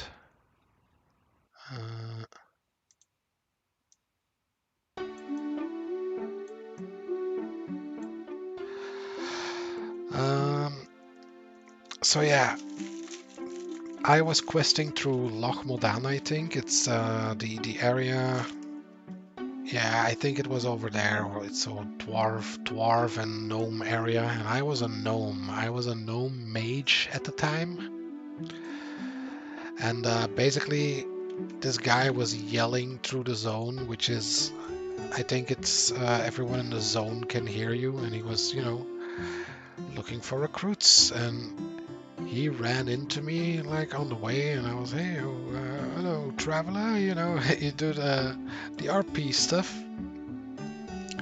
But yeah, I don't know if I was already muted when I said this, but it's hard to RP when you don't know the lore of a game. I think I already said that, right? Or that you could still hear me then. But yeah, like I remember my, you know, guild leader, he was still looking for the 10 signatures, because I think, you know, you need 10 signatures and then your guild is officially created. And basically, you know, all was well for a few months and we played together. What would I do without you, indeed.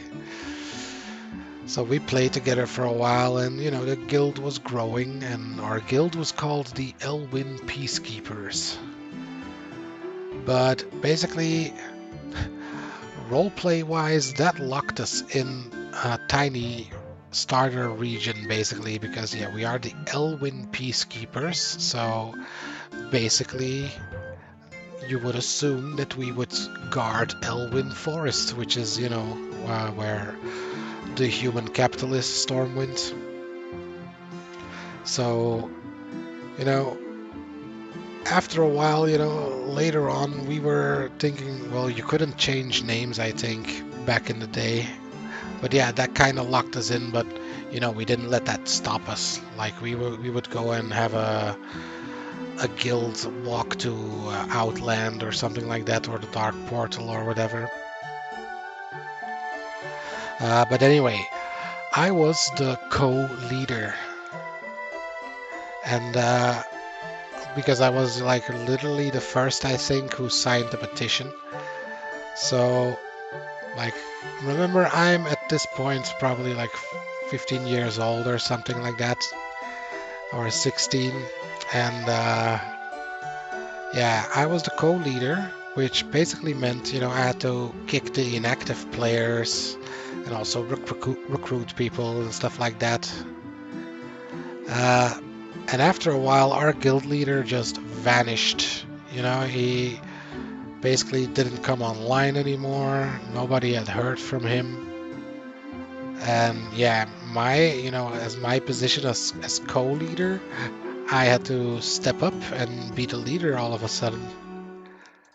But I didn't know what to do, man. Like, you have to organize guild events and all that stuff, and you know, like.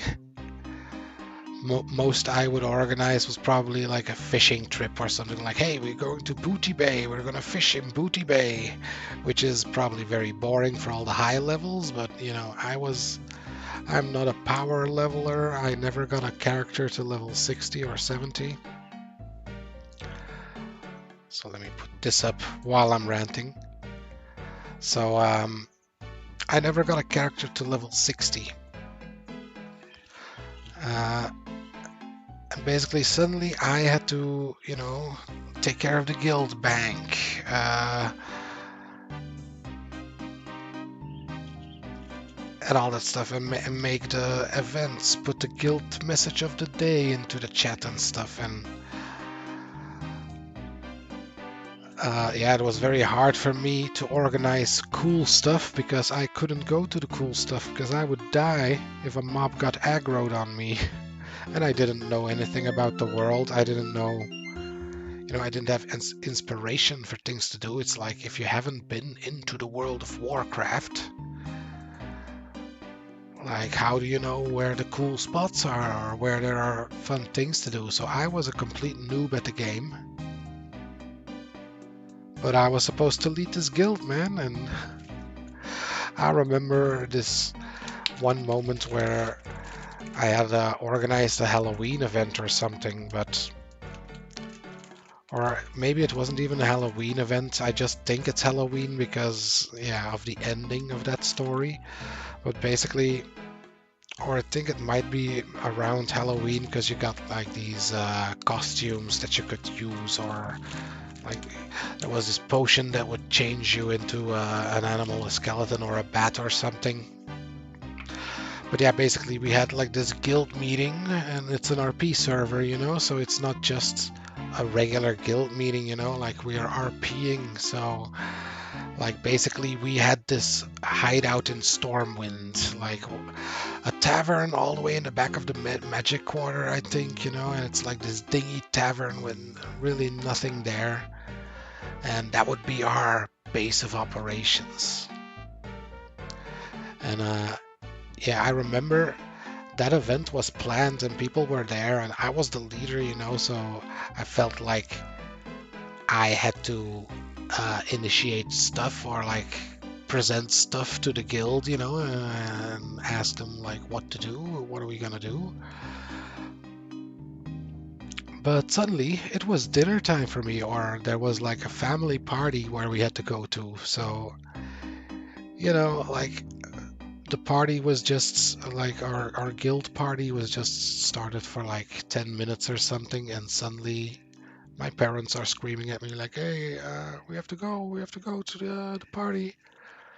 And I was like, "Oh shit, it's a guild event, and uh, suddenly I have to go." And like I didn't know what to do, so basically what I did was I RP'd that I got possessed or something happened to me, and the only thing I had in my inventory was this potion that could turn you into a bat or something. So it was probably like very cringe, because I'm already cringing thinking about it now, but like I was like, oh my god, what's happening to me? Oh no, someone has come for me. Oh. And then I walked out of the tavern and I changed myself into a bat. I flew like 20 meters into the forest, and then I had to log out, and I had to go to the family party. So yeah, an unforgettable guild event, as you can probably tell. You know, if you think this sounds good, oh man, if you were there. If only you were there.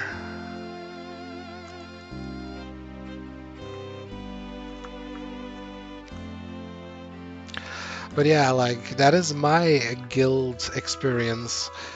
There was also this other game called Travian, I think, and it's basically mobile games before there were mobile games, you know, like it was this city that you had to build up, like you had a city and you had like a wheat field, and you could level up the wheat field, and then you had to have a field where, I don't know, you get wood or iron and all that stuff. And basically it was one of those games, like everyone gets a spot on the map with their little village, and then there are alliances around you, you know, real people. And basically you have to form an alliance and send troops to each other and stuff, because, you know, there are like, once you get into a big alliance, or, you know, it's like, let's say 20 people, you know, that is pretty alright, but of course there's always people who take it further. But like, I was in this 20-30 person guild, let's say. No, don't drop. No. And again, I was co-leader of that guild, which basically meant that I had to kick the inactive people. But at least that was the only responsibility that I had. But the problem then was, again, you know,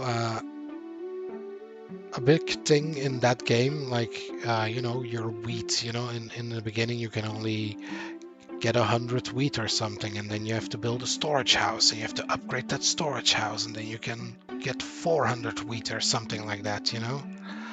So basically another stat that the game was tracking was population. That was basically how big your village was. And the guild had this requirement, which was you have to increase your population by, let's say, 50 or 100 every week or something, I think, like, let's say 50. I couldn't keep up after a while, because, you know, it's sort of an idle game. Because let's say, you know, if you make 20 soldiers, then those soldiers will be taking wheat from you as long as they're in your barracks or whatever. And, you know, this is basically just a clicking game, so you don't actually see the soldiers running across the map or something. It's basically just, yeah, you click and you make 20 spearmen or something. And basically you need a spear and you need so many coins or whatever. And after a while, I couldn't keep up with the population demand, you know, like, I wasn't an optimal player. But yeah, like, everyone in that guild had their job, like, you know, you might be the guy who was making the armies, but then you had to send them to the guy who actually need them. And then if you send your armies to the guy, it could take like 4 hours or whatever until those guys arrive there. So basically people could raid you in that game, and the game would give you a warning like, oh, a raid is incoming within this many hours, and you better make sure that you got your defense ready by then. But yeah, I'm not committed enough for those type of games, man. Like, you know, it's good for a couple of weeks, maybe a couple of months if I'm really into it, but yeah, after a while I lose interest. Also, my guy is not fishing anymore. Fish further away from the wizards.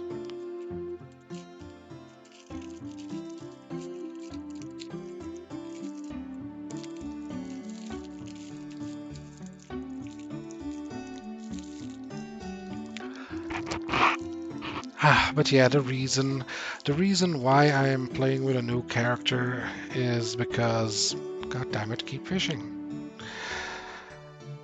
Because I'm using RuneLite now, which is basically a heavily modifiable version of RuneScape. So it has like a lot of little things, like I can use my, you know, ZQSD here to use the camera now instead of the arrow keys. I can zoom further in, I can zoom further out. You can have like these little bars over here, like normally these bars aren't here, but now you can see, god damn it, how much more you need.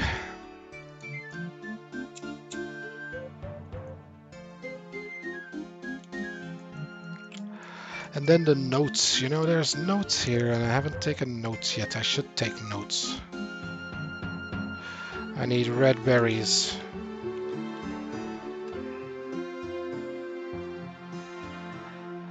I need soft clay.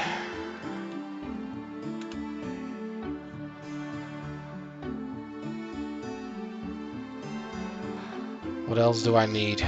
The woad leaves. Can I already get the woad leaves? Probably could, right?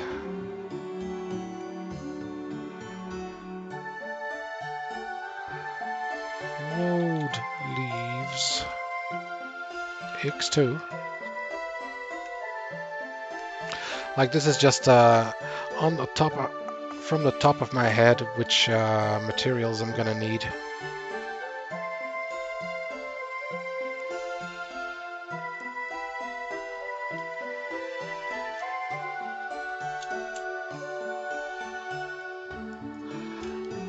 I think the soft clay is also ×2. Yeah, red berries. I just need a bunch of red berries.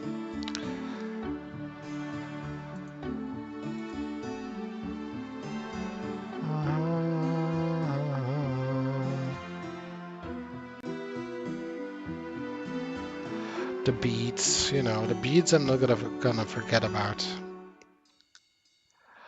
This thing, you know, it needed iron bars and the blue-right ore. Man, that was actually a nice stream moment, you know, when I completed that quest again here on stream for the first time. I met this girl character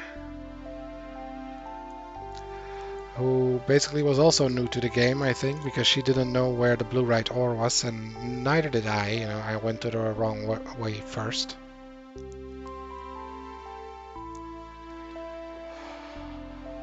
But basically, yeah, we went into that cave both way under-leveled, but she had full mithril armor, I think. So, you know, like armor-wise, she was doing better than me, because I, at that point, had like 5 defense or something like that. And man, I nearly died there. With my hardcore Ironman, you know, he's still alive, the bastard.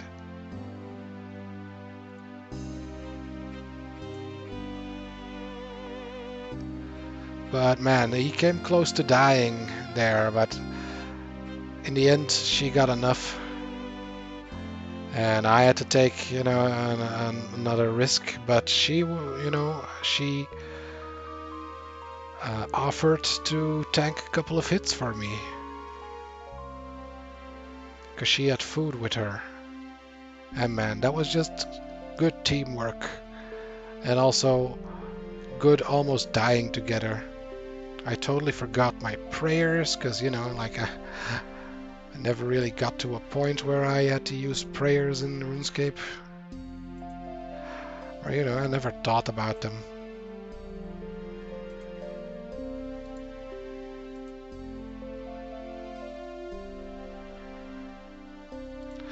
But that is basically high-level play, you know, once you get the prayers or have to use the prayers.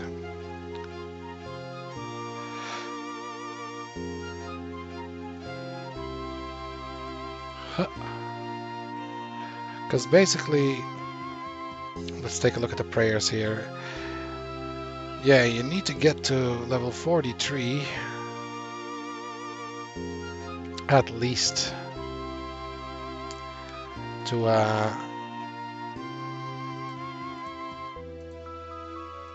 yeah, get into bossing and stuff, because I don't think I ever killed a King Black Dragon, but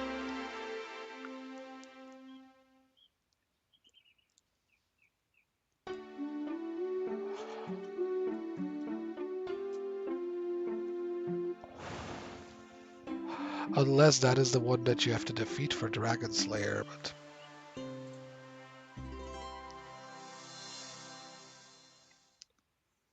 yeah, I want to get 15 fishing, you know. Let's continue looking at the video.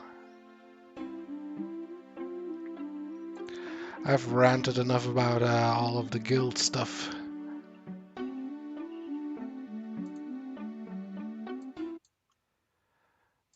You go back over here.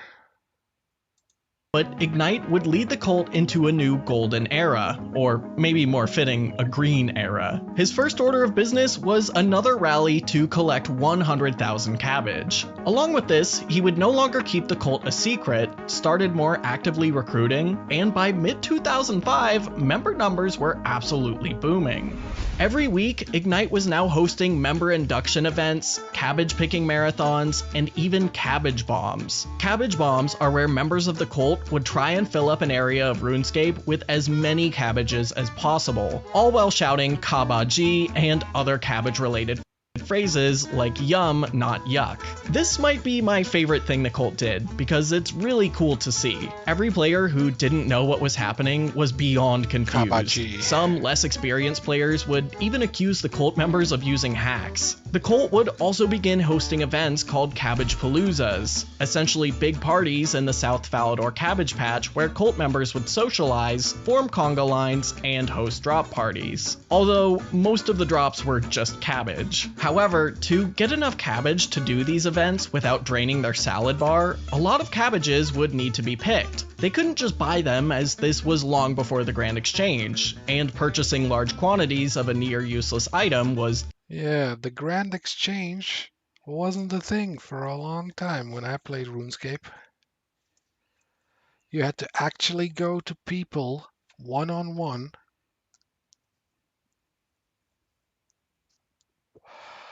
and trade with them. And you know, like, there were the scabby guys, like they would put in the money and then quickly try to switch out the money while you were taking your item. Like, let's say it's at 5k, but then he just gives you 50, or he puts the 5k in first, and then you put your stuff in, but then he quickly switches it to 50, and you press accept. And that was that. Difficult, if not impossible. So, to keep themselves entertained while picking, the cult would come up with a large variety of synchronized picking techniques. Some examples are the two-person weave, the drain pipe, the waltz of death, and the limp. However, it wasn't long before disaster would strike. On March 1st, 2006, Jagex silently changed cabbage respawn rates to be slower. Not only would this mean collecting cabbage would take longer, it would break just about every synchronized technique that the cult had developed. You'd think that Jagex made this change specifically to hurt the Order of Cabbage, as why else would they make a change like this? But they were actually pretty big fans. Jagex moderators would occasionally stop by the patch to give the cult some praise, and it's even rumored that one of them was was Paul Gower, one of RuneScape's co-founders. Even today, nobody seems to know why the respawn rate was changed, but I'm almost certain it wasn't to hurt the order. By March of 2006, cult numbers were now in the hundreds, and their cabbage collection was quickly approaching an insane count of 1 million. Like, how do you do this? Like, these are recreations, right? You know, like, I'm guessing people on a private server, or like, how do you... On March all these people 25th, here? Blackbane was the one to pick the final inventory of cabbage, pushing them to exactly 1 million. Of course, a huge party Like, was held the these same are obviously like this is the real stuff, you know, like things people actually recorded back then, but like the one, yeah. day to You celebrate, know what I mean. but the celebration wouldn't last long as a new threat to the cult was on the rise, Like, this the is Stew recreation. Uprising, a group that instead of collecting cabbages would collect potatoes. This group would invade the cabbage patch on the cult's homeworld and began flooding the patch with potatoes. This group would later combine with an onion-based group to form the Pot Onions. The Order of Cabbage fought back the only way they knew how, asserting their dominance by cabbage bombing every major area in RuneScape. The Pot Onions would slowly lose steam and disappear entirely, but Like counter clans dropping potatoes on the cabbages and stuff, man. RuneScape was the Wild West back then. they wouldn't be the only copycat group to try and go up against the Order of Cabbage. So, to make sure the Order's members were well prepared for the next copycat, a section was added to the Green Book of Knowledge on how to defend the patch from invasion. The Green Book of Knowledge is like the cult's version of the Bible. It contained cult history, rules, techniques, and even cabbage mythology. The cabbage mythology section is especially detailed, and even contains a story about their made-up cabbage god named Krala Shankas. But those of you who have been playing RuneScape for a while may be thinking, RuneScape already has a cabbage god named Brassica Prime. Well, Don't know Brassica that. Prime was first mentioned in an April Fool's post back in 2007, years after the cult had come up with Krala Shankas. The cult believed that Jagex introduced Brassica just to honor them. In fact, the cult believed they were the sole reason cabbage had become such an iconic and widely referenced item within RuneScape. Which would make sense. These guys love cabbage and everyone knows it, even Jagex staff members. But Jagex had been secretly obsessed with cabbage long before the cult existed. RuneScape's founder, Andrew Gower, had an unexplainable fixation with cabbage. He hates Yeah, cabbage, by the way, in Dutch is called sla. It's totally not, you know, not like cabbage. But like, isn't there also, yeah, there's also lettuce. Is there like a difference between cabbages and lettuce? Or is it just a name difference?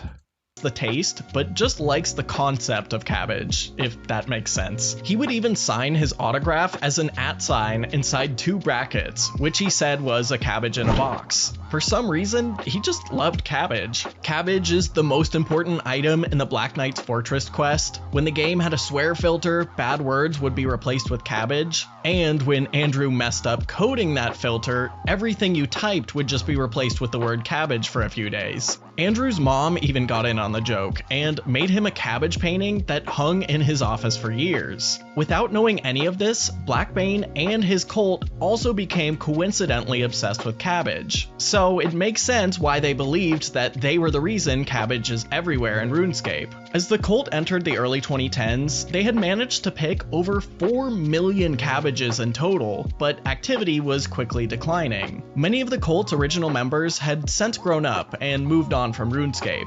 At the same time, the game was going through a pretty big cultural change. The idea of playing efficiently rather than just for fun was quickly becoming the way to play RuneScape, and cabbage picking is perhaps the least efficient use of your time in RuneScape. After the last official Cabbage Palooza in 2011, cult numbers would slowly dwindle until it You know what? Like, I'm thinking, what could be more useless than cabbage picking? It would probably be like ash collecting or something like that, you know?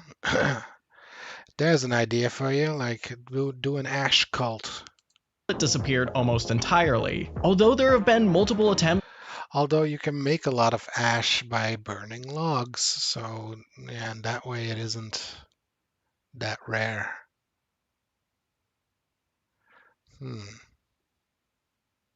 I don't know. Somebody who knows more about Minecraft can probably say what a more useless item would be.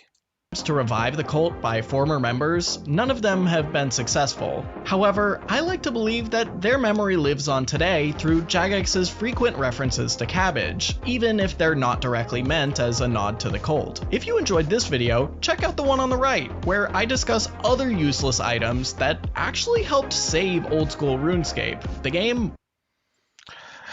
Yep, there we go. The history of the cabbage cult.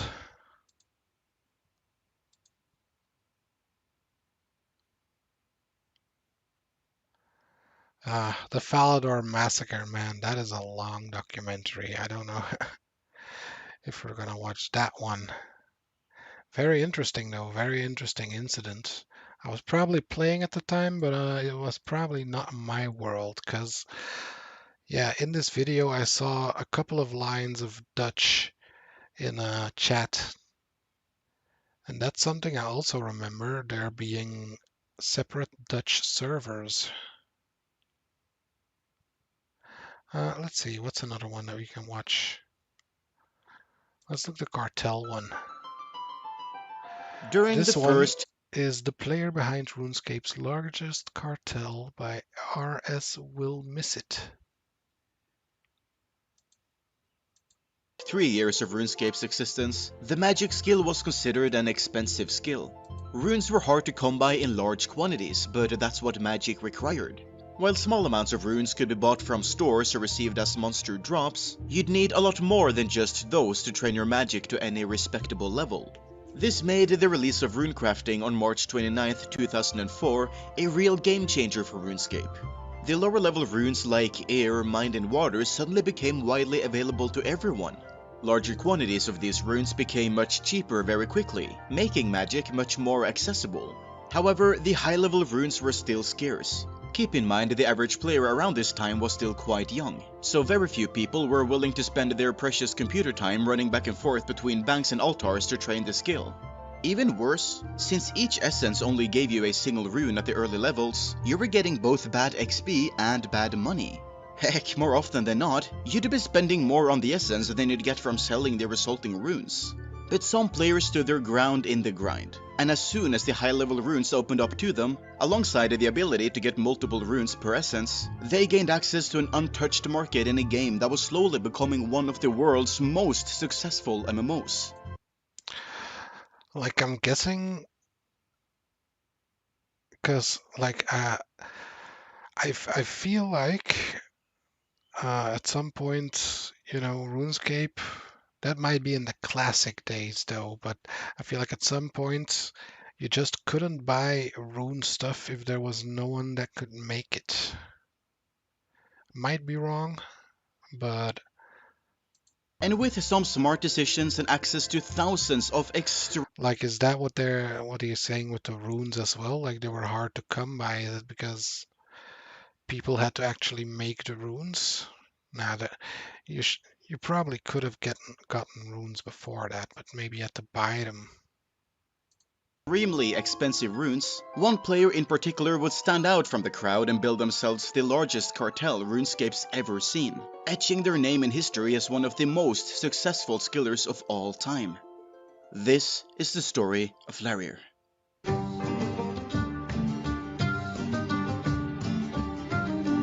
Never heard of him. You know, the only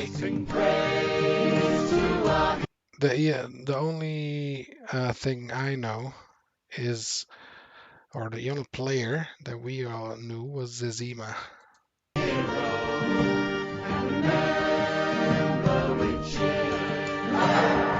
Also, I do not know if this is copyrighted, so I'm gonna pause a little bit, or maybe I'll not gonna take any risks.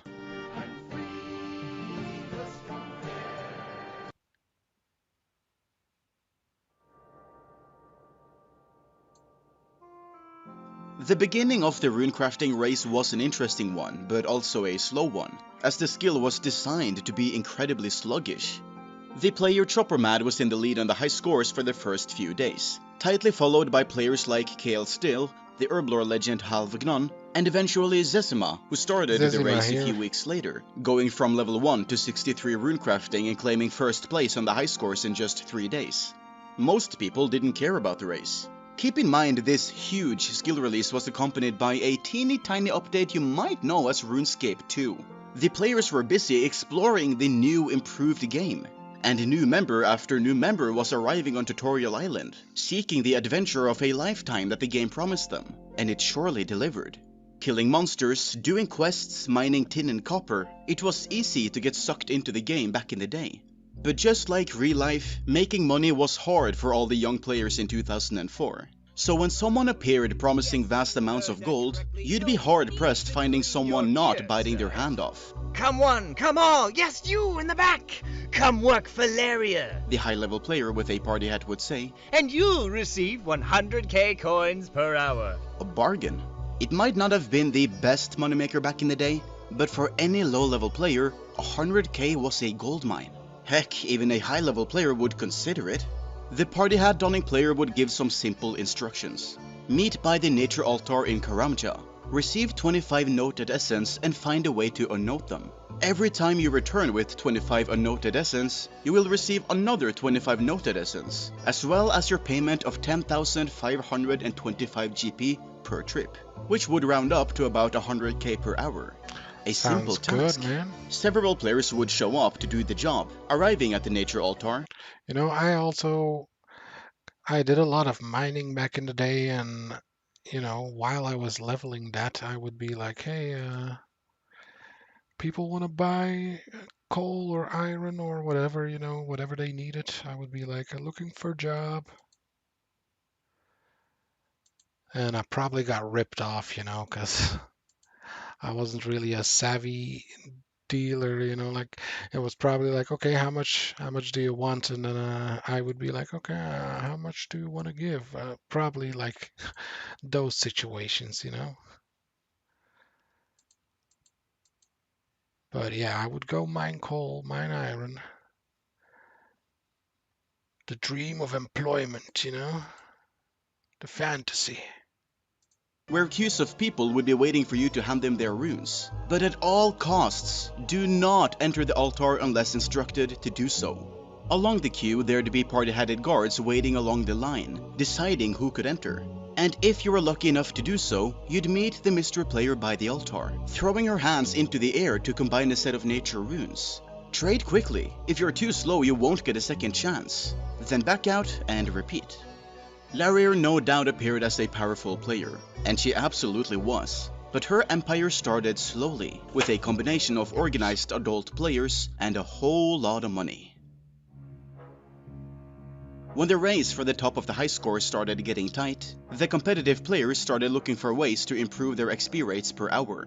Well, it wasn't hard to see where the bottleneck was. The reason runecrafting was so slow was because it could take minutes at a time restocking at a bank and getting back to the altar.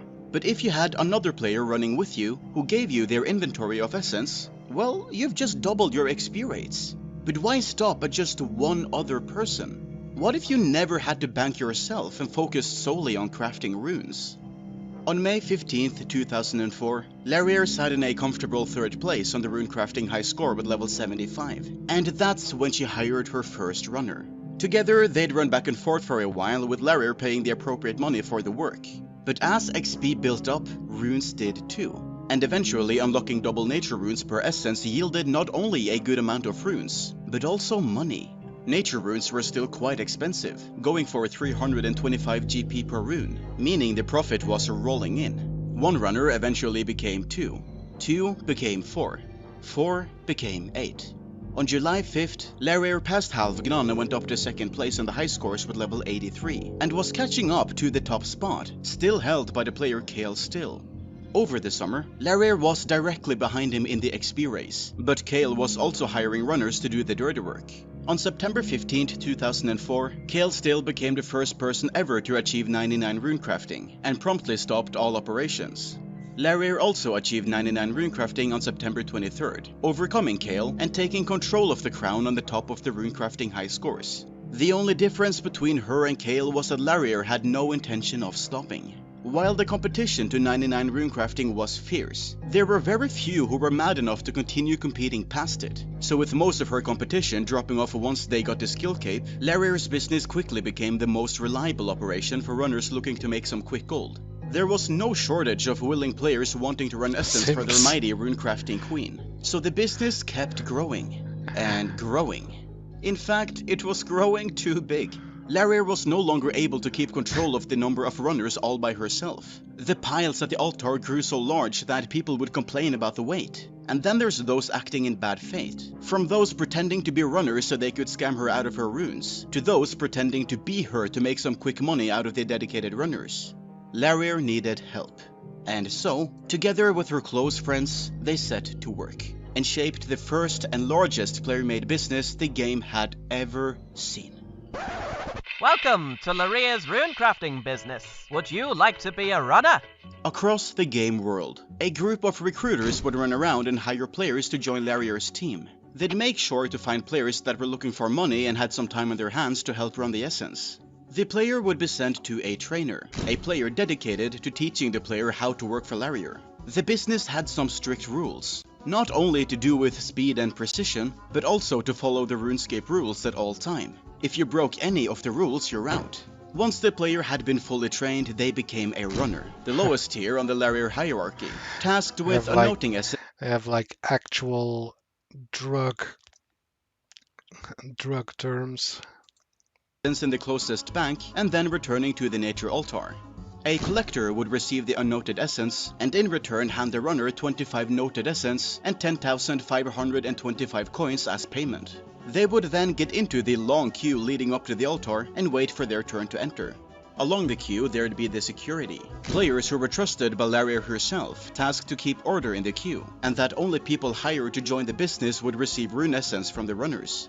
If there were any problems, it was security's job to hop worlds and find a new world to continue the business, and inform the team members of their new place of operations, alongside reminding them to turn private chat off to prevent being followed.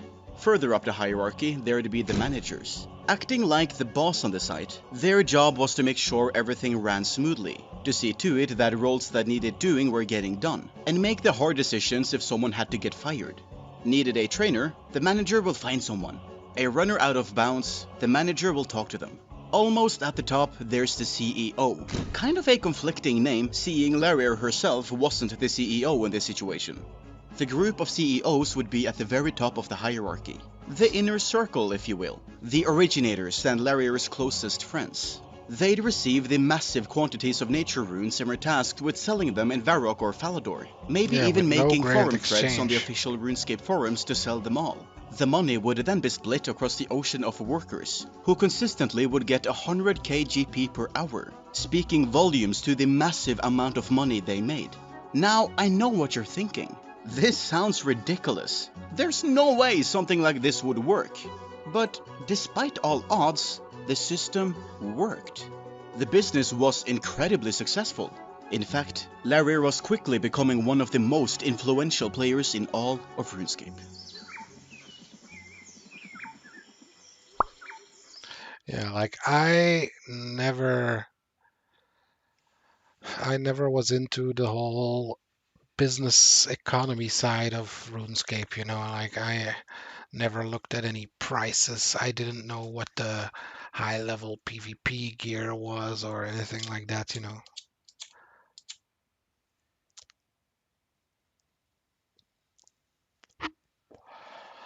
Also, not buying memberships, you know, never bought a membership at that point. So, like, all my knowledge was about free to play. And then again, like, I didn't have all the knowledge. What? Hurry up already, we don't have all day. I'm trying, but it tells me the altar can't be accessed in my world. If only there was an app that let me see things I can't access in my current location. Have you tried turning on NordVPN? What? With NordVPN, you get access to over 5,100 servers in 60 countries. It's never been easier to get access to Netflix shows, news articles, or even games you usually wouldn't be able to see in your home country. The nature elder over there is a metaphor for all that. Oh yeah, I've heard of Nord. I was considering getting it to help protect against DDoSing, but I don't know if I can be bothered setting it up on my laptop, phone, computer, cat, Nintendo Switch, PlayStation. You get the idea. Oh, yeah, that's a huge pain. If you want to install it like a peasant.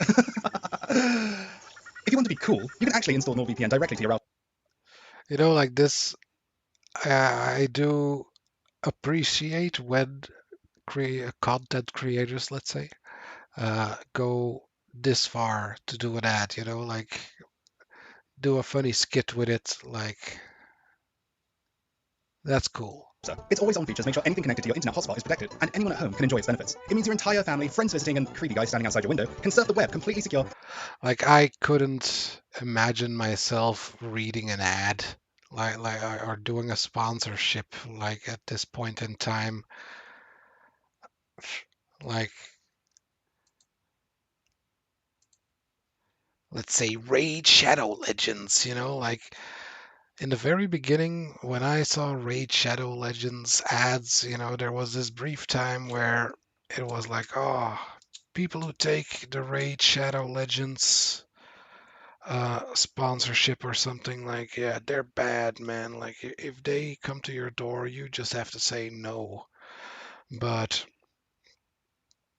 you know, like as you get older and you realize, you know, it's just if you can see through that, you know, if you can see through sponsors, then, you know, because I feel like it doesn't really affect me. Like if someone is playing a sponsored game, like the most that will do to me is like if I already played a game from that series or something, like I would get the urge to play it again.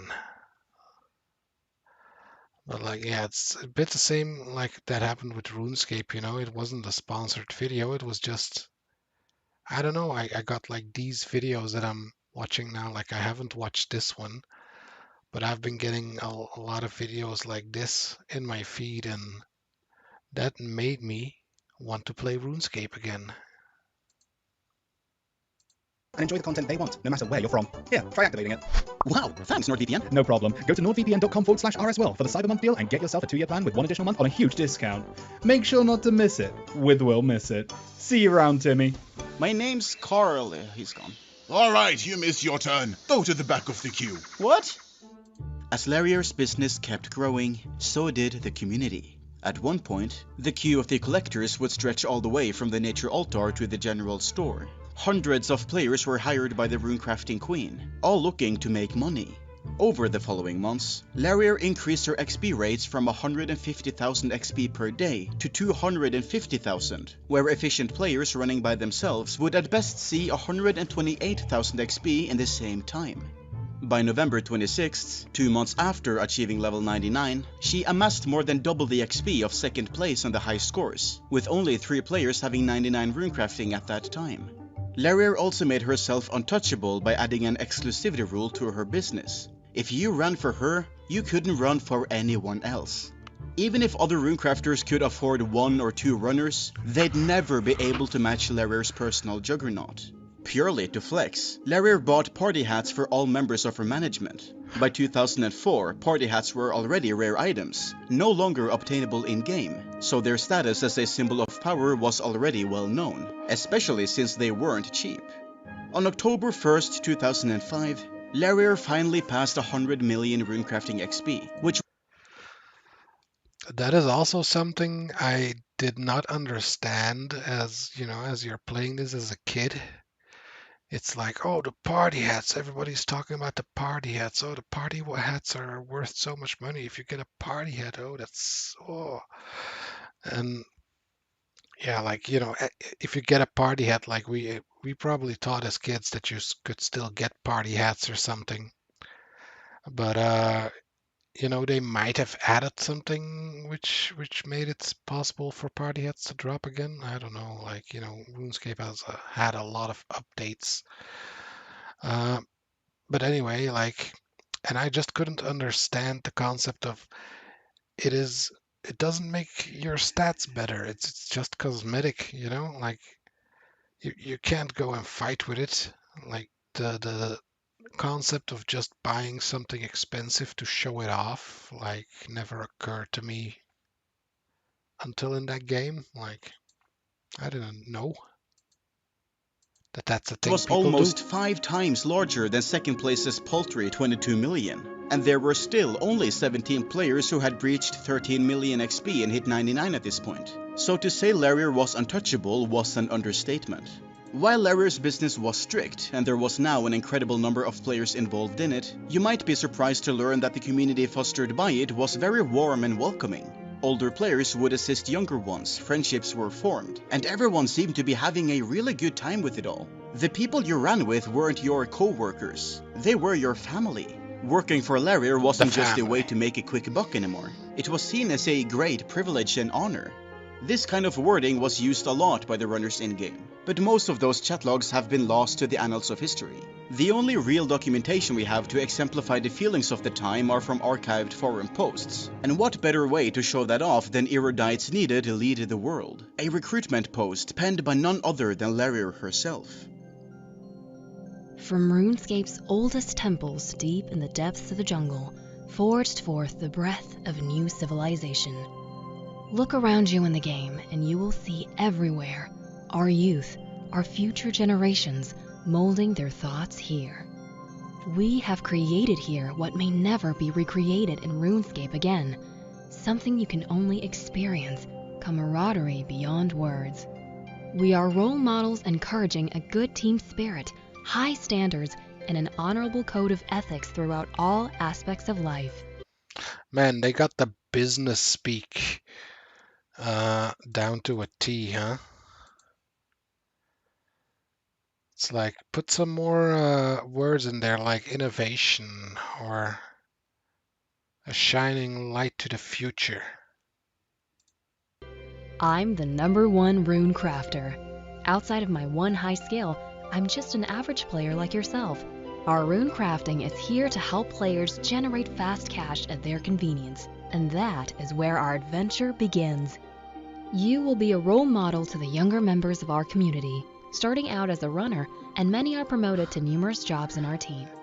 It's like, it feels like an Abstergo thing, you know, if you play Assassin's Creed.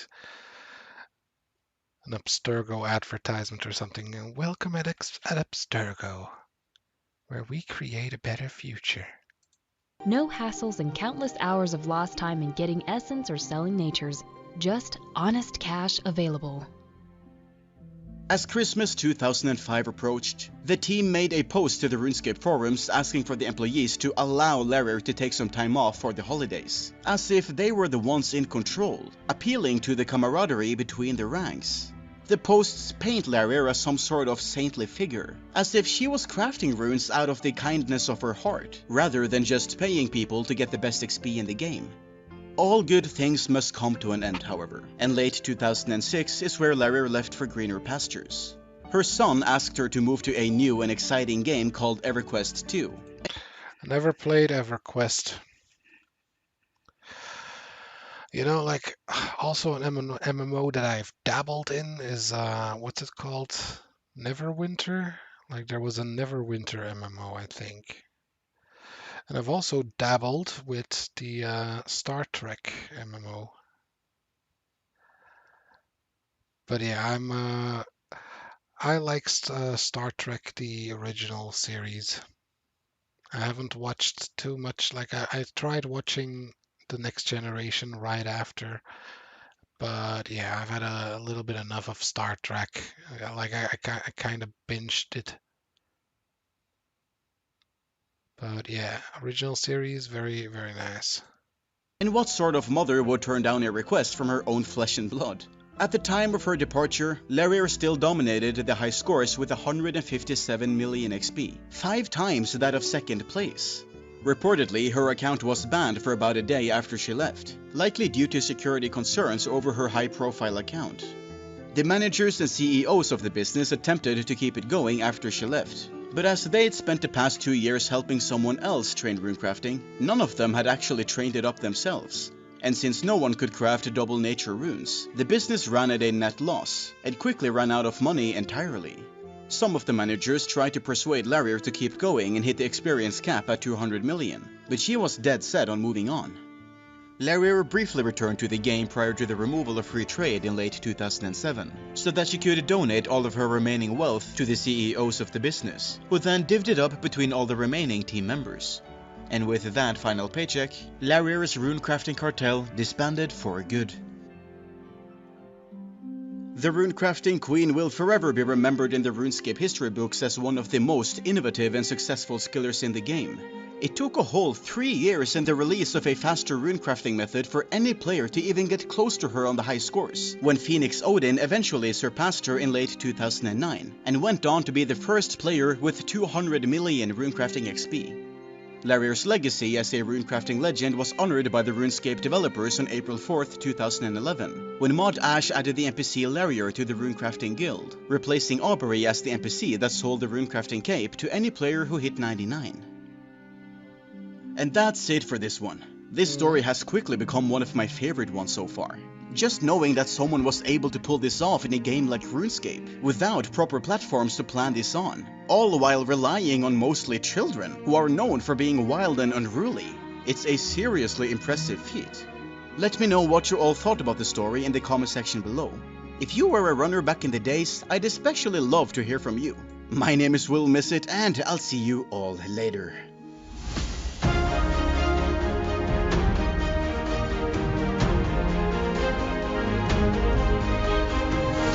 Good. Good, good.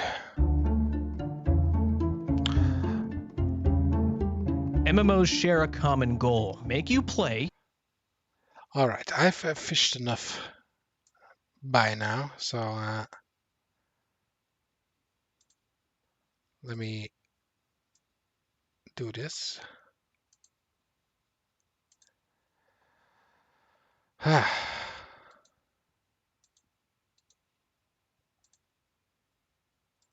Let me put the music back on.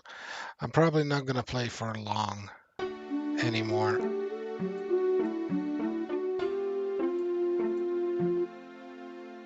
I'm starting to run out of steam.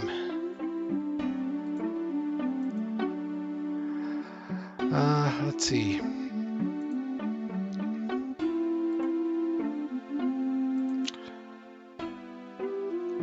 There's the Witch's Potion.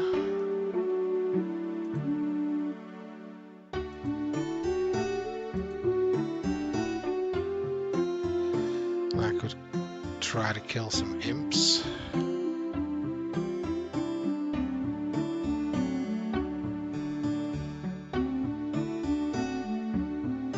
Or kill some cows. I don't really feel like killing cows.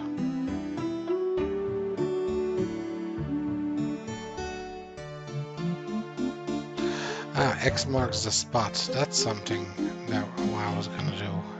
Where is that thing?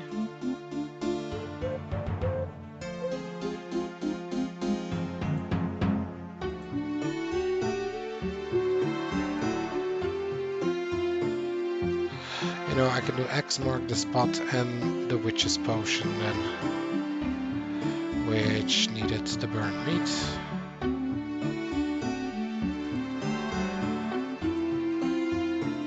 I don't know, 1 or 2 onions and a little bit of money.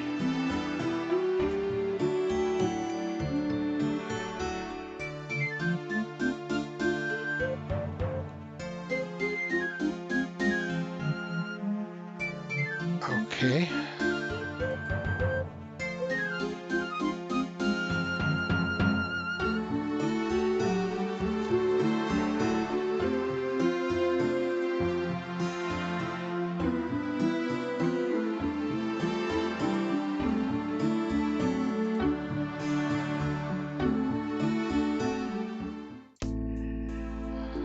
So,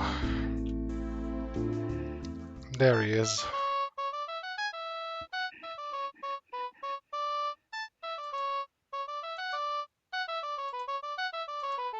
I got it right here, man.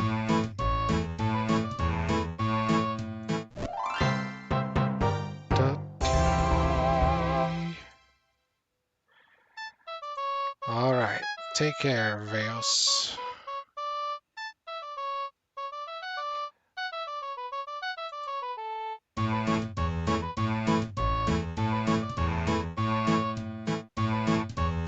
So yeah, should I give it to rune crafting or should I give it to prayer? I feel like prayer is the priority, you know, until you get to the level 43 at least. Then I might switch to rune crafting.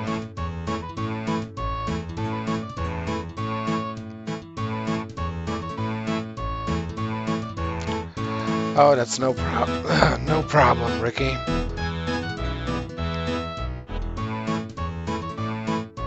Yeah, I'm not gonna stream for very long. I'm gonna try and do these 2 quests. Then I'll probably teleport back to Lumbridge and call it a day.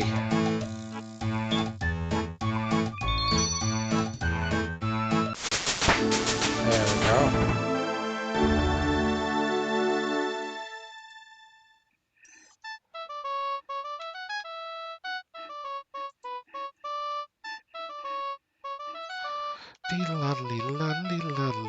Oh, while I'm here, I should also get a fishing thing, where is that sold? Over here.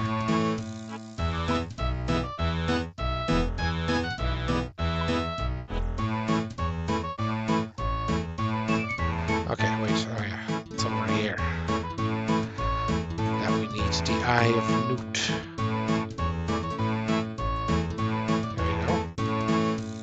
Also, how much is it?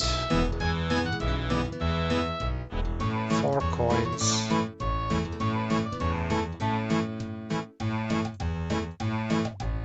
13 coins. 90 coins. And 180 coins. What are these packs?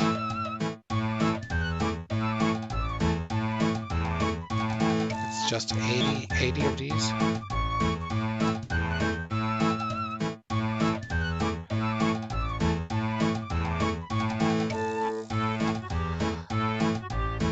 Isn't that a rip-off? Then?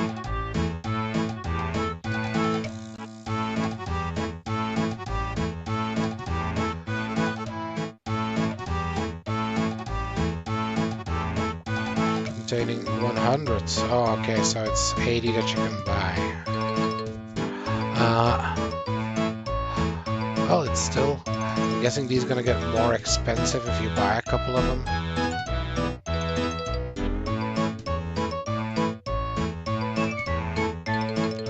Oh yeah, let's... very cold. Yeah, it's gonna be near Barbarian Village somewhere, I think.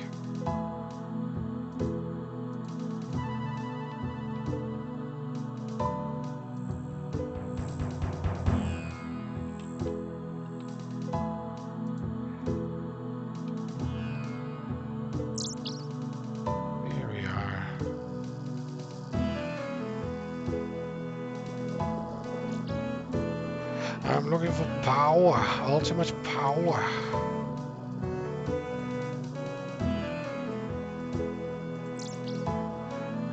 I just need the rat's tail, I think.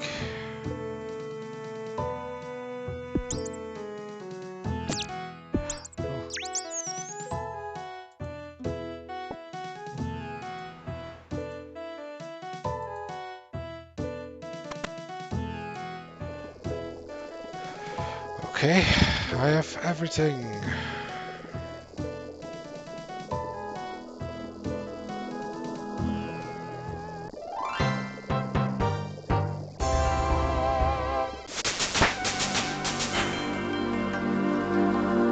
There we go. Now go buy that fishing rod because what is it with my brain? You know, I always say like, oh yeah, I know. I'll be coming for you anyway.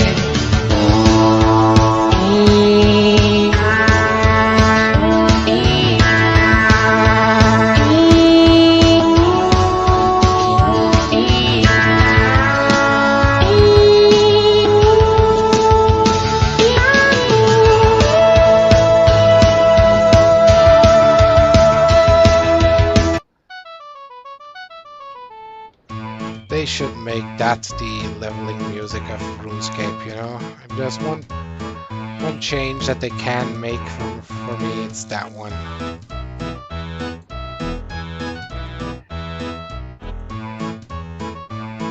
But yeah, I don't know what it is with my brain, man. Like every time I say, hey, yeah, I need to buy that fishing rod, and then I just walk past the fishing rod. There we go. I should get a lobster pot as well, you know, while I'm here, because that's gonna be the ultimate step. Although I think lobsters is pretty rough in free-to-play, you know. I think you can only get them in Karanja. Yeah, I'll wait until I get the lobster fishing.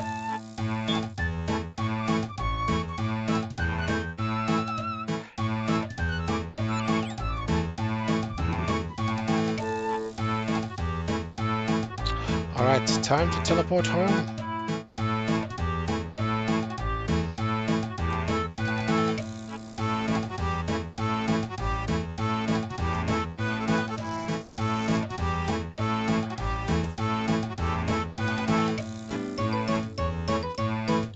What are you doing, man?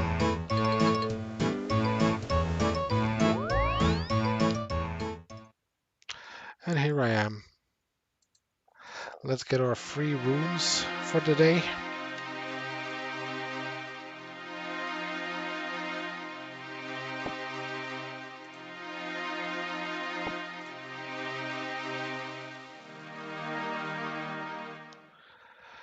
Ra-ta-ta.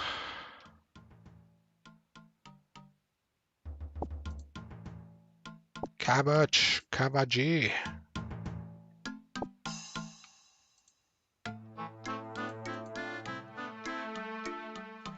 Ta-ta-ta-ta-ta-ta.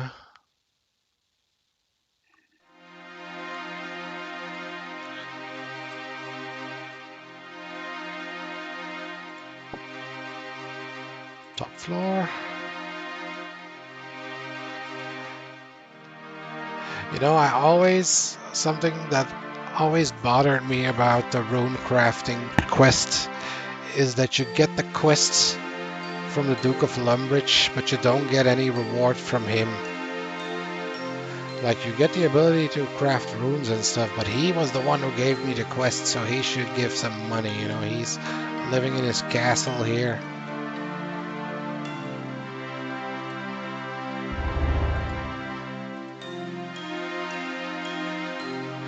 Fucking stingy bastard is what he is.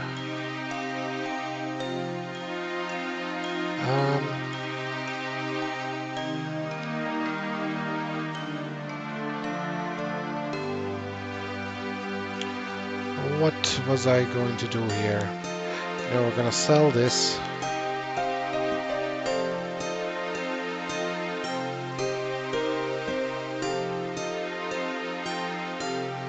This is a quest item. This is a quest item.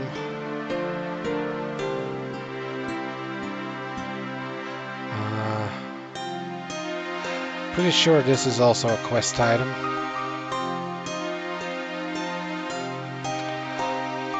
Quest item.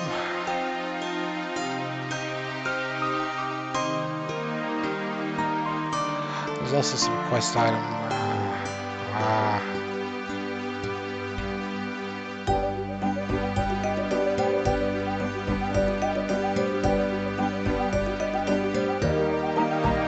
Let's see, I think pot of flower is also a quest item.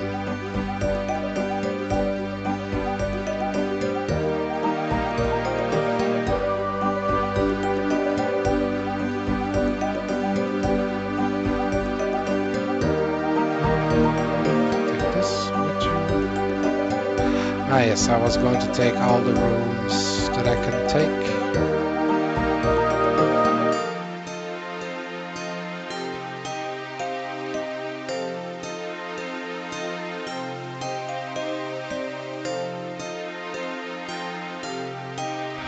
Rune pot. Yug. There we go.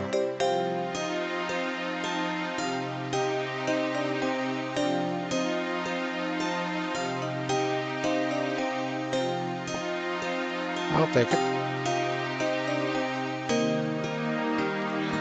Also, talk to this guy. Give me rewards. There we go. It's not. This is not a copy of the fishing rod that I got. This is another fishing rod for other fish. Where are we going?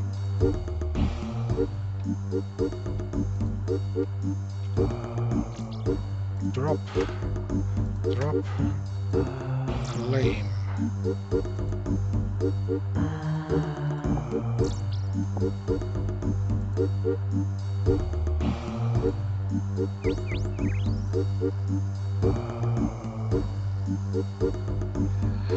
Okay.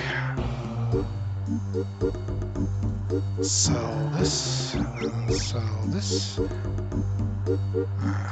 Come on, man, you gotta appreciate a good cabbage. Here, you can have my burnt meat.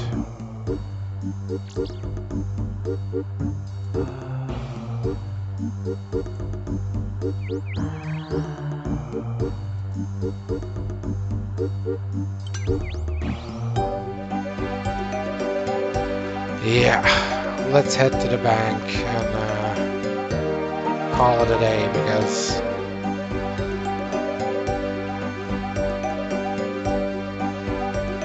it's been a good day of grinding.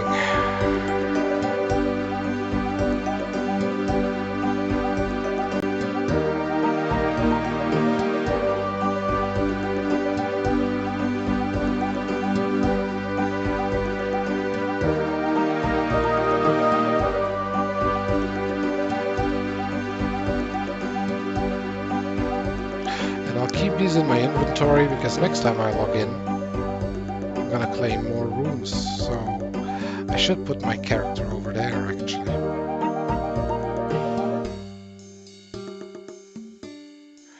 Deposit all of this. This one we gotta keep.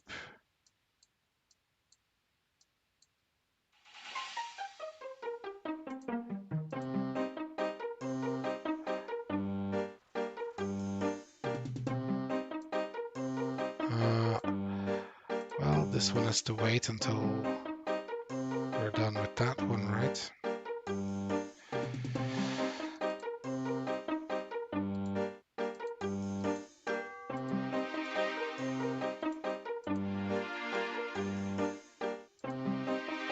There we go.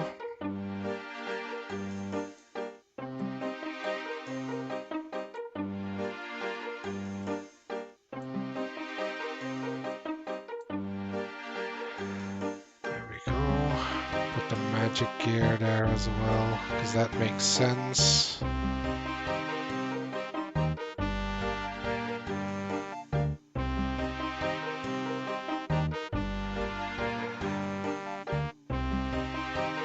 But we have to take these. Yes.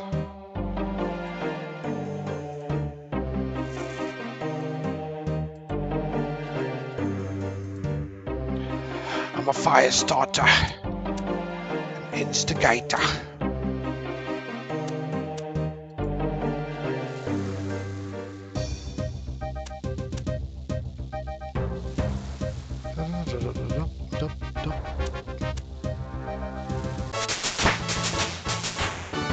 we go. I'm good at making fires, the best fire maker in all the land.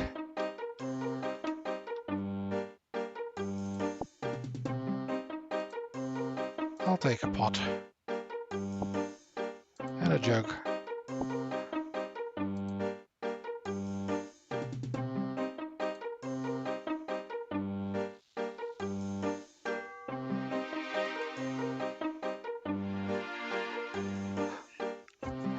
I'm wondering if you log out, your energy doesn't restore, right?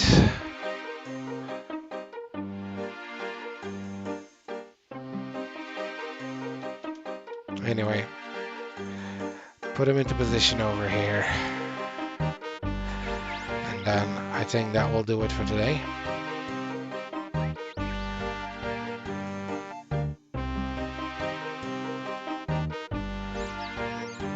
Good old Lumbridge music.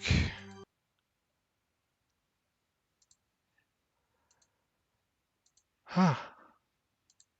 All right, here we go.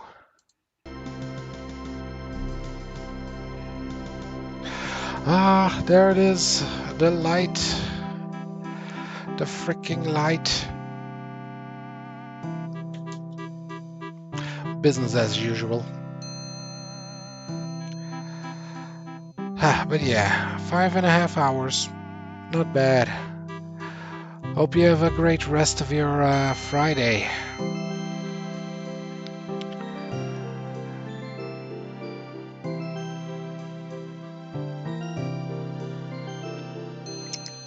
Well, I guess it's technically just become Saturday for you guys in America.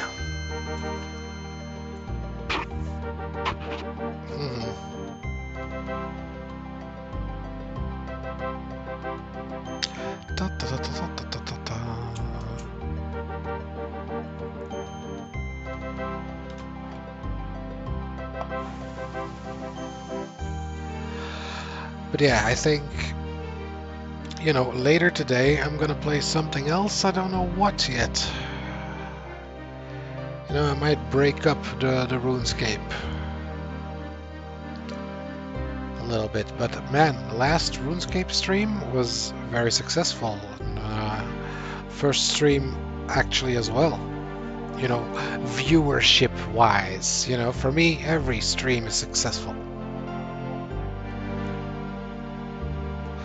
Some streams more successful than others are like, you know, I don't know, something happens in game which I can make a joke about, or like sometimes I have stuff to say, you know, like the reacting.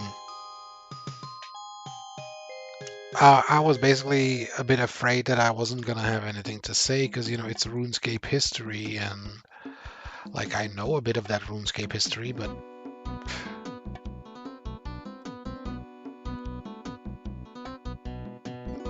then, you know, like the Cabbage Guild or the Cabbage Cult video brought back memories of my World of Warcraft days.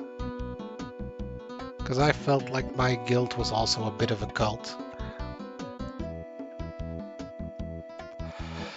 You know, one of the things we also did as a World of Warcraft guild members on that RP server is basically, you know, you had to have a backstory, or, well, like, I don't know, I think you had to have a backstory, because we would come to this website where, you know, it would be the guild website. Every guild would have its own, you know, if it was serious, it would have a guild website. And we had our own guild website.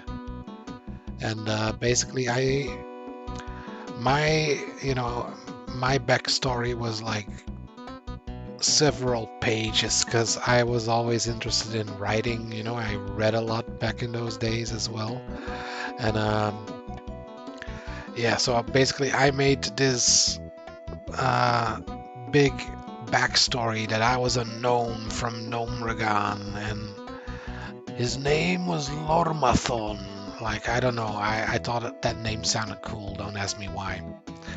But yeah, like, I had made a whole backstory about how, like, this might not have correlated time-wise, but, like, my dad was a guard when Gnomeregan fell, and, like, I made a whole scene where basically the Trogs came bursting out of the earth, and my mother tried to smuggle me away, or, like, I took my mother back on the lift, because you have to go down a lift if you want to go to Gnomeregan. So we came out of the lift, and then she put me into Northshire Abbey, which is like the starter area for humans, like the literal starter area, because that was like an you know, a holy place. And then this priest, a dwarven priest, which I've also just invented, who was called like, I think he was called Elbright or something, and he was a dwarf. So a dwarven priest, he took me under his wing there in Northshire Abbey. And then came another guy whose name I've forgotten. But he was like the mage that kind of found me and saw that I have magic potential, and he wanted me to come with him to Stormwind to get mage training there. And basically, yeah, I made it into a whole epic backstory. Like some people's, were like, okay, I'm a night elf rogue. They had like a half a page or something of backstory. That's good enough. But I went like the extra mile, like I really enjoyed writing as well. But yeah, like to get to the point, the first backstory, I was also like a blacksmith's son, because that was also my profession. I was a blacksmith and a miner, I think, my miner and a blacksmith or something like that. And yeah, that was my dad's profession. And then the mage stuff, like a mage picked me up and I became a mage. And that was basically my goal in the thing. It was like I had to find my father, because I never found the body of my father. We never saw him again, because he was a guard of Gnomeregan, so he was trying to protect everyone.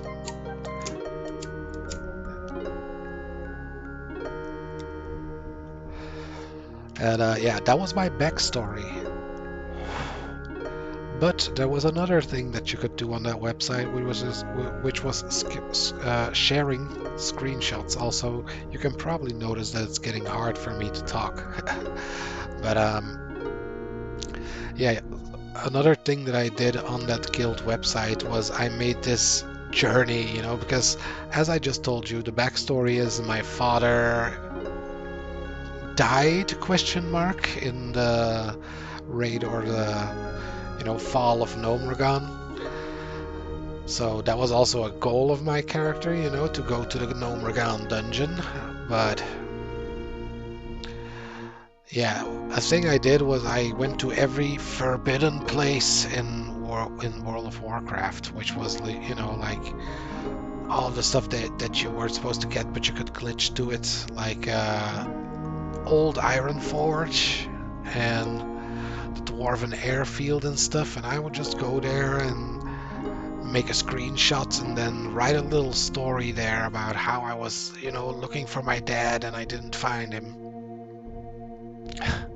And I posted that there, like, the journey of Lormathon or something like that.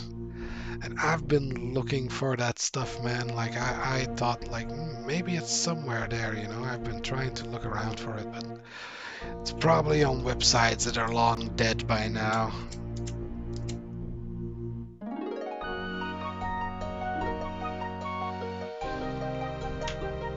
But oh man, yeah, if I could find that story again, because I named it The Story of Lormathon or something like that, and if I could find that again, man, oh, that would be so awesome. But it's, I'm afraid it's lost to the annals of time.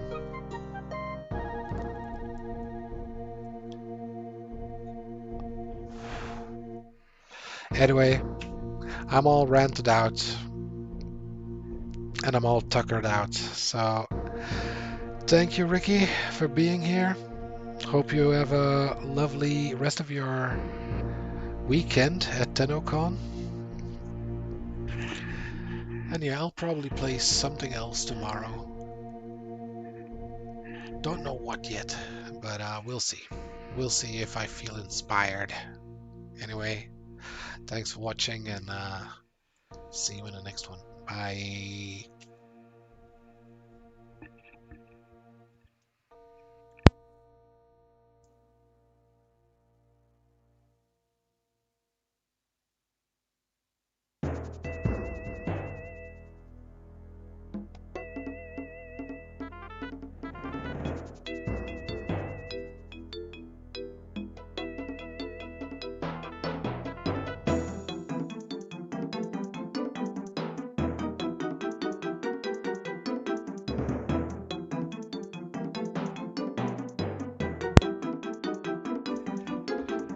Damn, this song is kind of fire, isn't it?